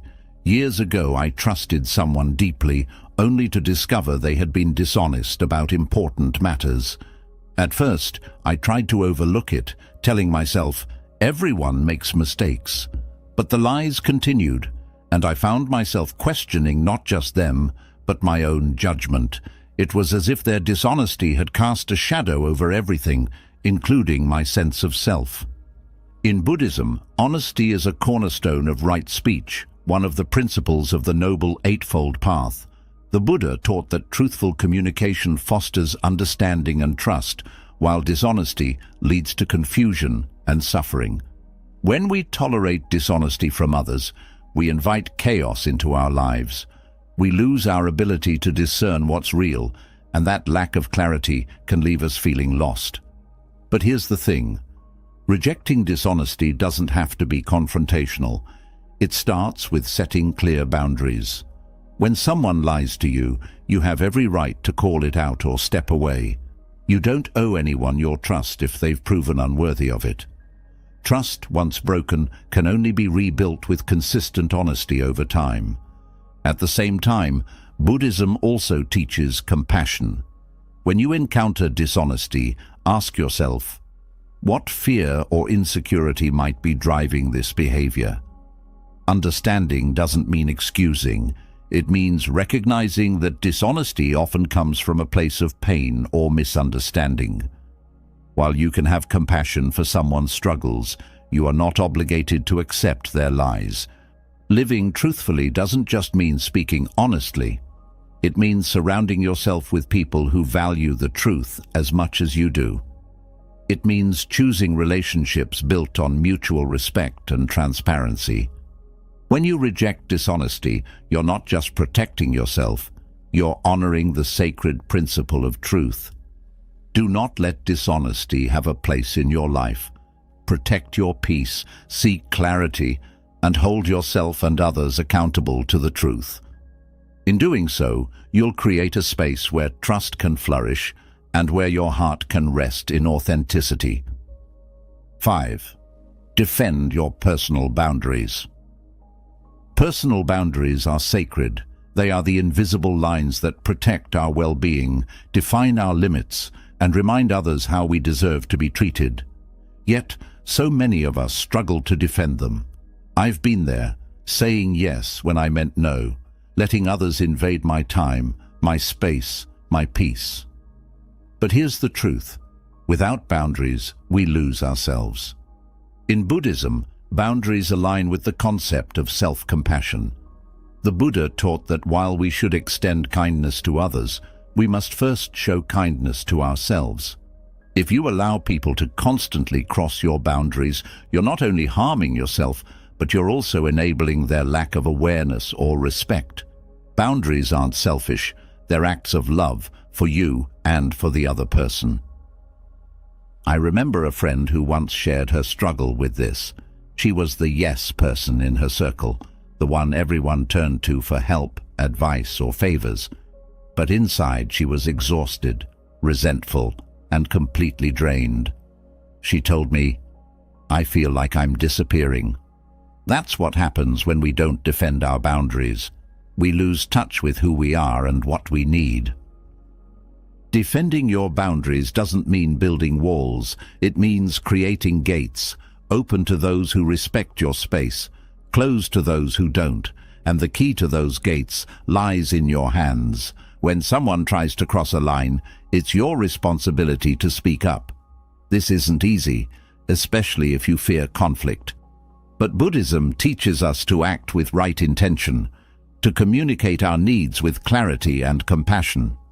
When I started setting boundaries, I realized something profound. The people who respect you will honor them, and the ones who don't may not belong in your life. Defending your boundaries becomes a way to filter out what doesn't serve you. So, ask yourself, what are my boundaries? Where do I draw the line? Then practice defending them. It may feel uncomfortable at first, but remember, every time you protect your boundaries, you strengthen your sense of self. And that's not just an act of survival, it's an act of liberation. 6. Do not let others waste your time. Time is the most precious resource we have. Once it's gone, it never returns. Yet how often do we let others steal it with unnecessary demands, meaningless distractions, or trivial interruptions? I used to struggle with this, filling my days with obligations that didn't align with my goals, letting people pull me into situations that drained my energy. It wasn't until I embraced the teachings of Buddhism that I truly understood the value of time. The Buddha often spoke of mindfulness, the practice of being fully present and intentional in how we live.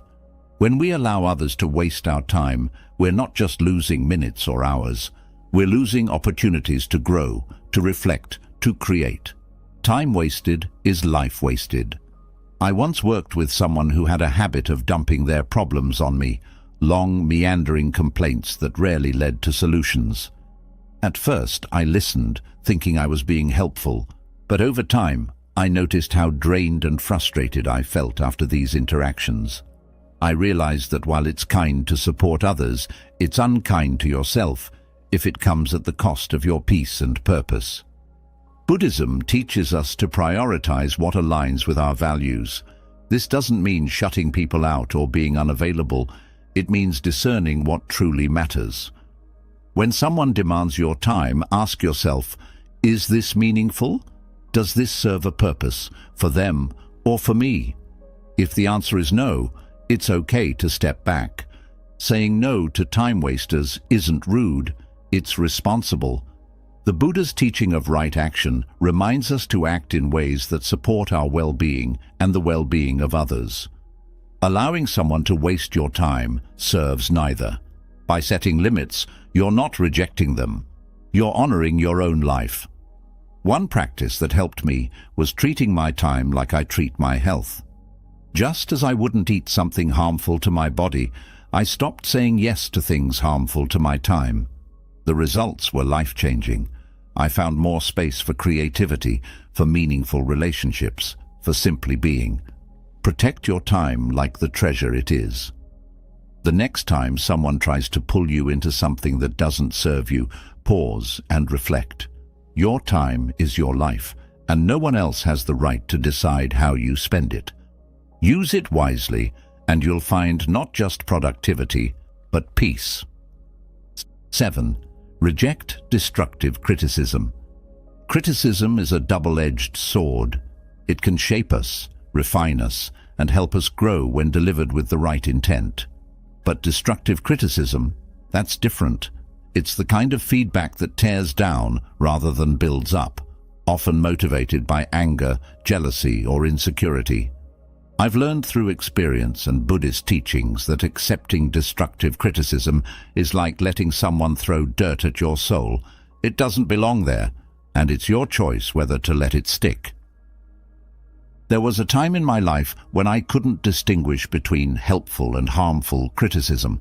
I took every comment to heart, analyzing it endlessly, even when the words came from people who clearly didn't have my best interests at heart. It wasn't until I encountered the Buddhist teaching of right speech that I began to see things differently. The Buddha taught that speech should be kind, necessary, and truthful. Destructive criticism fails on all counts. The first step to rejecting harmful criticism is recognizing its source. Ask yourself, does this person truly know me? Are they speaking from a place of wisdom or from their own pain? Often, destructive criticism reflects the critic's inner struggles more than your shortcomings. Buddhism reminds us to approach such situations with compassion, not for their words, but for the suffering that drives them. Rejecting destructive criticism doesn't mean ignoring all feedback. In fact, the Buddha encouraged self-reflection, but it does mean filtering what you take in. If criticism doesn't align with your values or doesn't offer a path for growth, Let it go. You're not obligated to internalize someone else's negativity. I've learned to respond to such comments with calmness. Instead of arguing or defending myself, I reflect on whether the criticism has any merit. If it doesn't, I silently release it. This practice, rooted in mindfulness, protects my peace and helps me stay grounded.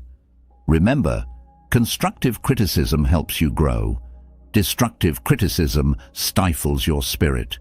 Choose carefully what you allow into your heart. You deserve feedback that uplifts and guides, not words that wound and diminish. 8. Do not accept a lack of empathy. Empathy is the bridge that connects us as human beings. Without it, relationships become hollow, interactions feel cold, and misunderstandings multiply. A lack of empathy is more than just a failure to care. It's a rejection of the shared humanity that binds us.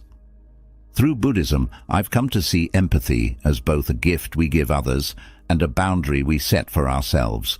We can extend compassion, but we don't have to accept indifference or cruelty in return. I remember a student who once shared her story during a retreat.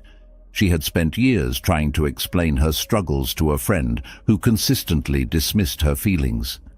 "I feel invisible," she said, her voice heavy with frustration. She wanted so badly to be understood, to have her emotions acknowledged. But no matter how hard she tried, her friend remained indifferent. In Buddhism, compassion starts with ourselves. The Buddha taught that while we should strive to show kindness to all beings, we must also protect our own well-being. Accepting a lack of empathy from someone, whether it's indifference, dismissiveness, or outright hostility, doesn't align with this principle. It's not our duty to make someone care. It's our responsibility to honor our own emotional needs. When faced with a lack of empathy, the first step is awareness. Notice how it affects you. Do you feel drained, unseen, or invalidated? These feelings are signals that something isn't right. Buddhist mindfulness practices encourage us to observe these emotions without judgment, allowing us to respond rather than react. You can choose how to respond to this lack of empathy. Sometimes it means having an honest conversation, expressing your needs clearly and calmly. Other times it means stepping back from relationships that don't offer mutual respect or understanding. This isn't an act of anger, but of self-respect. Empathy is the foundation of meaningful connections. Without it, relationships lose their depth and purpose. By refusing to accept a lack of empathy, you're not being unreasonable. You're honoring your worth. Surround yourself with people who see you, who listen, and who genuinely care. And if someone can't meet you there, it's okay to let them go. Your peace is worth protecting, and your heart deserves to be held with care. 9. Avoid constant negativity. Negativity is like a slow poison. It doesn't hit you all at once. It seeps in gradually, clouding your thoughts and weighing down your spirit. Constant negativity, whether it's from others or from within, has the power to drain your energy, obscure your perspective, and rob you of joy. One of the most transformative lessons I've learned from Buddhism is this: you cannot control the storms around you, but you can choose not to let them enter your heart. There was a time when I allowed negativity to dominate my environment. I had people around me who always focused on what was wrong, what couldn't be done, and how life was unfair. Their complaints became my inner dialogue, and soon I found myself carrying their pessimism like it was my own. The Buddha's teachings on mindfulness helped me see this pattern for what it was, a cycle I didn't have to be part of. The Buddha taught that our thoughts shape our reality. When negativity surrounds us, it's easy to start believing that life is bleak.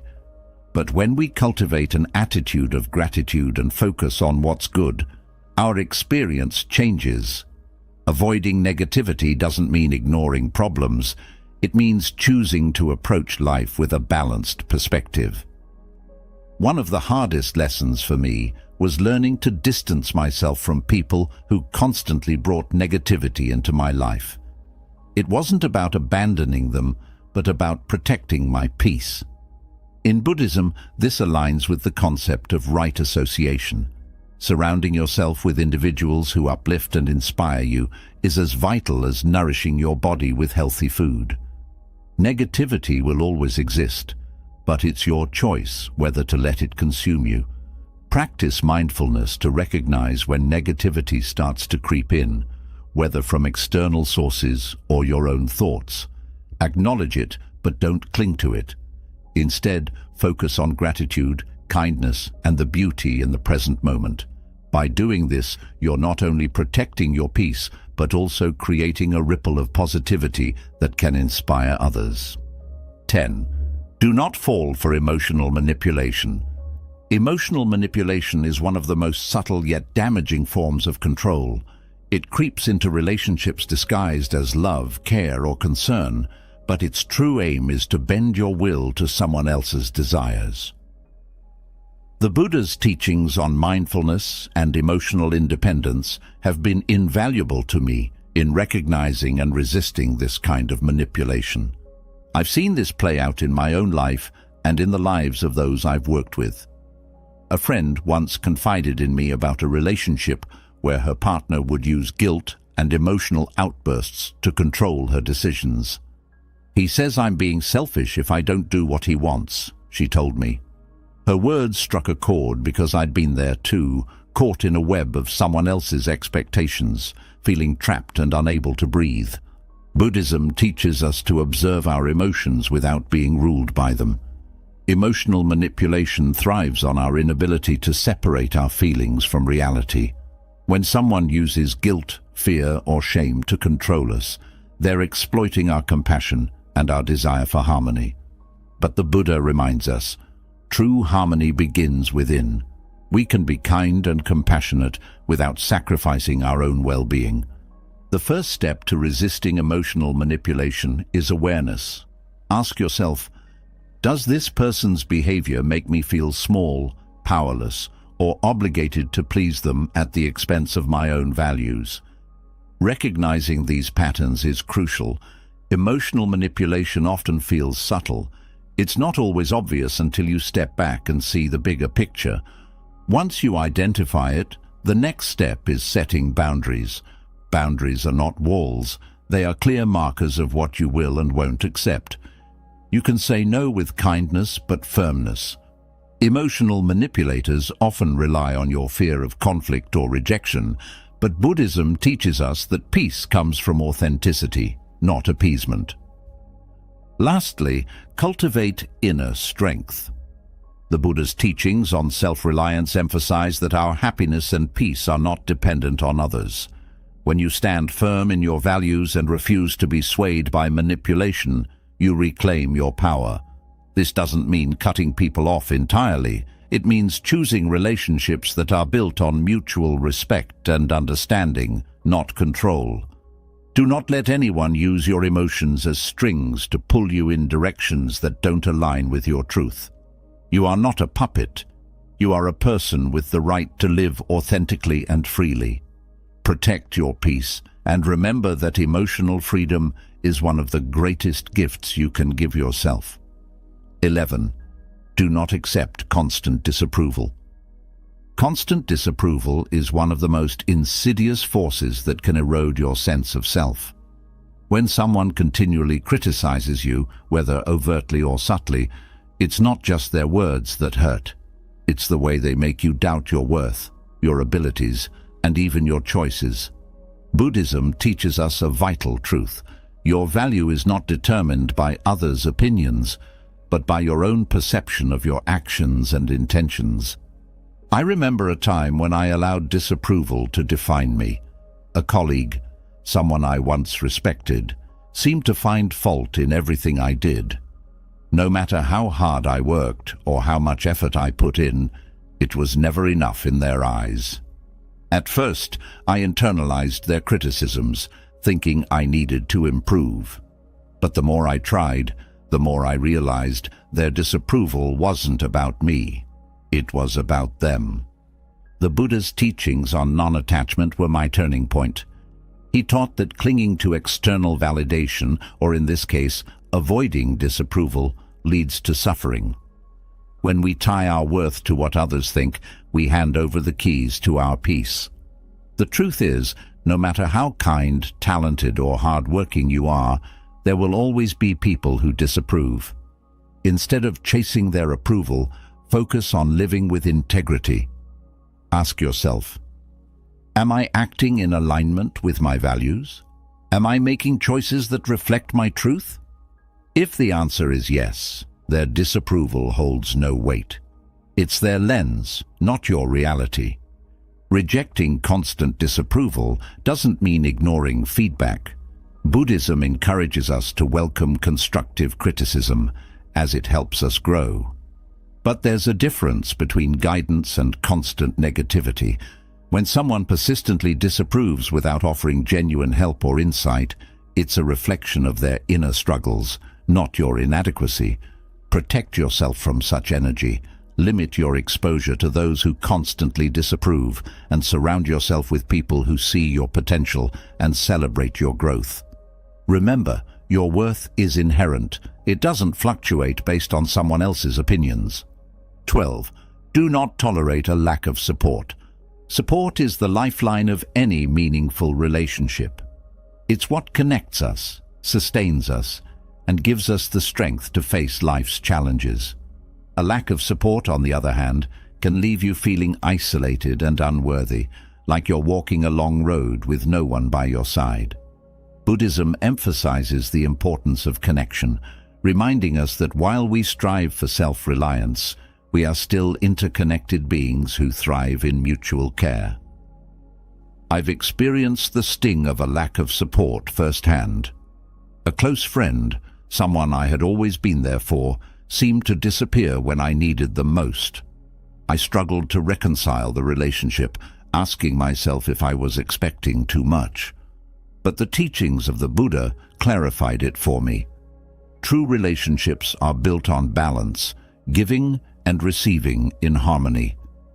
When someone consistently fails to support you, it's not just about their actions, it's about what they're telling you. Their absence sends a message that your needs, dreams, or struggles are not important.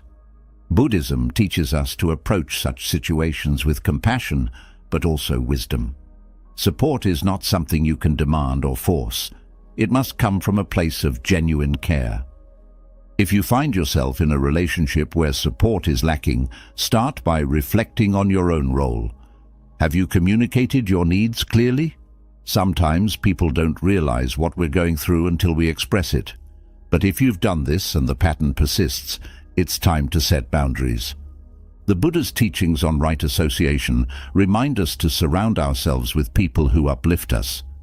This doesn't mean abandoning relationships lightly, but it does mean prioritizing your well-being. Let go of the guilt that often accompanies these decisions. Choosing to distance yourself from unsupportive people is an act of self-respect, not selfishness.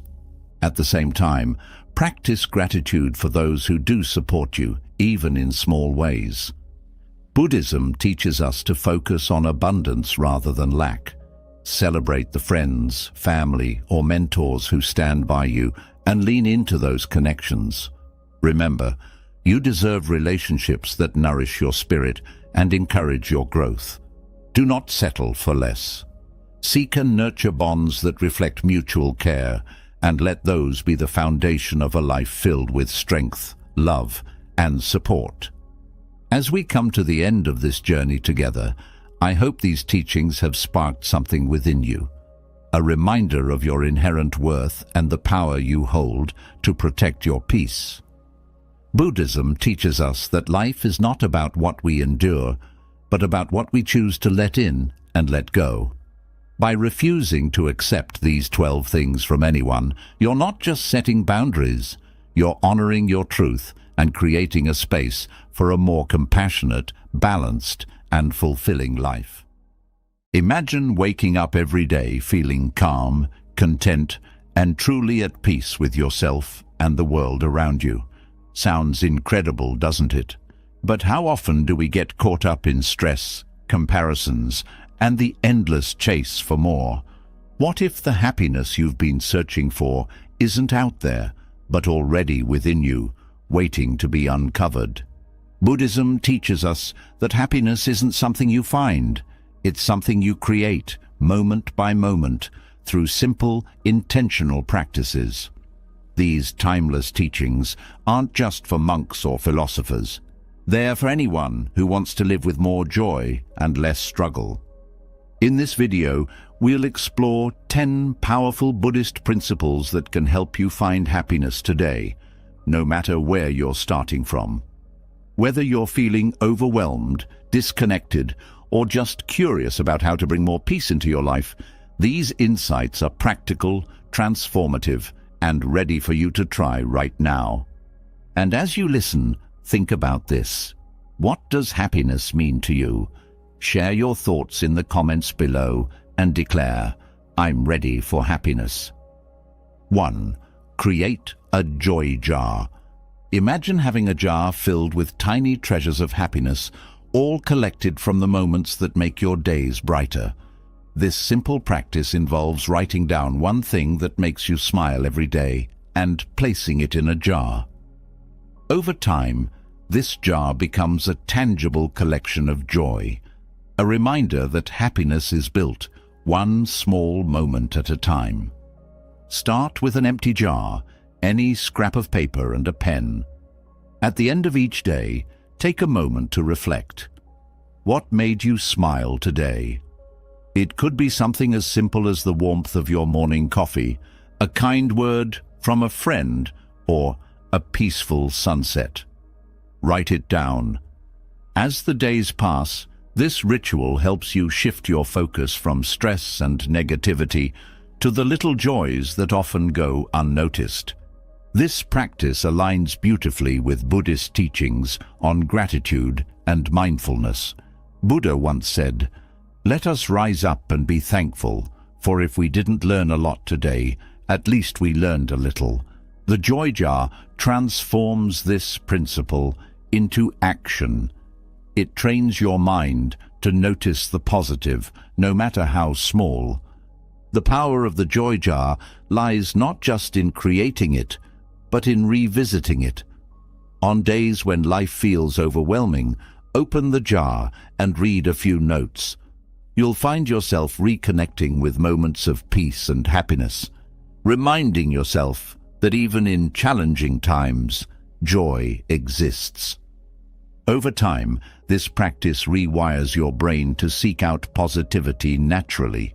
It becomes easier to spot the little things that bring happiness because your mind is now trained to look for them. This is mindfulness in action, paying attention to the present and cherishing it fully.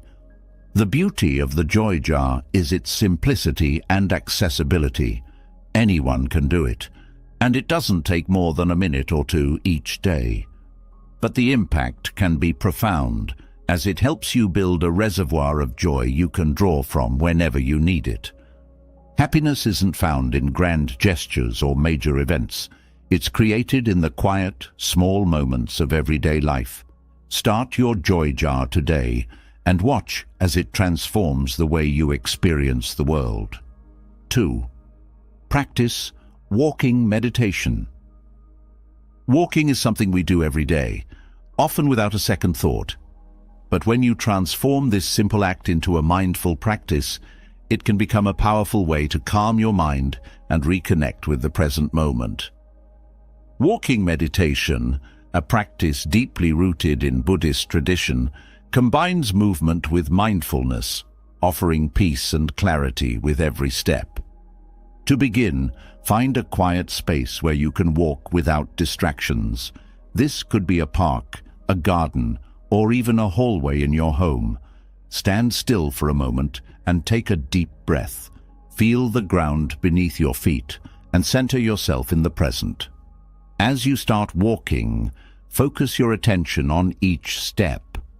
Notice the sensation of your feet touching the ground, the rhythm of your movements, and the gentle sway of your body. Walk slowly and deliberately, as if each step were the most important thing in the world.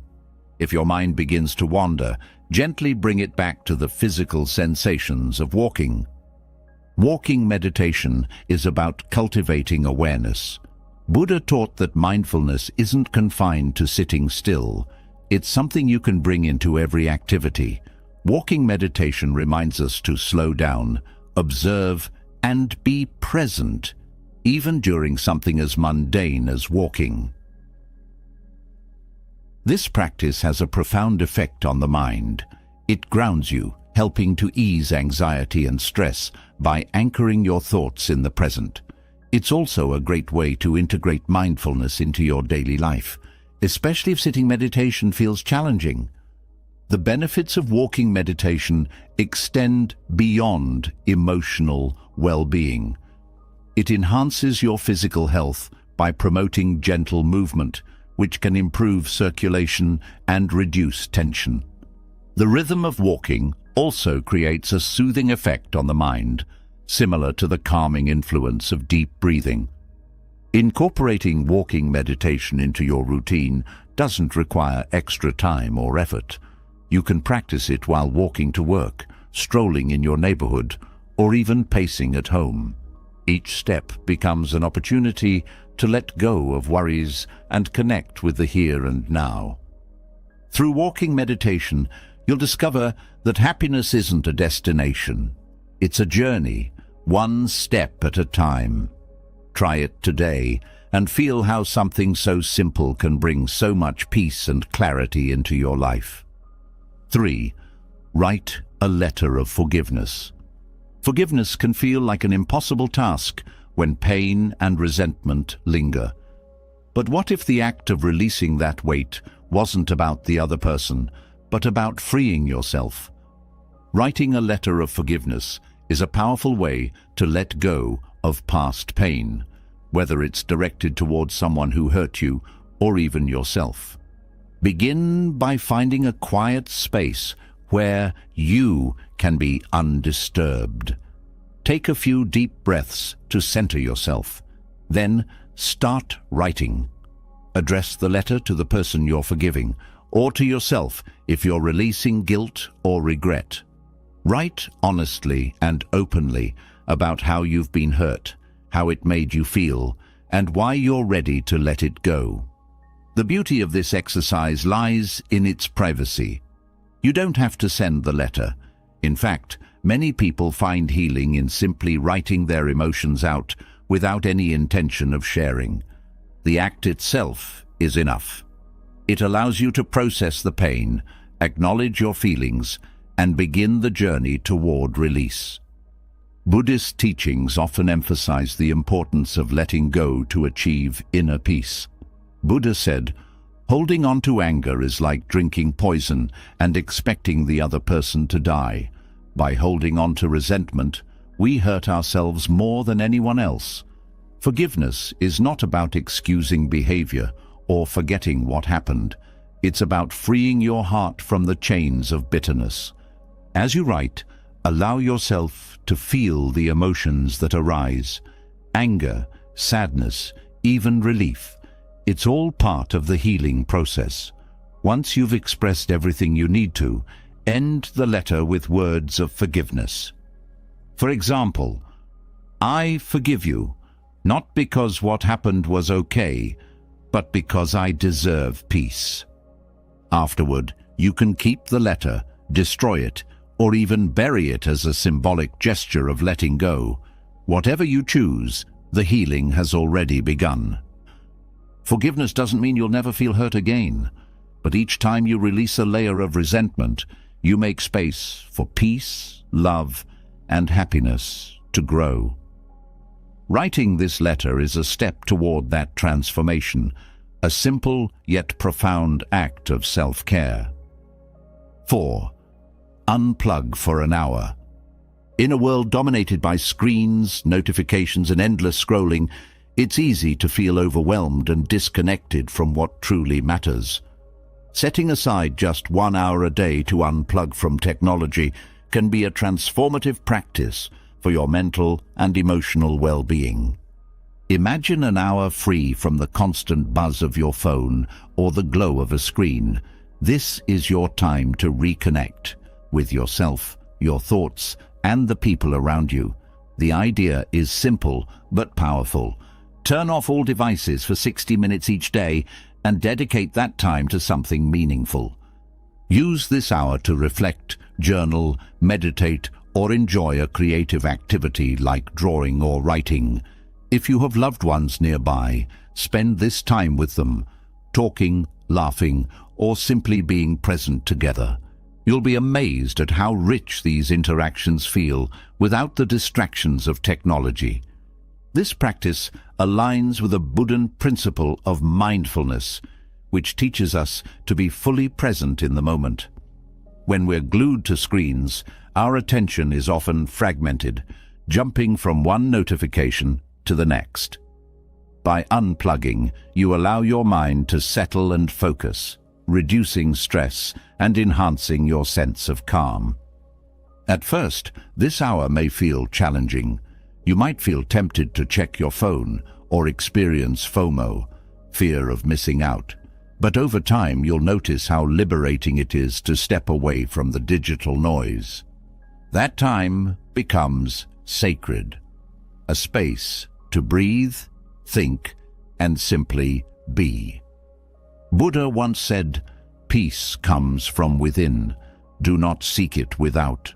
This hour of disconnection is a way to turn inward, to find peace in the simplicity of presence. It's a reminder that happiness doesn't come from likes, comments, or emails.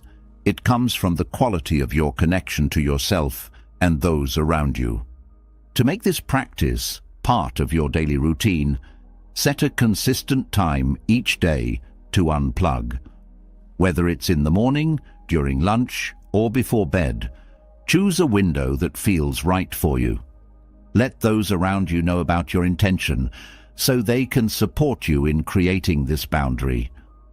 Over time, this 1 hour can become the most valuable part of your day. It's a chance to reset, recharge, and refocus on what truly matters. By unplugging, you create space for presence, joy, and meaningful connection. Things far more valuable than anything a screen could offer. 5. Adopt a beginner's mind. When was the last time you truly noticed the joy in something ordinary, like cooking a meal, tying your shoes, or taking a walk? Often, familiarity leads us to overlook the beauty in everyday moments. Adopting a beginner's mind invites you to approach these activities with curiosity and openness, as though experiencing them for the very first time. In Buddhist philosophy, the beginner's mind is a state of being free from preconceived notions and judgments. It's about seeing the world with fresh eyes and welcoming every experience as an opportunity to learn and grow. Shunryu Suzuki, a Zen teacher, wrote, "In the beginner's mind, there are many possibilities. In the expert's mind, there are few. This mindset transforms routine tasks into opportunities for discovery and mindfulness." Imagine you're cooking dinner. Instead of rushing through it as a chore, slow down. Notice the vibrant colors of the vegetables, the aroma of spices as they hit the pan, and the satisfying sound of a simmering sauce. By engaging your senses, you turn the process into a meditative act, one that brings joy and fulfillment. Similarly, you can apply this mindset to activities like working out, cleaning, or even answering emails. Instead of seeing these tasks as repetitive or mundane, approach them with curiosity. Ask yourself, what can I notice about this moment? How can I do this with care and intention? Practicing a beginner's mind also encourages humility. When you let go of the need to be an expert or to rush toward completion, you open yourself to growth. Mistakes are no longer failures, they're part of the journey. This perspective can reduce stress and perfectionism, allowing you to enjoy the process instead of fixating on the outcome. One way to cultivate a beginner's mind is to try something entirely new.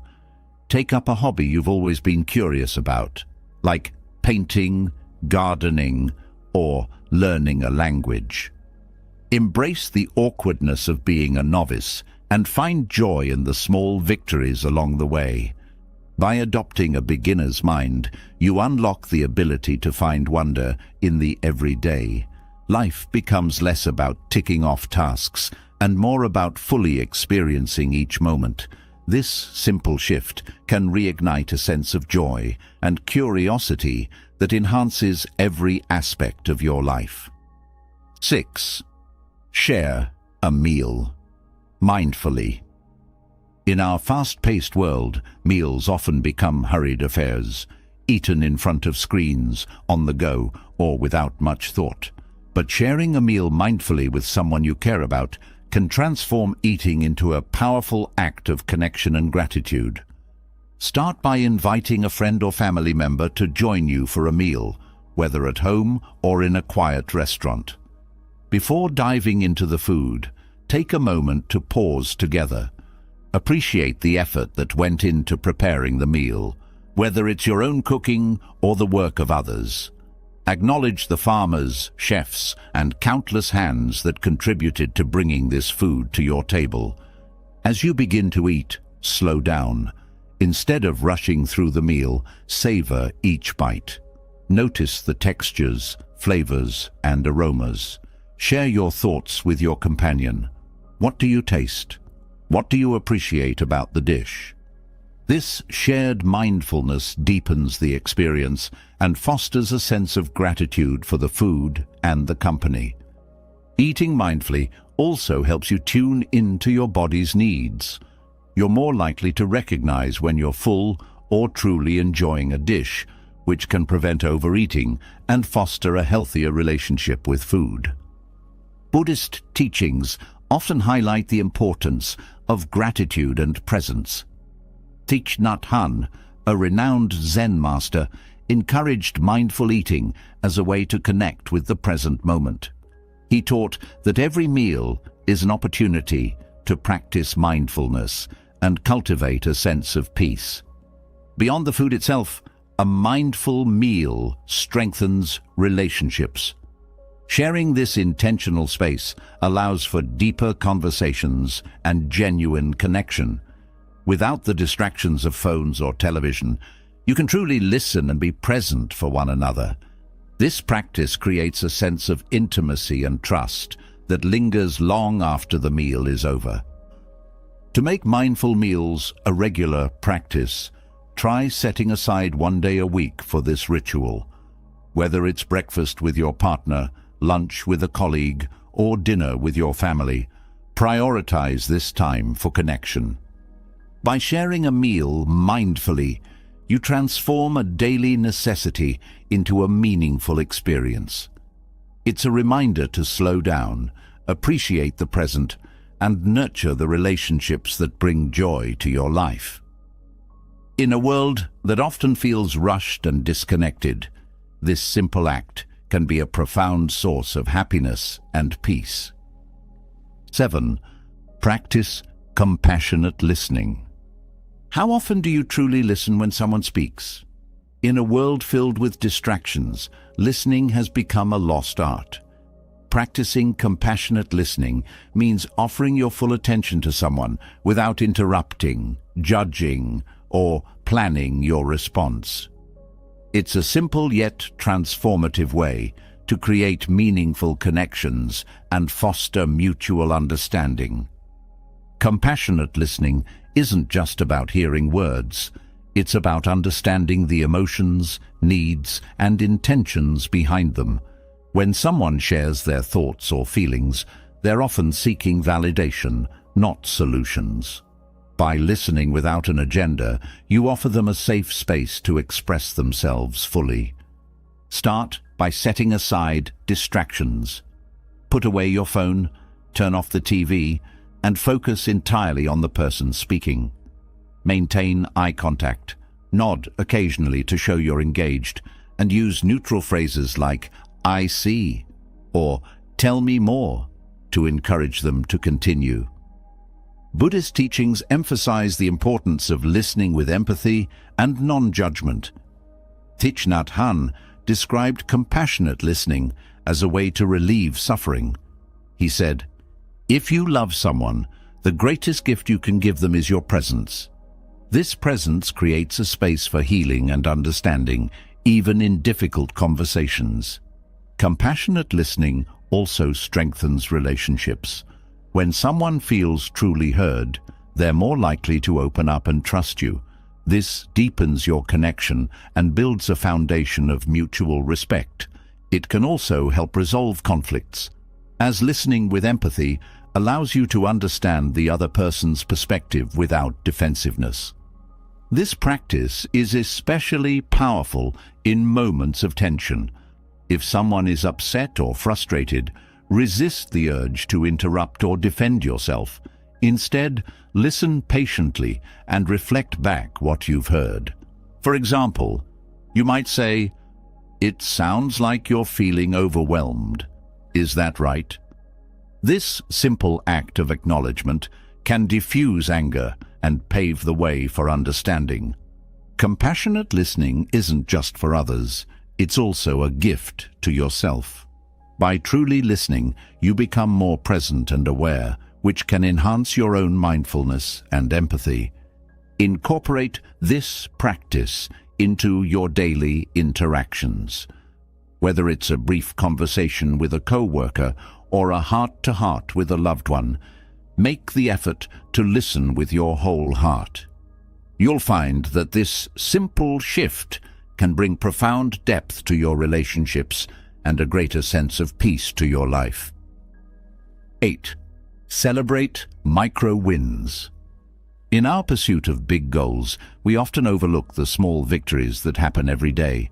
Celebrating micro-wins, those seemingly minor accomplishments, can build momentum for happiness and help you stay motivated, even during challenging times.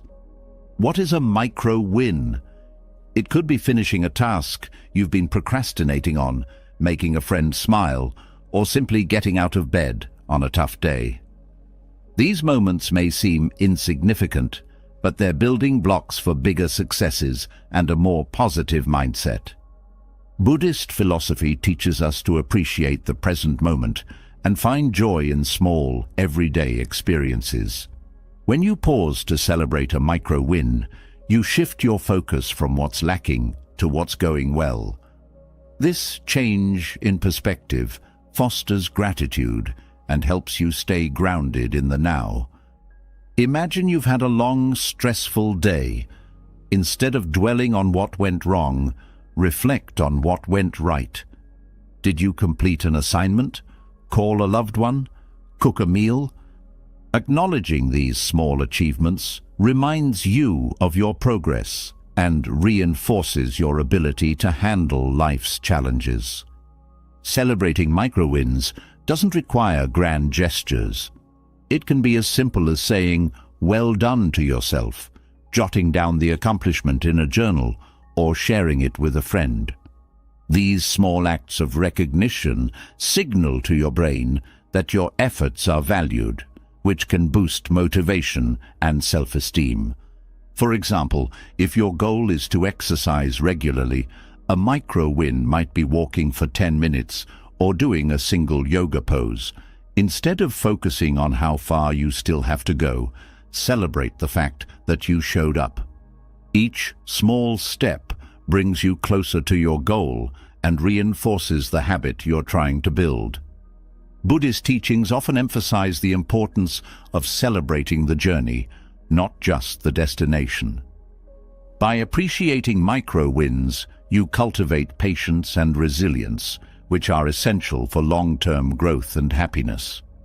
To make this practice a habit, consider keeping a win list. At the end of each day, write down 3 things you accomplished, no matter how small.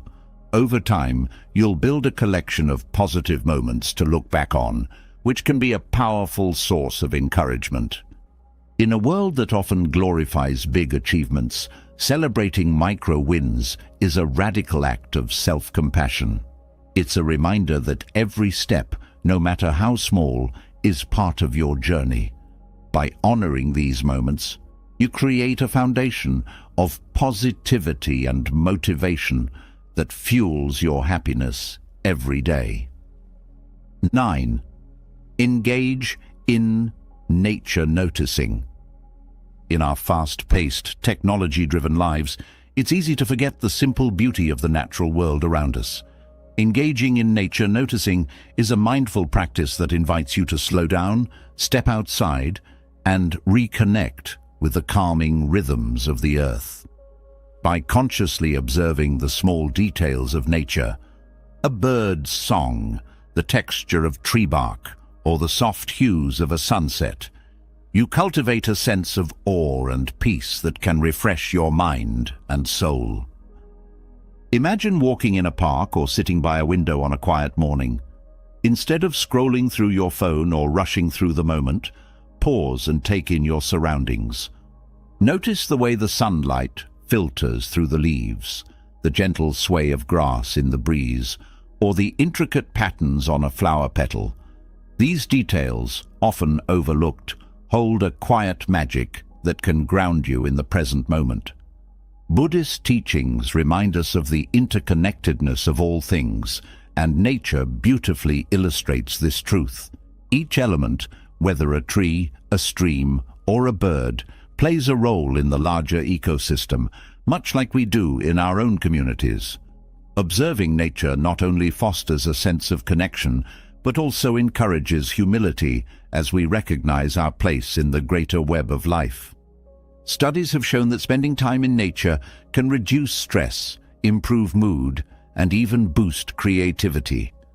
The simple act of noticing your surroundings activates your senses and brings your attention back to the here and now.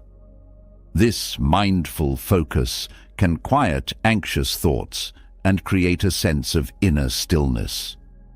To practice nature noticing, start small. Take a short walk outdoors, even if it's just around your neighborhood. Leave your phone behind or put it on silent.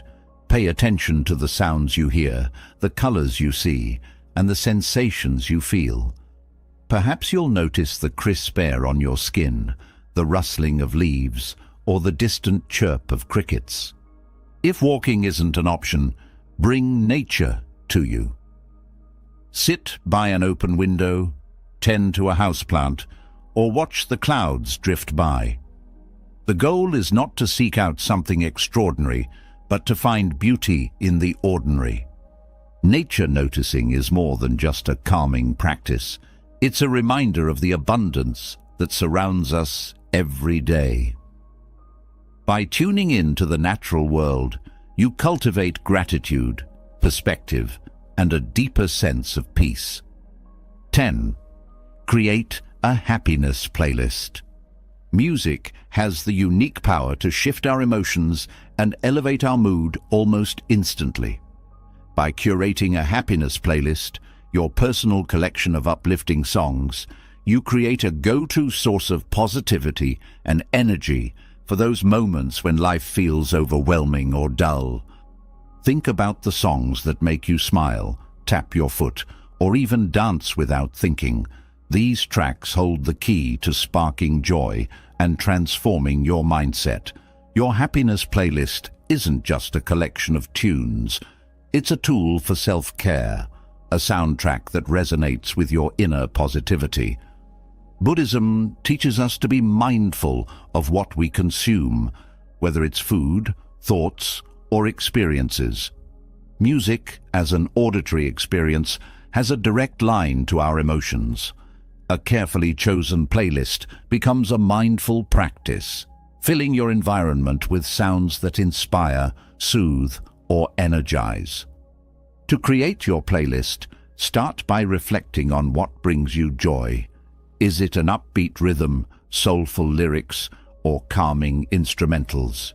Consider songs that remind you of happy memories, encourage self-confidence, or simply make you feel good. Your playlist might include classics, current hits, or personal favorites from any genre. Once your playlist is ready, keep it accessible. Use it to brighten your mornings, ease the stress of a long day, or lift your spirits during a challenging moment. If you're feeling anxious or unfocused, let the music guide you back to a sense of calm and presence. Creating a happiness playlist isn't just about listening, it's about being intentional with your emotional state. Pay attention to how each song makes you feel and allow the music to take you on a journey. Whether it's dancing around your living room or quietly swaying to a soothing melody, let the experience be a celebration of the moment. This practice is especially powerful when shared with others.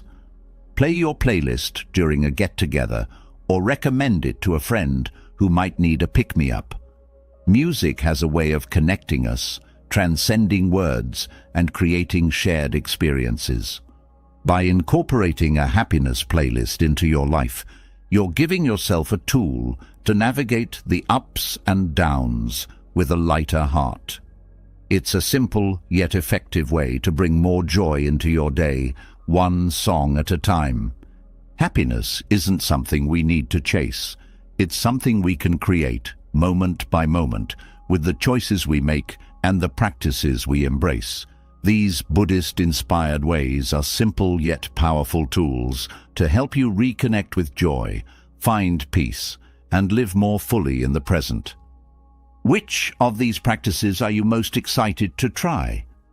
Let us know in the comments. Your journey could inspire someone else.